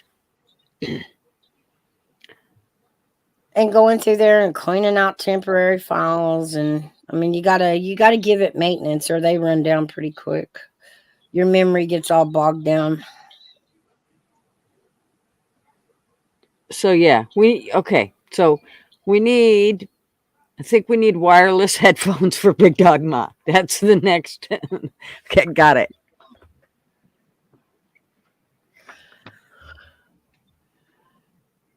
Hey, Dogma, I go over to Traveling Fools every trivia and play, because then he'll hook you up. Actually, if you just go on his channel, here's how you do this. You just go on his channel and you walk around the way you did last night. Okay. Do all the things. And I will guarantee you, before the show's over, Traveling Fools is going to tell you to sit down for now. And he will be sending you some wireless headphones. Promise you, I guaranteed. It's almost a guaranteed fact. Funny, but Traveling Fools hates bad audio, and so when he hears somebody with bad audio, he's like, "Oh yeah, we can't have that. It just won't work." I mean, he has set so many people up. I mean, he's never had to worry about me because I've always had.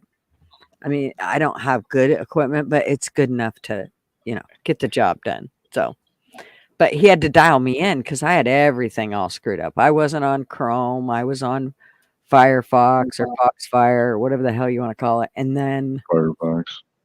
Oh, yeah. I was lucky. My boy's a gamer, and I've spent years buying his, whatever equipment he asked for, he would get it for the holidays, whatever. I didn't know. And then when I started streaming and learning about it, shoot, yeah, I'm back in his room going, I'll take that back and I'll take that back and I'll take that back. I need that mic and I need that camera. Well, I actually did win a mic from TF one night, but instead of giving me a regular mic, I already had a good one, and he just showed me how to talk into it. So he gave me those the Wi-Fi mics, so that when I go out and do stuff, there's two of them, and I can clip them to my shirt or whatever you call those mics. Yeah. So like a reporter's mic. the mic that I'm using right now is called a Tonor, Tonor, and I just got it from Amazon, and I'm telling you, it was cheap, like $35-$40 maybe. Oh, that ain't bad.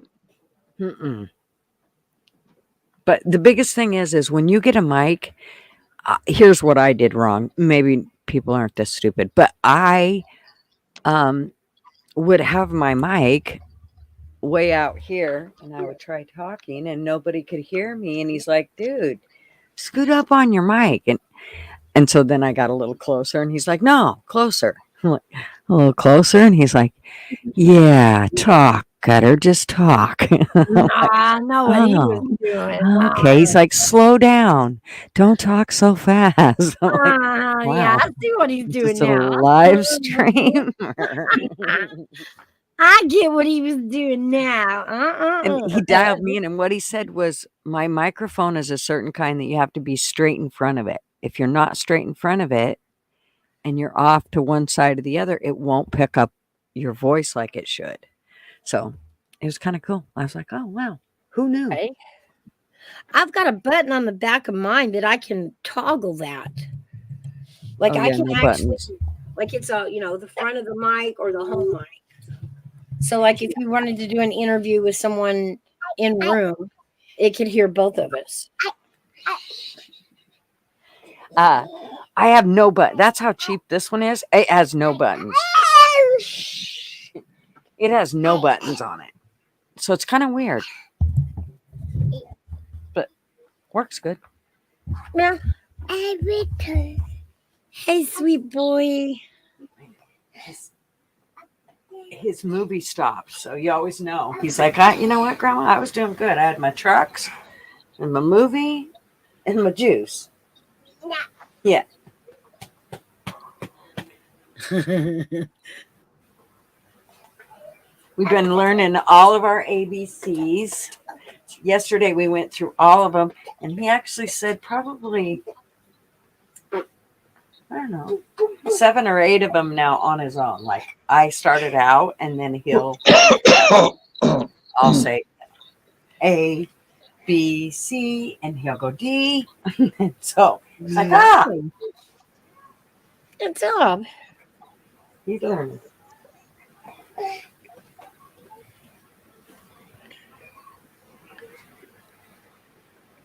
He does, Flatty. He says hello to us. He just doesn't know if we hear him or not.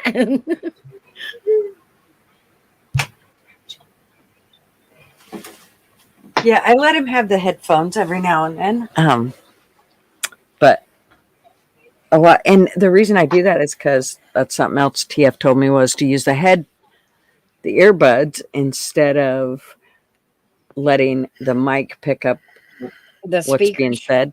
Yeah. Yeah, picking up the speakers, and so that's why he doesn't hear anything unless I put the earbud up to his ear. So I think the boy's Really? getting tired. This is So I what I suppose. want. A movie, a truck, juice instead of having to adult and work today. Big dog. Mom. There you go, Big Dog. Do you need to talk with Lou? He can set you in the right direction and tell you how to get all the things.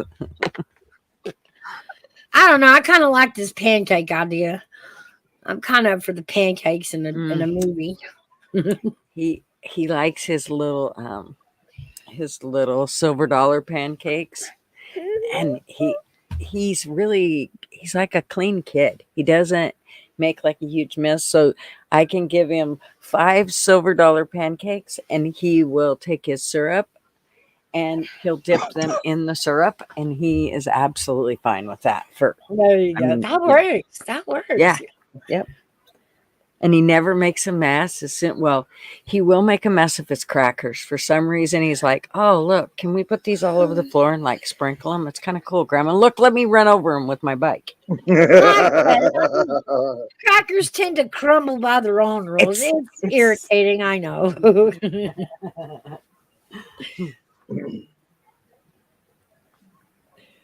He got in trouble.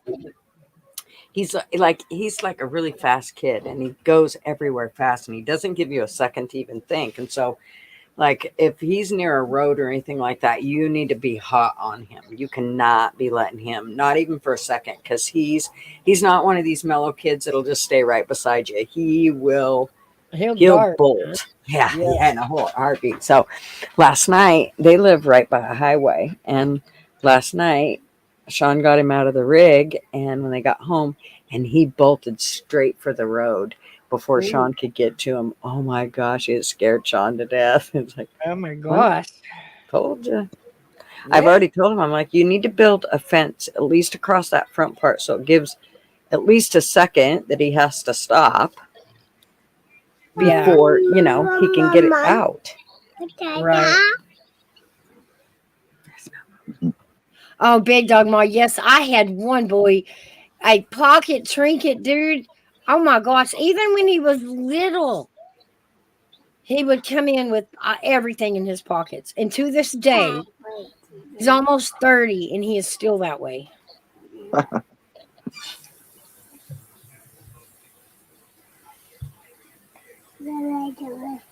I remember finding rocks, and he just collected things throughout his day and shoved them in his pockets.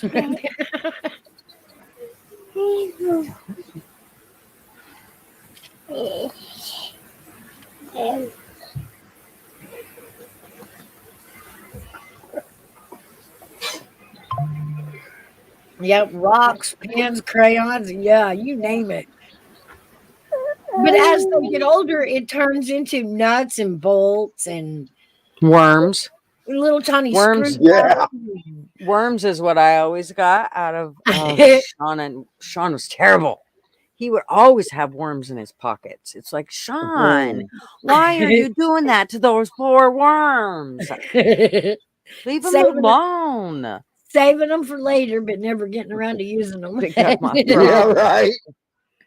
Sean used to collect buckets of snakes from our field, and let me tell you what, that was not a real fun thing. You'd go out. I specifically went out at dusk one night and was watering my garden and my berries, and I kicked over a bucket of water. I thought it was just dirty water, and it wasn't. It was a bucket full of snakes. Oh my God. And when I kicked the bucket, of course, them sons of bitches went in every direction you can imagine. And I'm standing out there with a hose, screaming my foolish head off. The neighbor, he came out, thought I'd lost my mind because he couldn't see anything.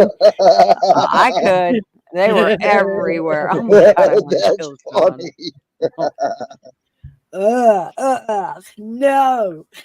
Hey, Gutters, do you still go around kicking buckets over? No, I'm very careful. I make sure what's in there before I ever kick it over. I'm very careful. Ugh.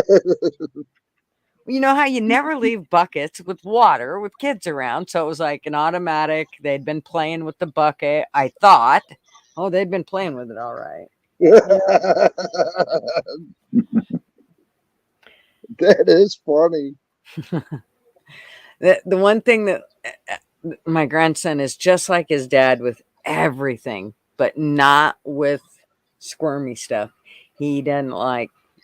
He absolutely hates snakes. Anything lizardy, no snakes, no squirmy stuff. He's not into that at all. At all. They took him to a museum with reptiles, and he pretty much just did the EBGB shake all the way through the museum. Every time he'd see one, my daughter said he was just like, "There's another one. There's another one." She said it was so funny.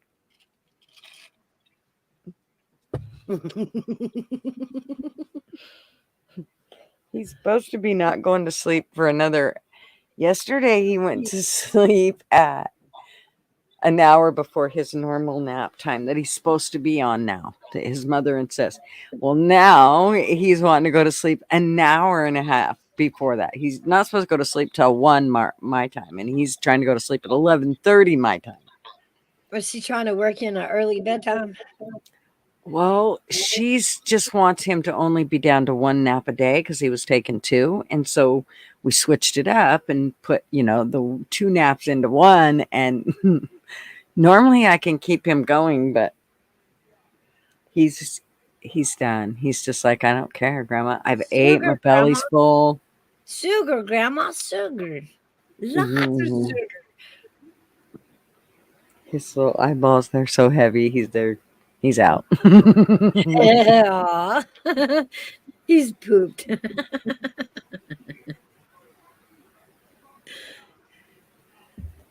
I think allergies are getting the best of him too. He getting the postnasal drip. Yeah. Had a little bit of a cough yesterday, but it's like one of those tickle coughs you could tell. Like he'd be like, and constantly trying to. And it's like, yep, it's tickling him. I had one that had it. He'd walk around when he was little going, yeah. And like that would drive me nuts. I remember actually taking him into the doctor's office and I'm at the window, I'm signing in, and he's down there going, like that. It's just so, well, what are we here for today? And I turned around and looked at him while he did it one more time, and I said, make that stop. Just make it stop. You make that stop. Do I need a bottle brush? What's going to work here? Help me out. It's like it was worse than having a kid with hiccups. Well, the thing about it is obviously he was having a tickle or itch or something going on there to where it was allergies and postnasal drip. Yep. And so what it does is it just, slightly drips on the back of their throat. Yep. And it's not where they can reach it with a cough. Mm-hmm. And they're not suffocating or gagging like they do sound like they are. It's just irritating. Yeah, it's like a little tickle in the throat that you just can't get to. Mm-hmm. So, yeah, it was the nasal spray and the allergy pills. And if you'll do it in the morning, first thing when he gets up, give him spray in the nose and then Claritin or, some over-the-counter allergy pill. It'll knock it out and keep it from building up on him and getting to him at night. Yeah, she's been giving him the Zyrtex. I'll have to tell her about flushing his nose or clean or Yeah, just the The nasal nose spray. sprays, the allergy nasal sprays. The doctor always had me use both, but that kid, I had one that was preemie.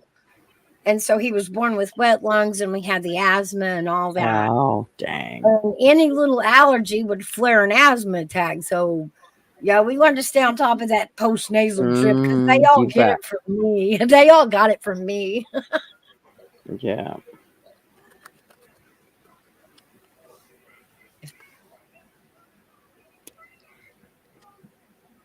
Do they still even take tonsils out anymore, Big Dog Mom?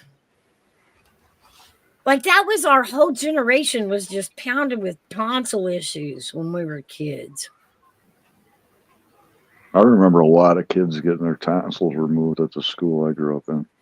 Yeah. I never did though. I don't hear that as much as I did when we were kids about kids getting their tonsils out. I've never had mine out. I never did either. I should have had mine. I wouldn't allow it. Was not no. I was little and the thought of surgery just blew up in my brain like this big horror flick, and daggers cut me open. My daughter tried to give herself a tonsillectomy with the baton, jumping out of a tree. You were telling us about that. Holy cow. So years later, she did have to have her tonsils removed. Man, I'll bet that hurt though.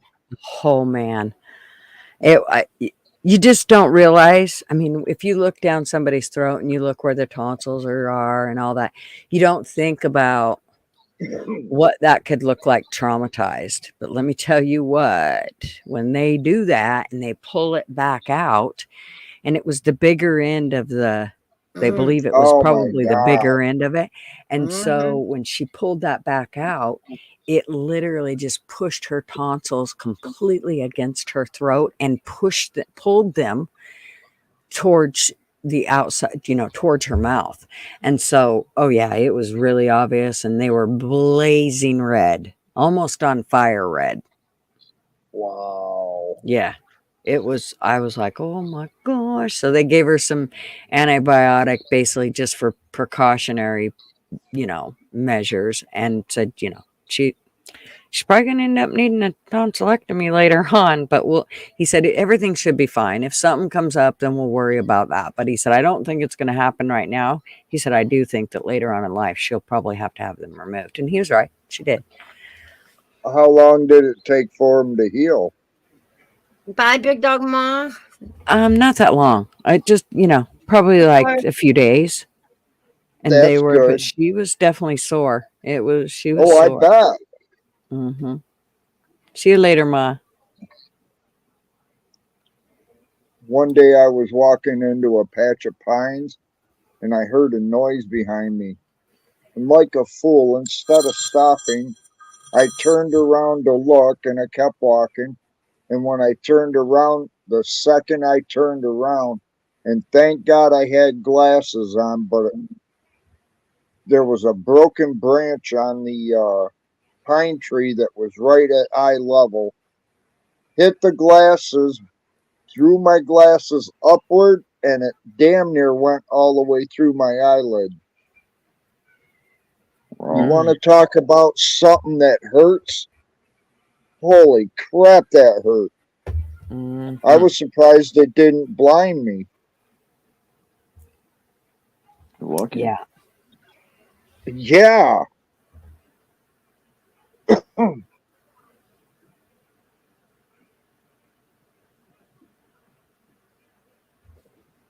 See, they just do it to do it. They just do it to do it.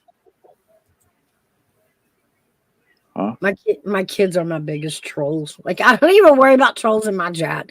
My kids troll me. My whole live stream, they troll me. Your kids do? Yes. Oh, mine they don't even come into my chat. Matt will once in a great while. Mine are calling me on the phone, trolling me. Oh. What are you doing, Ma?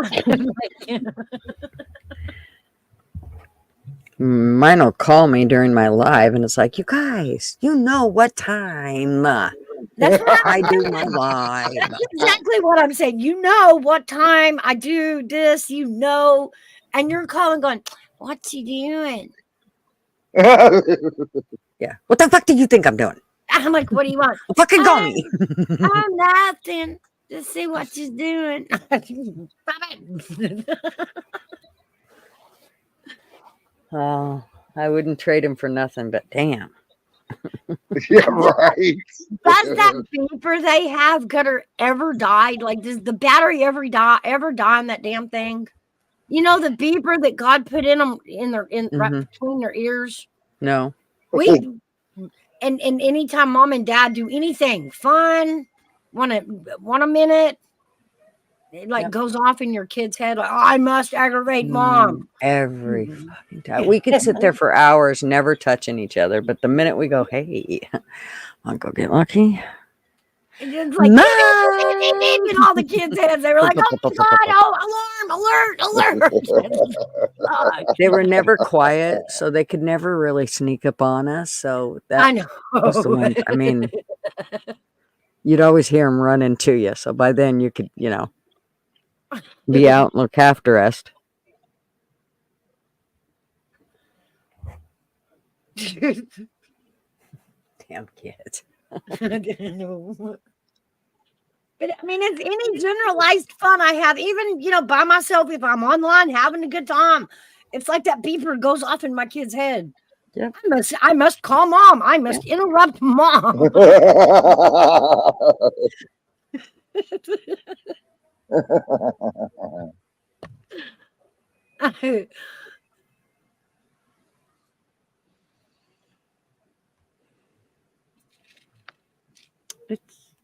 I think it's starting to warm up here. The sun's out. Yay.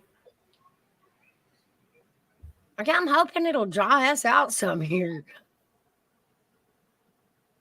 Ew. I'm sorry. Damn timber. Yuck. It just gets old after a while. I'd get on my phone and show y'all outside here, but my service is so crappy when I switch over to the cell phone. The cell phone is crappy out here. Mm-hmm. I get like a bar and a half. Yeah, see, my cell phone actually, when I use StreamYard, it comes in better, but you don't get this voice.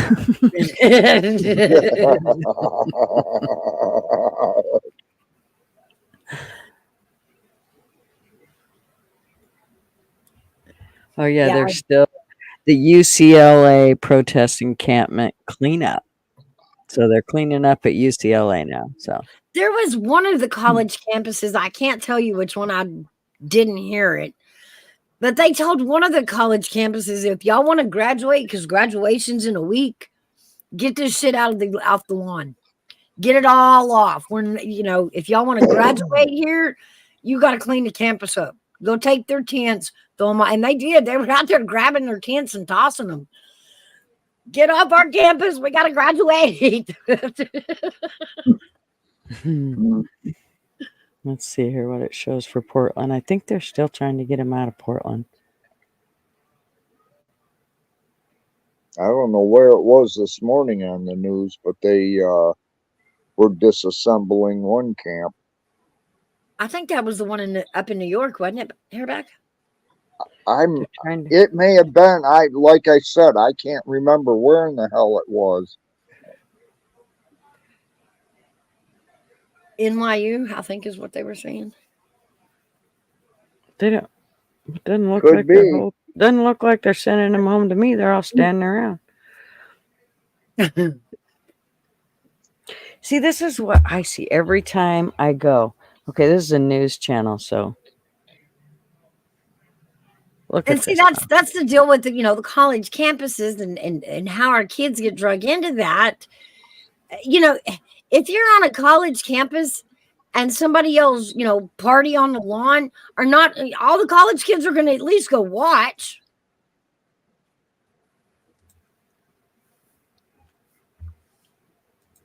Okay, let me. We saw them go in from an adjoining building. We saw them go in from the roof. So they kind of slipped in from every angle and then just slowly made their way through the building. And right here, if we keep this video up, you'll see. Look at what in they've just a already second, they'll get done to in. the building. See medic spray paint that Shelby had been telling us about, the barricade they're climbing over. Those are Look at the tables, inside of lighting, that. look, and you can see food What the costs. heck? The That's not protesters. peaceful protest. No. Good look. And most of these ain't even the kids that go to that college. Yeah, look at that destruction. And one of the protesters did tell Leslie Ogle this morning that electronics were also damaged too. So Those it's not metal just detectors structural there. stuff and graffiti. Yeah. They did damage. And you Huh. were talking about how like they were taking some of the archive stuff. They were taking comic books, is what a police officer told Shelby. But look at that. This is inside the library. See, this is what I kept seeing. Was this? That was the I was like, well, I library. don't see any destruction and shit going on. I just see people standing around yelling. That was the PSU library. That's the actual students standing around crying about what they got. So see, they've been tearing shit up for 3 days. They let them just destroy shit. That's, I mean, all that shit has to be replaced. That's a library. What's in the library? Yeah, you can't open the Archives of all Books. kinds. Again, this is the final. He was talking about there was some comic books, some very rare comic books they destroyed. And as you see on the screen right now, Portland police just announced. You got to think of all the artifacts that are kept in the library of a college. See, to me, that makes no sense to destroy something like that. Yeah, it doesn't. But listen, they only made 12 arrests, dude. Did you see all the people that were down there before? Not right now, because I think these are all people just standing around. I don't know what the hell the deal is. Those are just rubberneckers for the press conference. But again, no movement from police officers yet, but people are definitely starting to push those boundaries. Oh, here you go. There's some of them right there. See the big mouth back over there? A little bit more riled up than we were just a little bit ago. I will say to my left, over here at the library, we are starting to see some construction workers go into the library and kind of board things up and kind of start clearing it out. Which is an indication to me so they only arrested 12. You can't tell me that 12 people did that, destroyed that. Only 4 of them were students. Get a little more communication with police right now, right? Yeah, and that's the big question we have. Makes you wonder who the others were, huh? Yeah, the other 8 were outsiders, bust in, paid to do that. And sure, them college kids are going to get in on it. They don't, they think it's college students beside them, and it's not. It's a person paid to entice them. Have started to move in. It was about 10:15 the police said they had the all clear inside that library, that everyone was out. So they've had about an hour and a half. Portland Andy is covering it, but I don't know that he's covering it right this minute. I think he was up really late last night. But that's what we're dealing with. Just people standing around and watching. Some of them are protesters, but it looks like people are just maybe curious about what's happening. Maybe just coming to look at what's going on. This is at the library in front of Portland State. If you're just now joining us or tuning in, K2 has been on air all morning. Angelica and the morning team have done a tremendous job. That's right, Flatty. Peaceful my ass. As police moved in earlier this morning to clear the occupation inside the Portland State Library that had been in there since Monday night when they first broke in. The protest movement started late last Thursday, and you've seen all morning. The police eventually got inside the library, started arresting people. We watched. We had a feeling this was going to happen in the morning hours. They said what? Portland State Library? So that's not even a university library. A what? Or is it the university library? And it sort of yeah, it's Portland State University. And then all of a sudden we saw it's PSU. It's Portland State University. Oh, we'll let you listen to Wesley Ogle, what she was saying as this was happening. And we're watching this group of protesters. What's that guy right there wearing a rag over his head? Oh, look. Look, none of these guys were arrested. Towards the barricades, and they're breaking through them, running out. We hear chants of "We love you" from the other protesters out here. This was earlier. That was probably the 12 that did get arrested. To get any of them, I see. No, those aren't the 12. Those are all the ones that got away. Where's the cops? Where's the cops? Over here to the right, Evan. There's a scuttle over there. And then we saw a couple of protesters arrested. We have video of one of them where police had him on the ground, or her. I can't actually. Yeah, tell but the organization pays their if bail, it's a man y'all. or a woman. But police had them on the ground. They used zip ties, Right. and then they carried the person off. We saw a couple of It arrests. took like 7 this. to arrest But again, one. police say Wait, 12 8. arrests, 4 of them Portland State 8. students. 8 Just to saw more arrest than 12 one. people run from the front of the library. We don't know what's going to 9, happen 10, with 11. those folks. Yeah. Officers just 13, let them go. 14. Yeah, 15, and 16. we don't know if To police are arrest gonna one guy. follow up. I Like, wonder that's why the they only question. arrested For a lot of 12. these people, what stands out is how concealed they are. Exactly. Their faces are covered, they have bike helmets. And then they were They were ditching gear. and they were ditching the gear so that if they got farther away. We are also monitoring for some input from our local and federal leaders. And so far, we have some information from Congresswoman Lori Chavez-DeRemer, the Happy Valley Republican, quoted the Portland police and said, "Thanks, Portland police, for coordinating with administrators and local leaders and acting to end this unlawful demonstration of hate and discrimination. There's a line between free speech and lawlessness, and this sends a clear message. The latter will not be tolerated." Once again, that is Republican Representative Lori Chavez-DeRemer weighing in on what's going on at Portland State right now. And this is a live look at the scene outside the library. Police standing there, not doing a whole lot besides really just maintaining that line of protesters that appears to be chanting or singing. Yeah, they're yelling in the officers' faces, which we see a lot of this. The officers are trained not to respond to this unless they absolutely have to, obviously. Well, they can. That's called Interesting protesting. dynamic they're playing out for sure. Shelby Slaughter is there. Shelby, any changes? What are you seeing out there right now? Yeah, right. I was actually just starting to look over here at this crowd, and it looks like it's almost kind of dispersed a little bit. It was really wide when we got here about 20 minutes ago. It seems like people may be starting to leave or sitting down. So behind that crowd, there's a ton of people sitting down. So I don't know if that's where they're going, but you can see they are getting noticeably louder. One of the protesters, as I've been talking, just took the police tape that was on the ground and just picked it up and threw it in the trash. So they are starting to kind of cross those boundaries. Yeah. I believe the police tape is still up on the other side over there, but police are still in their line. There has been no movement from them, and there's really no sign on Arresting when 12 this didn't will help. end. That's what I mean. The See, they need crowd to keeps arrest a hell of a chanting, lot more than that. to let the students go. And They let should them have that locked know that that building we're down and arrested every arrested, one of them that was in there. for staying in the library for. Oh, sure. It makes the absolute previous total week. sense, Flatty. I get And the what you're big saying. news And right they now are. is They're that just Portland police have made standing 12 around with arrests, their including fingers in their LPS air. students. The obvious thing right now is we don't have any idea what the charges are for these individuals. If the people they arrested were ever in the library, because we saw a lot of those arrests were happening on the street as people were interfering with officers trying to get those transport vans. Now, you away. So remember, it's really these unclear campuses where these arrests do not happened, fall what kind under of charges those city. people face, and what role they It's had, not a if city any, crime. in the actual occupation of the library. Yeah, because we had this covered from pretty much every This angle should around be the building. considered So a if they federal had crime. taken a group of the protesters out Hell of, yeah, it who should had been be. occupying the library out, we would have seen it. And So, it's on, we I mean, don't it's know. Portland We State saw people who were University. clearly in the library taking off. So they're the ones who would have been. That's facing what I'm this saying. criminal trespassing. These, you know, Yeah, a college campus like this those is not private. It's, you know, we have it's funded by the state, by the as well as government. district This should attorney's be a office. We're federal charge. hoping to hear from them sometime It should soon. be We've also equal not really to heard messing up a much police from the city's department. elected leadership.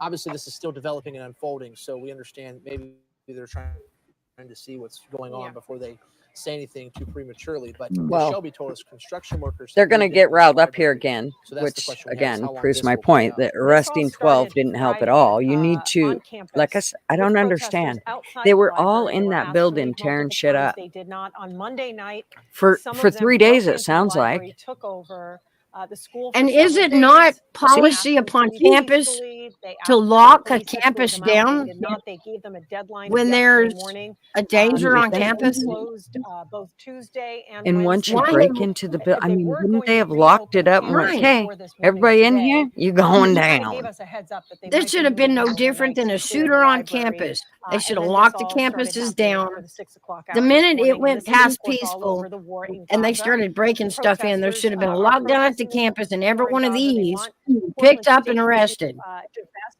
from Boeing, which supports Israel. Portland State President Ann Cudd has said that she put a pause on that relationship But because it's being used as political static, which is what's interesting about this protest. nothing's going to compared some of the happen. others is that the university came out very quickly and tried to appease some of their demands. Yeah. They also wanted the university to stop taking donations from Boeing. Boeing is involved at some level with the university. As you said, they said The one thing that they can't do, the though, is university tried to stop them from peacefully. The ones that are you can't take that against them. You have to let people peacefully protest. That, those negotiations fell apart. The ones that aren't, though, you need to be France on their ass. joined the And like I West said, to I mean, you clear had out the they were library. in the building. They broke Yeah, into they the had building. every opportunity Every That's what I'm one of saying. them, I mean, locked the building up. You grab all of them, Take the ones that the ones broke in.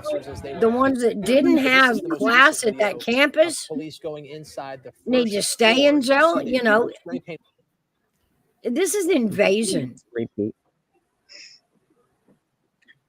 I mean, it's invasion. These guys invaded that Yeah, I think college, it's a repeat. and they get these kids riled up. Did you see what was written on the wall or some of that graffiti? Like it said on that wall, I read it. It said "Black Lives Still Matter." Uh-huh. Yeah, so it's like it the did say same that. people, right? So it's all It is the same. That's what I was saying. It is the exact same people. These people were paid to get on a bus and go where where they were told and make as much noise and havoc and chaos as they can possibly make. It's not their school. It's not their city. It's not even their political issue. But yet there they are. They don't even paid. know, really. Oh, they're just getting paid to go. Like I said, they're getting paid to go do that. Mm-hmm. They get handed $200 and a burner phone and told that burner phone will ring and give you directions on where to go get noisy.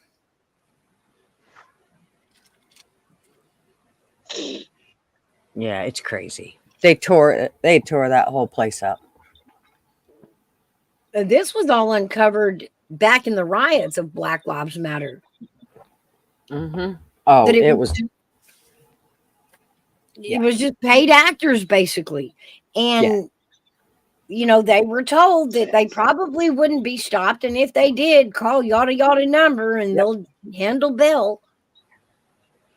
I got to say, though, at one point I did see, it was kind of weird because after so many days, it had gone on, I want to say it was over a month. And it had gone on for a long time. And we were all bitching, why aren't they over there doing anything? Everybody's bitching about it. The whole freaking country was bitching. And then one night you seen this black SUV drive up and they throw, I don't know if it was one or two people in, but they throw them into this SUV and they take off. And we've never heard any more about that. I mean, they literally and they were cops, you could tell. Yeah. And they literally took them and they were gone. I don't know where they had been destroying shit. They had been tearing shit up. It was like, what the hell? So I don't know whatever happened, but you would see kind of weird stuff like that go on throughout the videos as you would watch, like not that specifically, but other weird stuff that you couldn't believe was happening. Like the stuff that came out in the, the young man who defended himself. What is the name of it? Rittenhouse? Rittenhouse, yes. It happened here in Waukesha, here in Wisconsin. Right. So when we got into that trial, and the whole world was really wanting this kid convicted, right? But it was within that trial that a lot of the Black Lives Matters agendas came out and came to light. And these people had to go on the stand and testify. Well, I was paid to go there, and this is how I got my directions. And they gave me a burner phone, and that's why we were over at the car lot to be harassing Rittenhouse. Like it was put in black and white, and nothing was followed up towards Black Lives Matter. Nope, never. Nope. That whole thing was just a big farce. I mean, the whole thing was.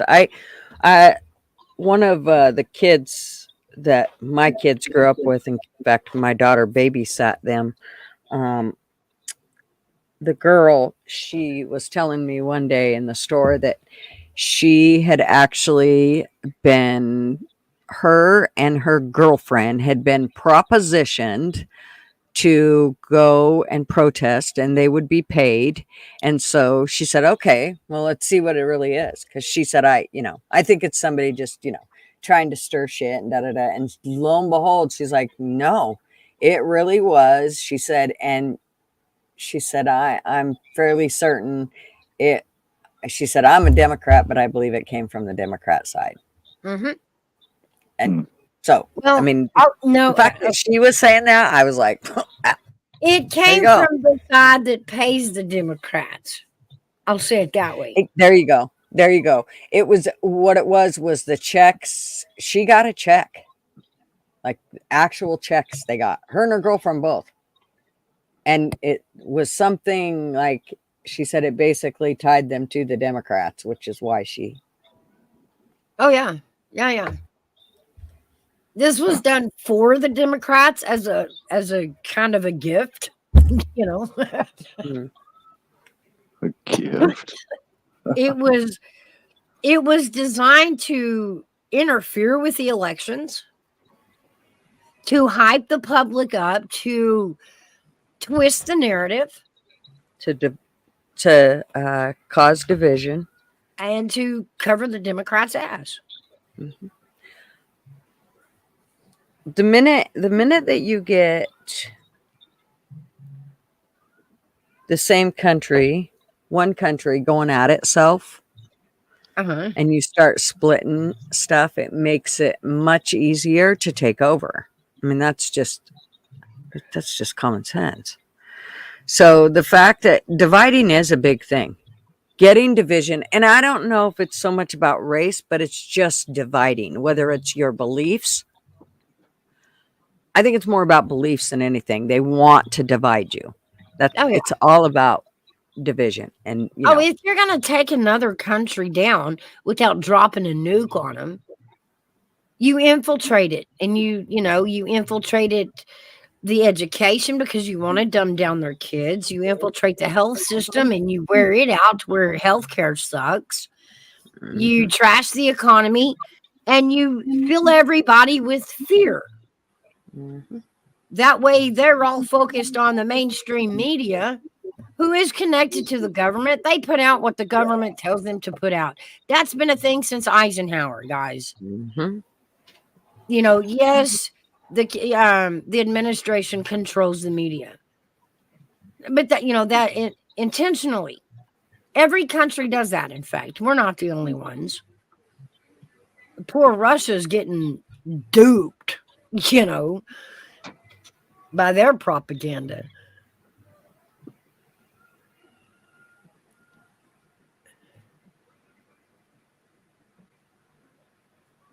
But what it's actually costing our economy is what they're not talking about.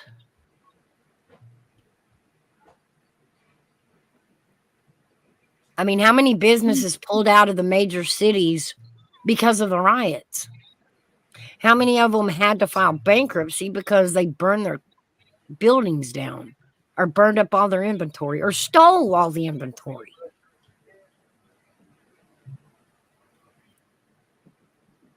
Insurance ain't always paying it all back.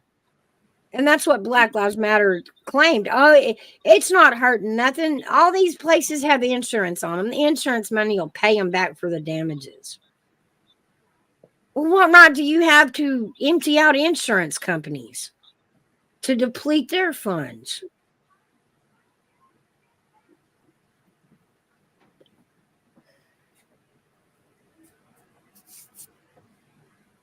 And then we put Rittenhouse up, on the stand, trying him for murder, when what he did was follow every gun law that they have.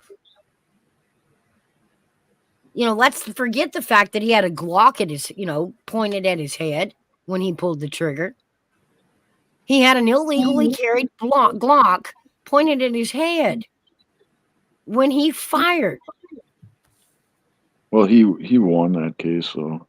thankfully, but remember correctly. Yeah. to even put him in it wasn't really putting him to trial. It was putting him in the court of public appeals, right? The court, a court of public.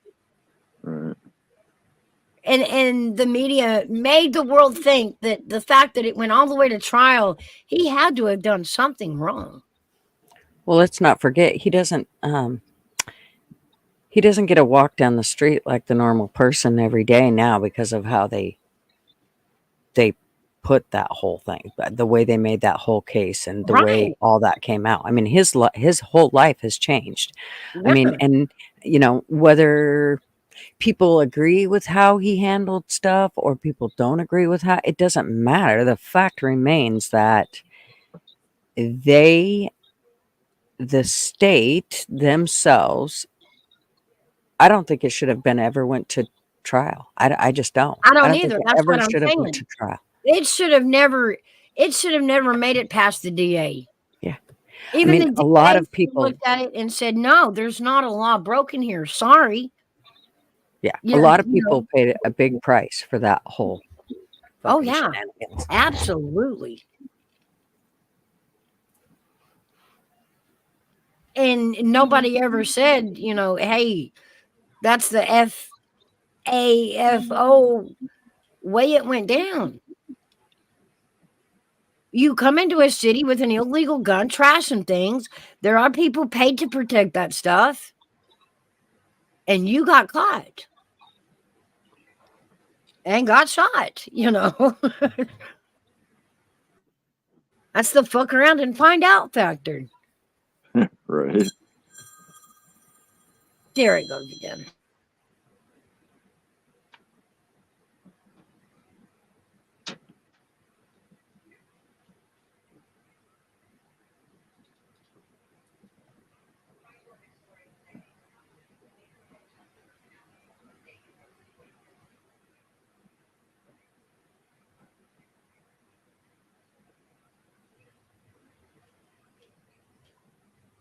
Definitely crazy times we're living in. Oh my gosh. Half the stuff that has gone, it just kind of blows me away.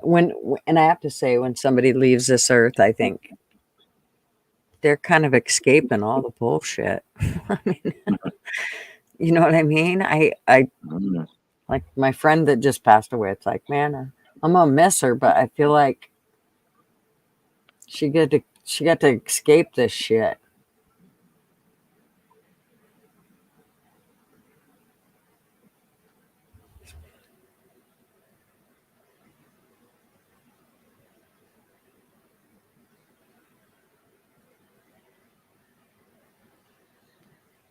I swear every time I go to the store, though, it used to be like, oh, 3 bags of stuff would be $100. Oh, now it's 2 bags of stuff is $100.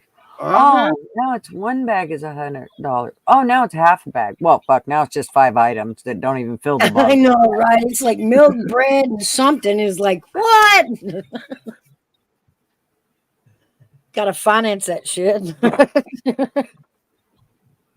Everything has doubled. I swear. At least. It has. Mm-hmm. But I'm always saying it costs like $300 just to go outside anymore. Yep.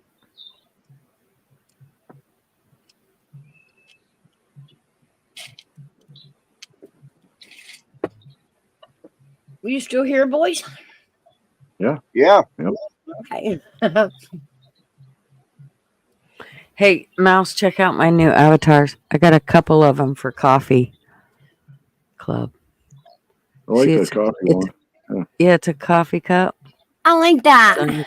Yeah, and you can put your picture in it. And so I did a few of them just because I thought, well, this will be perfect for Coffee Club. I like that.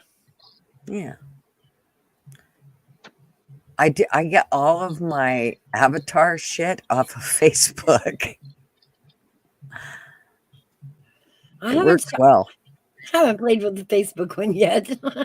It works really, really well.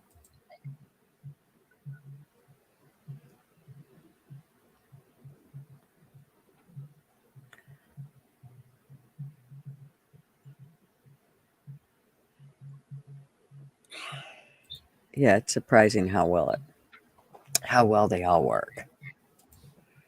They have an AI app or something on Facebook that you do it with, or how's that work? Yeah, what it is it's their games. So it's like the puzzle jigsaw game, and then it'll show, like you'll go to it, and what it does is it takes your profile picture of you and it puts your face in all these different models, basically. So none of them are me. They're just my facial features, and they made it obviously perfect. But so now with YouTube, you got to make sure that you put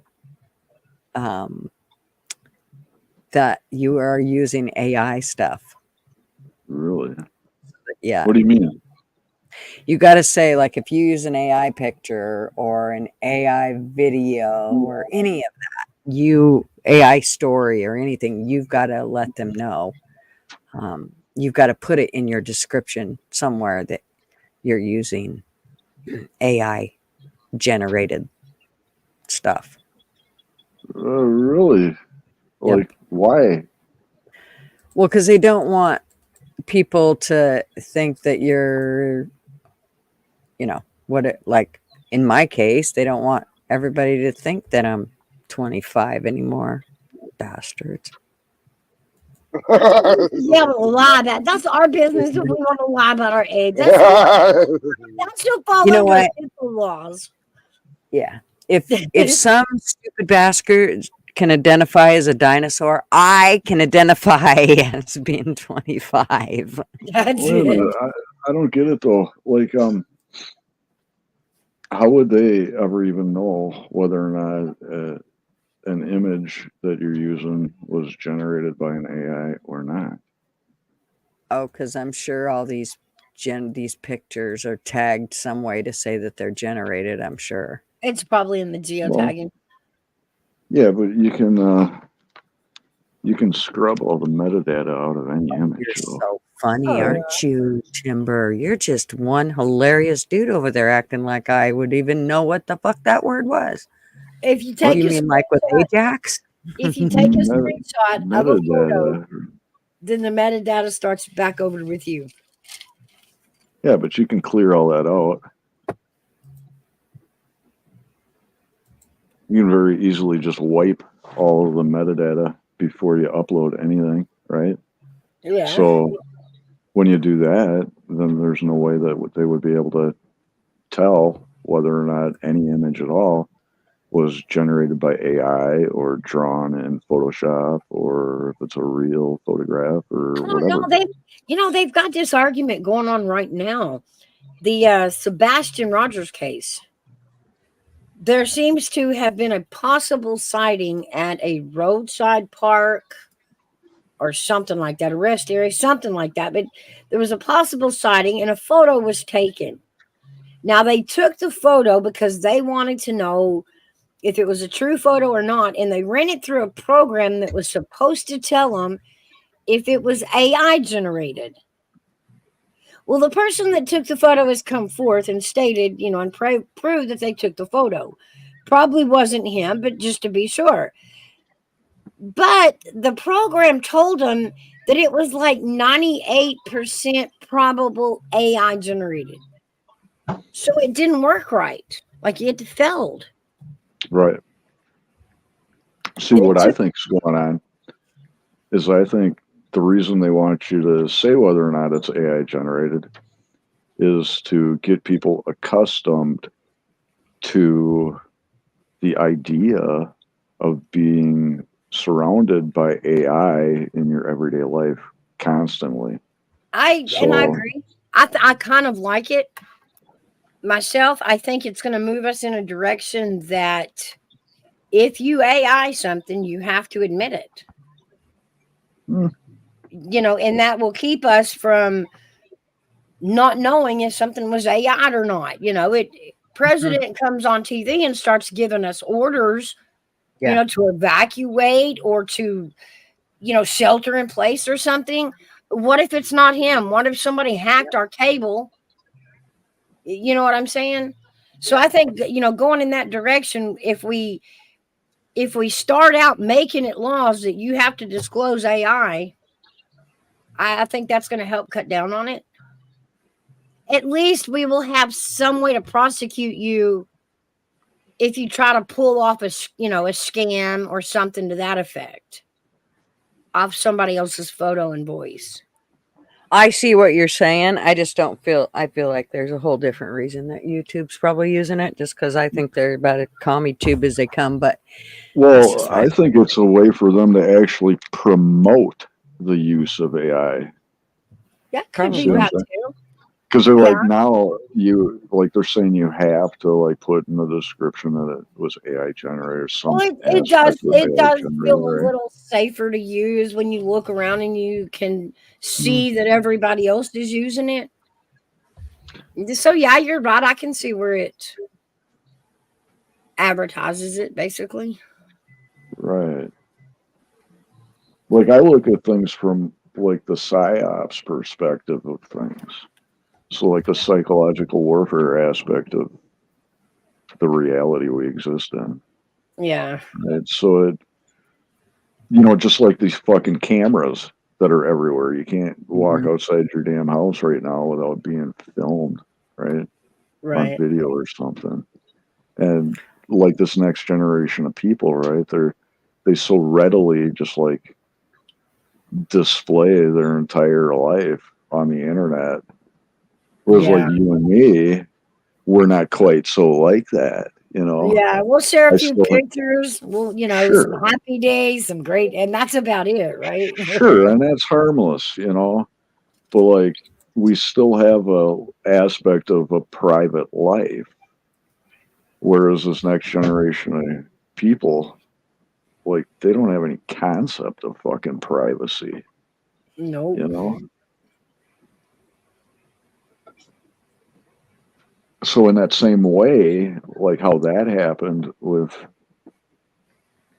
people just sort of willfully giving up their privacy, right, by posting every fucking minute of their daily life on Yeah. Facebook and Yep. Twitter, Instagram. Well, that was just like when they came out and said, "Oh my God, Facebook has your information and they can follow you." And it's like, yeah, guess what? When you signed up for Facebook, it asked you for all that stuff. You gave it willingly. I mean, they didn't steal anything. Right. Like I think that they're gonna, well, like part of the psychological war is getting people accustomed to all this fucking AI bullshit too, in the Yeah. same way that they took privacy away from that next generation. So the generation after that, will be like, oh, AI everything, oh, no big deal. AI is fucking running the world, It's going to be all the call centers, all of our 1-800 number call centers are all going to be AI. AI, yeah. We will not be I needed. hate that. Yeah, I hate them robocalls. You So- call any fucking business, you get that. Your call is important to us. Yeah. Fucking right. Why didn't you answer the goddamn phone then? Yeah. Which is exactly why concentration camps will come into play, because you will not be needed. But Right. But what they're are we going doing? to stuff your ass in. So I just watched this thing off of Alex Jones, and it was an animation that somebody had done, and it was regarding where we're headed, and it was kind of scary. It was kind of trippy. I should pull it up somewhere. Like Max Headroom, right? Yeah, Like in I Back think to the Future, where he goes into the future and there's like Max Headroom is like, may I take your order at that malt shop or whatever it was that he goes into. Let me see if I can find it here. And how great was it that they actually got Max Headroom to glitch like a real computer? Yeah. I love that. We obviously don't have to watch it all, but check this out. I'll show you. This will just freak you right the hell out. When I first seen it, I'm like, oh no, my. It's like I can hear Army vet fear. Fear. See, they're just working fear on you. No. Watch this. Here we go.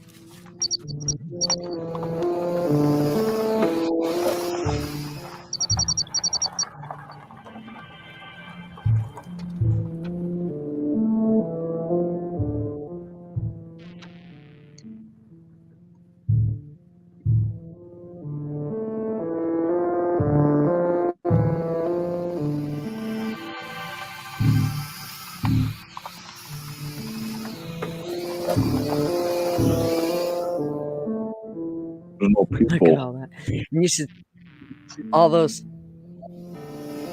the apartment complexes going up all over the place.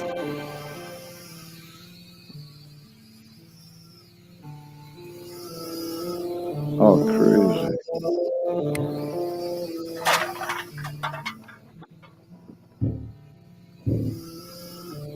That's a food box. There's Amazon.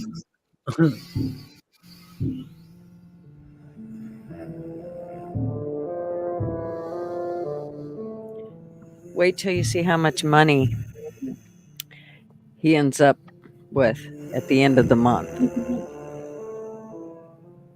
Well, no, at the beginning of the month.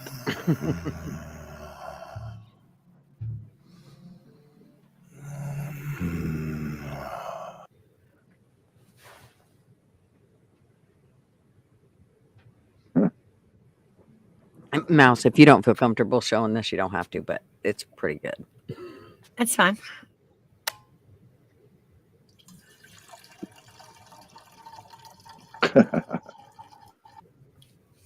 Well, at least we still got toilets in the future. We still got to pee. Oh. Well, they could hook us all up to catheter bags. Drones running around, keeping us in check. Right. Look, it tells who he is, his age, his social credit score. Even like your social credit score. Yeah, we'll have social credit scores.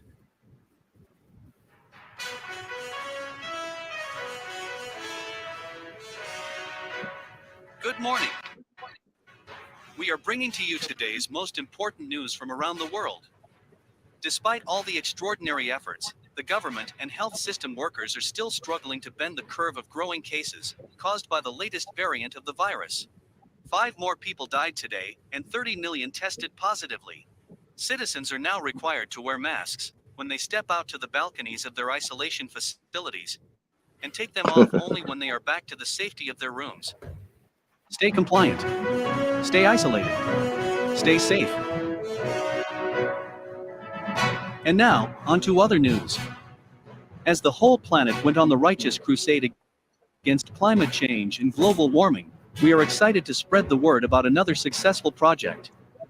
As science tells us, during the night, plants release CO2 into the atmosphere. Look at the plants. CO2 is a powerful greenhouse gas that dramatically contributes to global warming. But don't worry.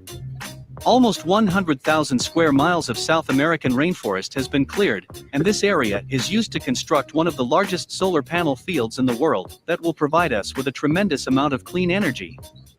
We will keep fighting the deadly forests and defeat climate change. That is all for today. Stay tuned for tomorrow's news.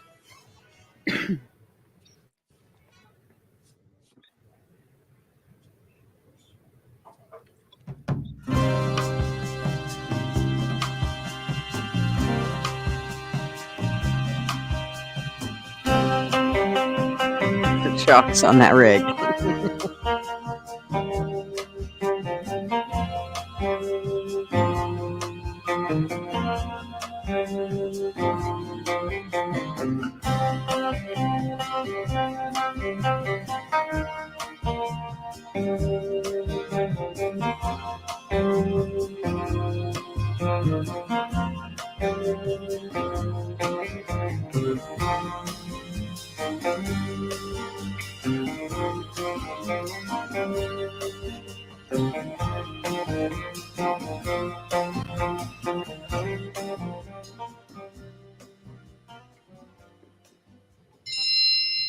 Bruce Kowalski, your weekly food ration has arrived.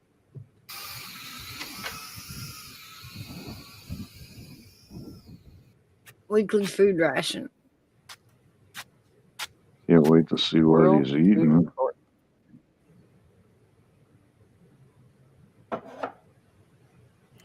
Woke noodles. Look in the back. Wow. Beyond meats. Beyond plants. Oh, beyond food.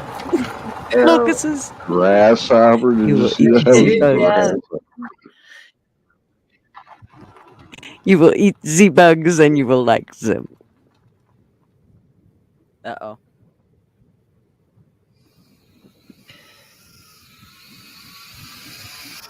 Uh-oh.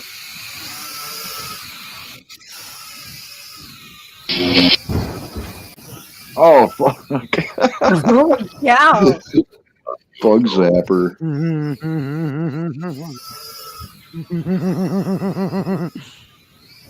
Put your mask back on. Dang. This is what you'll get to. You got. These are your choices of what. And you it's can what it was watch. like, too. That was what the internet felt like. Well, this is what it. I mean, this could even get. You know. To me, it's like a Brainwashing. mixture of then and now. The Godfather movie is banned from our database for misrepresentation and Yep. stereotypization of the Italian community. Right. Got We're already censorship. seeing some of that shit right there. Got some Mhm. censorship Is mixed banned in. from our database for excessive violence and racist content. The movie 1984 never existed. What did I just say the other day? Never existed.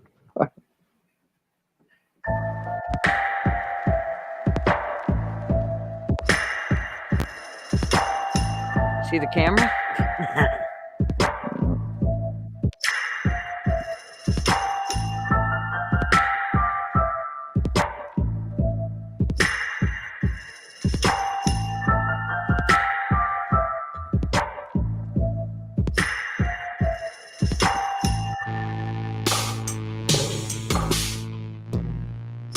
Fuck you.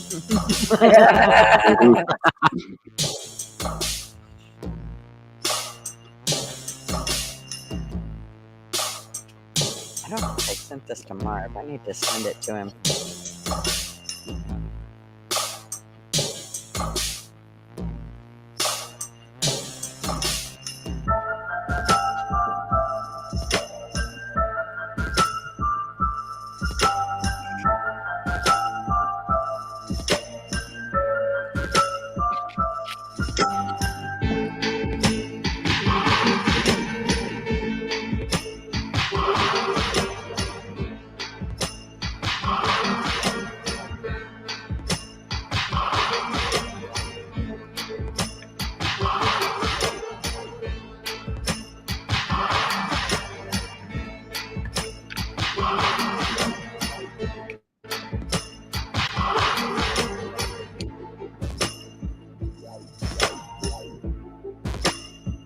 Same fucking shit every day. Every day. Can you imagine?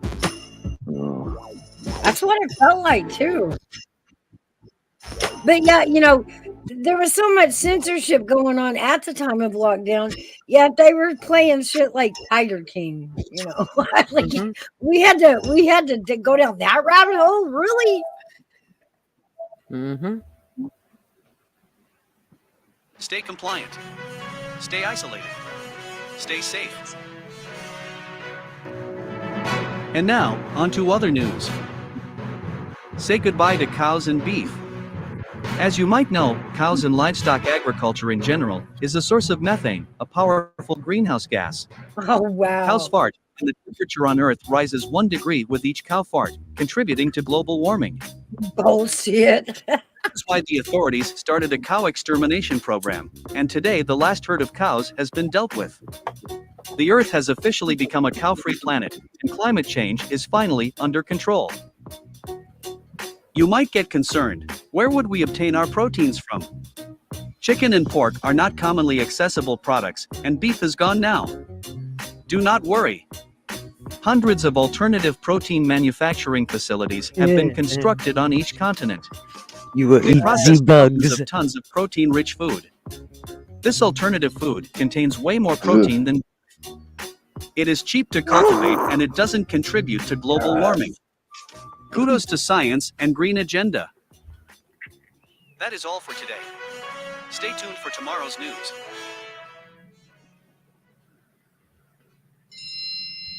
Bruce Kowalski. Your monthly universal basic income has been deposited into your account. For more information, press details. Watch this. You have been paid 2,000 central bank digital tokens. The following fees are being deducted: accommodation fee, food ration fee, recycling fee, clean energy fee, personal greenhouse gas emissions fee, God. fee, diversity fee. Your current remaining balance is 5 central bank digital tokens, and if not spent, Damn. it will expire in 7 days. What the hell's he got to spend it on? Mm-hmm.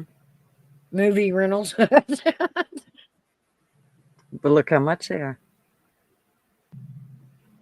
Attention. Important announcement.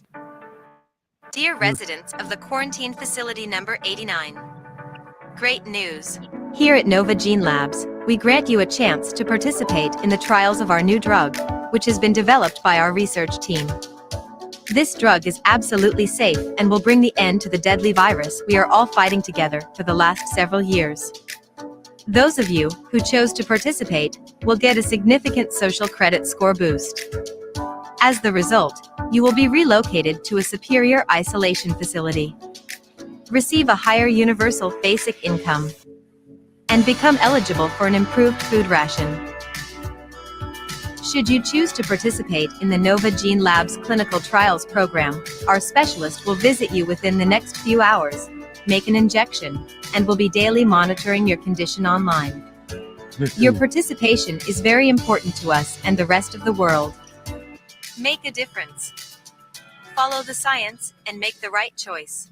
Nova Gene Labs is not responsible for any side effects, injuries, or death followed after the injection. Name.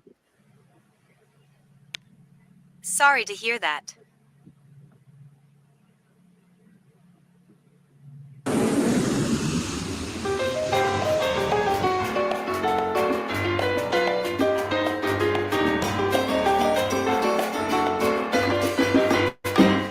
This is how he spends his days, dreaming of what he used to do.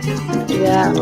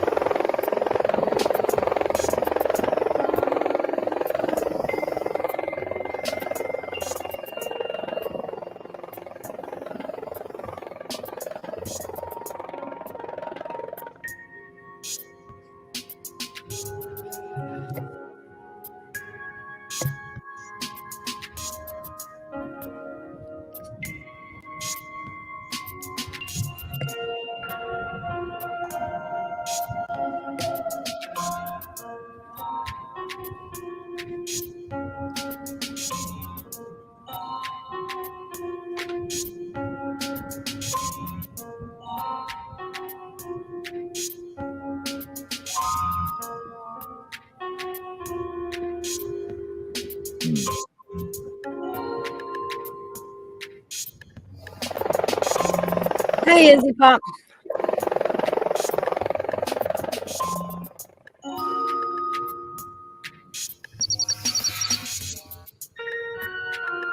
The next morning.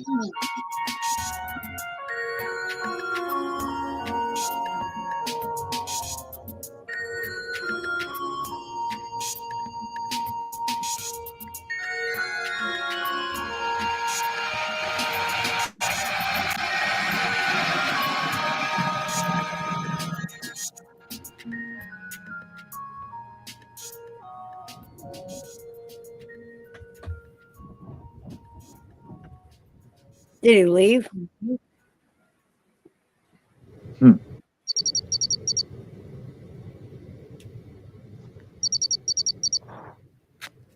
I guess 3 days later.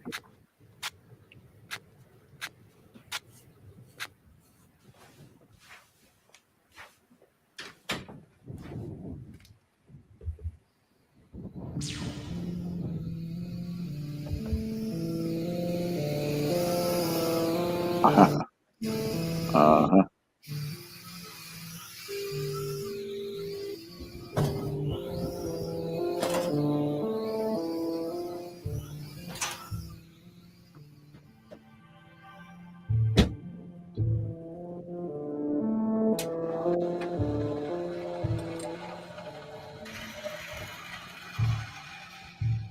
Biorecycling? Crazy.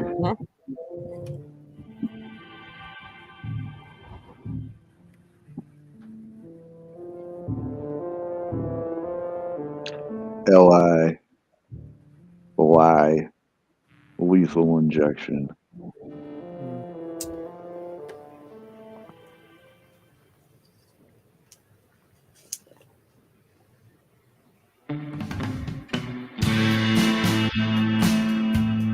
This would so suck, dude. I mean, not this would so suck. This is so sucking.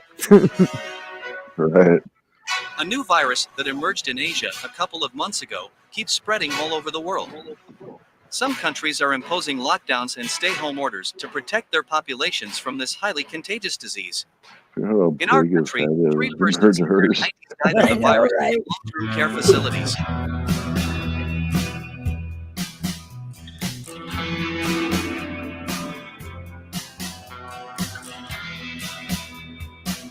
No toilet paper.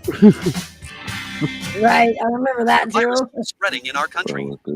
Almost 500 new cases have been registered last week. As of today, the whole country is going into a complete lockdown. The health authorities are imposing a strict stay-at-home order. While these measures are tough, they are temporary. We need only 2 weeks to bend the curve.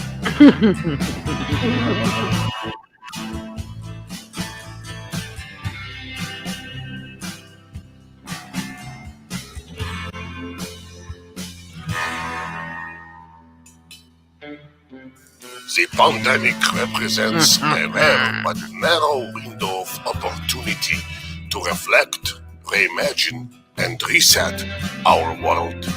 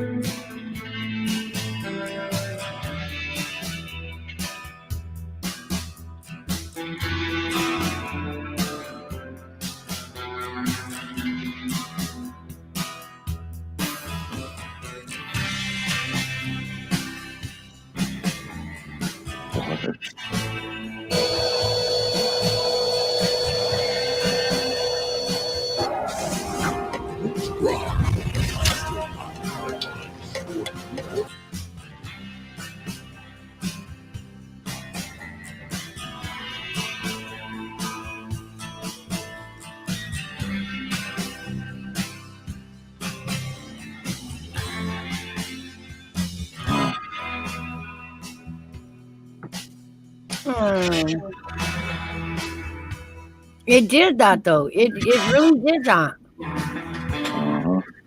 Despite strict lockdowns being in place, the virus cases keep growing exponentially. The government is considering the option of proclaiming a state of emergency in some areas and relocating citizens to safe and isolated quarantine facilities.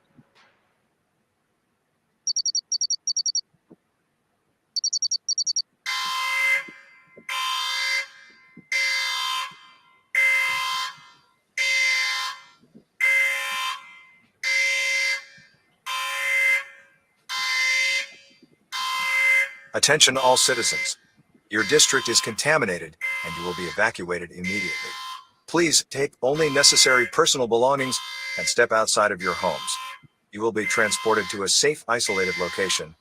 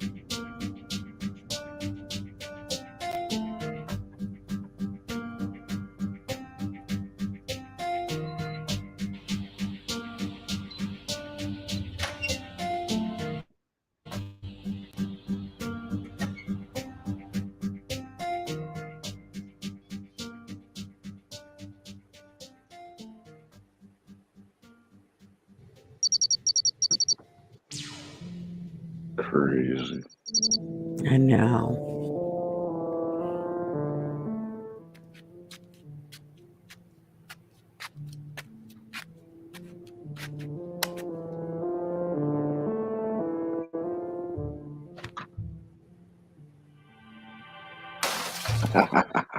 There you go. What was that? That was the watch that they could monitor everything, like what is, blood Your pressure, vitals, yeah. everything, Your vitals. where you're at. The iWatches or iPhone watches. Something like that, I'm sure. Yeah.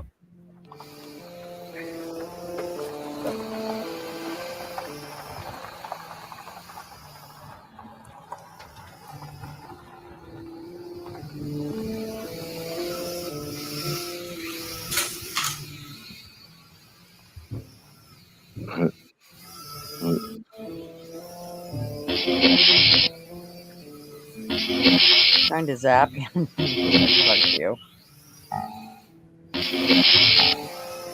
Oh, target tag not located. So they must need the tag to do something to him. No. He whooped that thing. Attention. Non-compliant resident alert. Non-compliant resident. Yeah. Attention. Non-compliant resident alert. Attention. Non-compliant resident alert. They come to government. They're here to help you. Attention. Non-compliant resident alert. Attention. Non-compliant resident alert.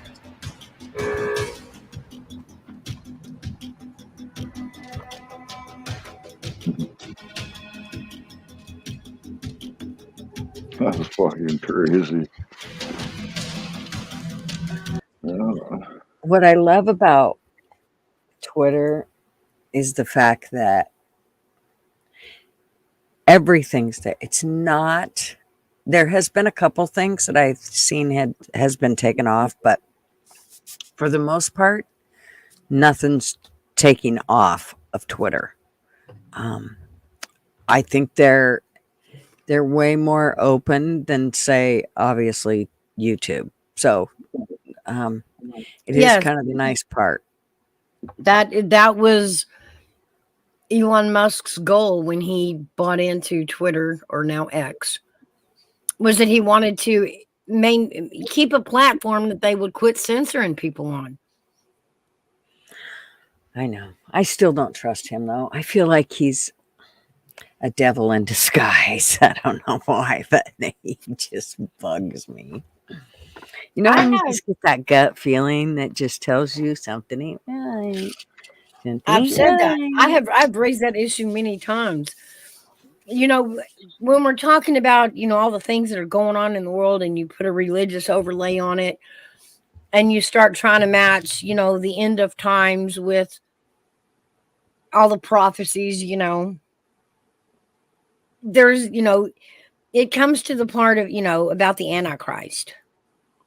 Because that's supposed to be a part of it, Yeah, there's the mark of the beast and, the fire, the, rivers of blood, blah, blah, blah.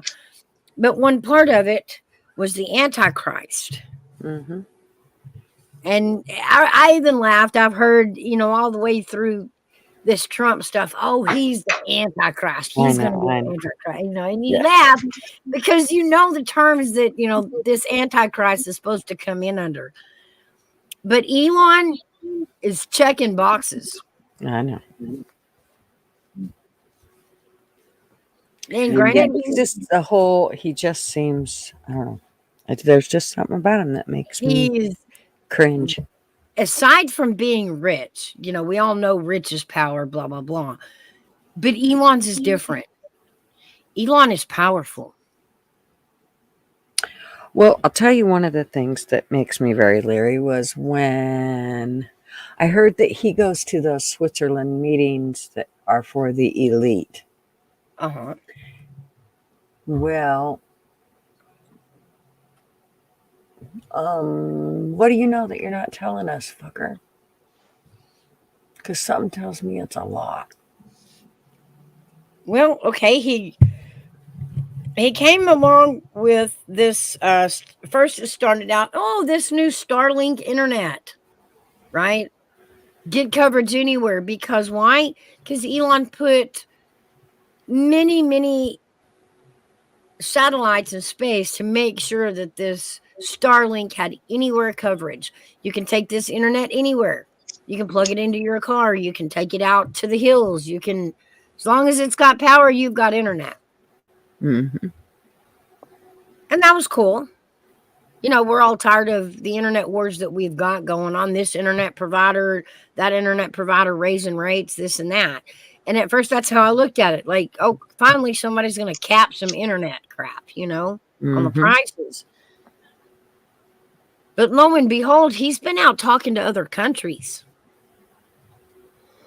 making deals with other countries about, because we talk about if there's, new wars are going to be technical wars. And absolutely, they know they can knock out one of our satellites that are important, and they can totally, shut down our grid. Right.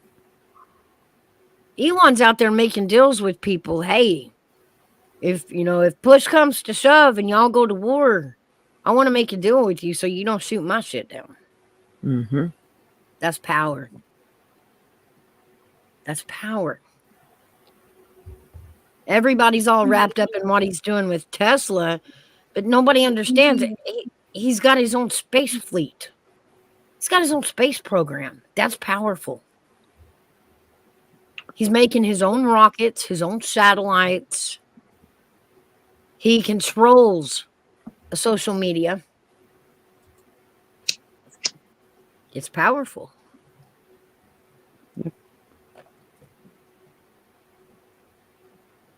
I mean, right now, he is more powerful than some of these third world nations.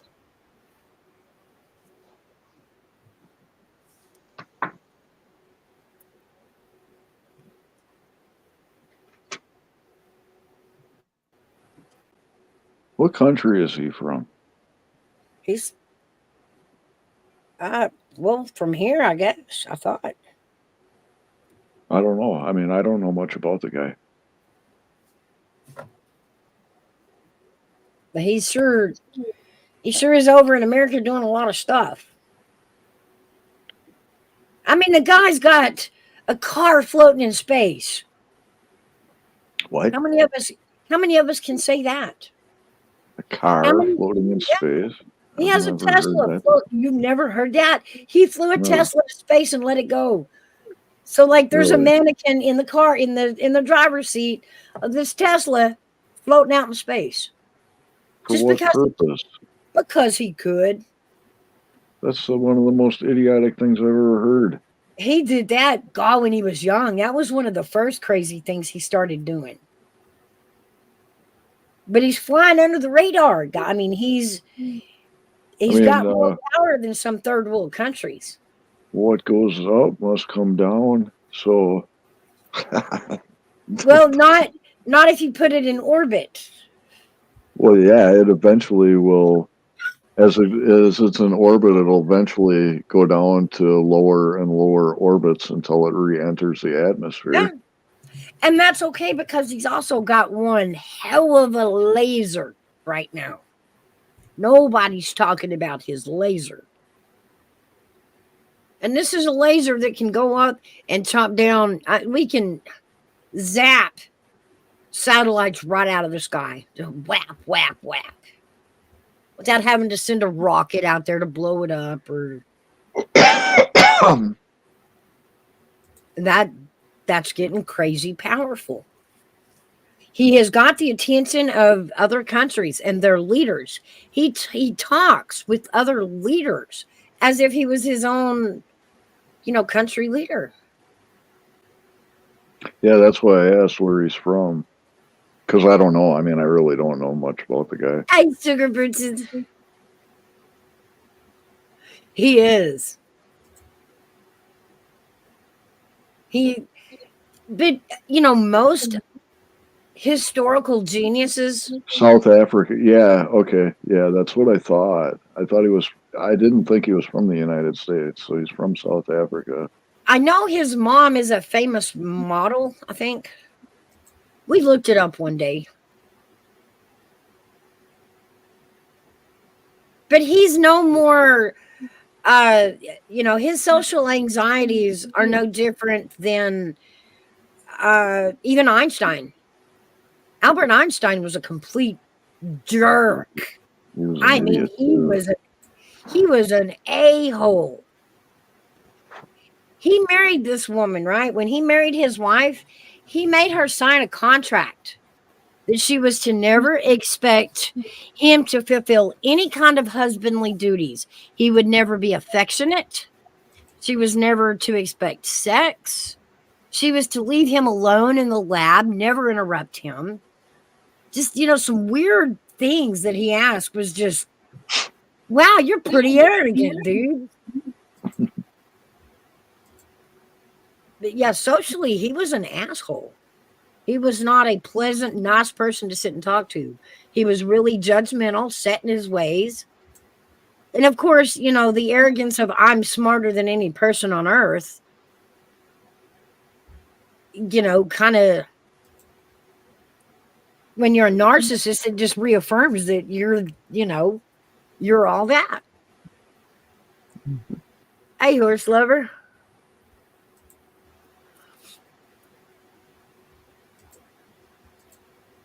But I agree with you, Gutters. He makes me nervous. I'll say that. Yep. He makes me nervous. Yep. Me too.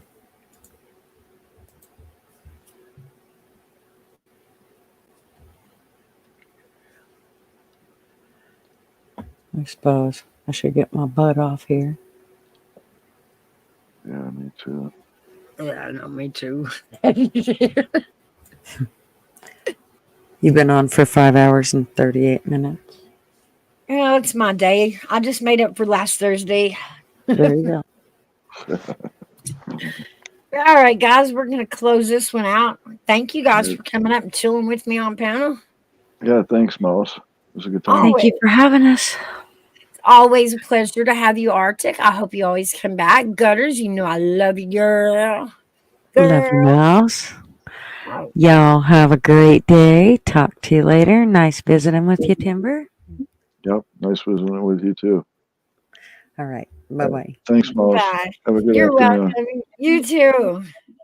Bye, everybody. Bye. Thank you, everybody that showed up in chat today and chatted with us. I love you. Got the best chat from the best community because we are the top community. We're the best. Shout out to my replay crew. You guys are gold. I love you. Don't forget to like, subscribe, Share it with your friends. And we'll see you guys on the next one.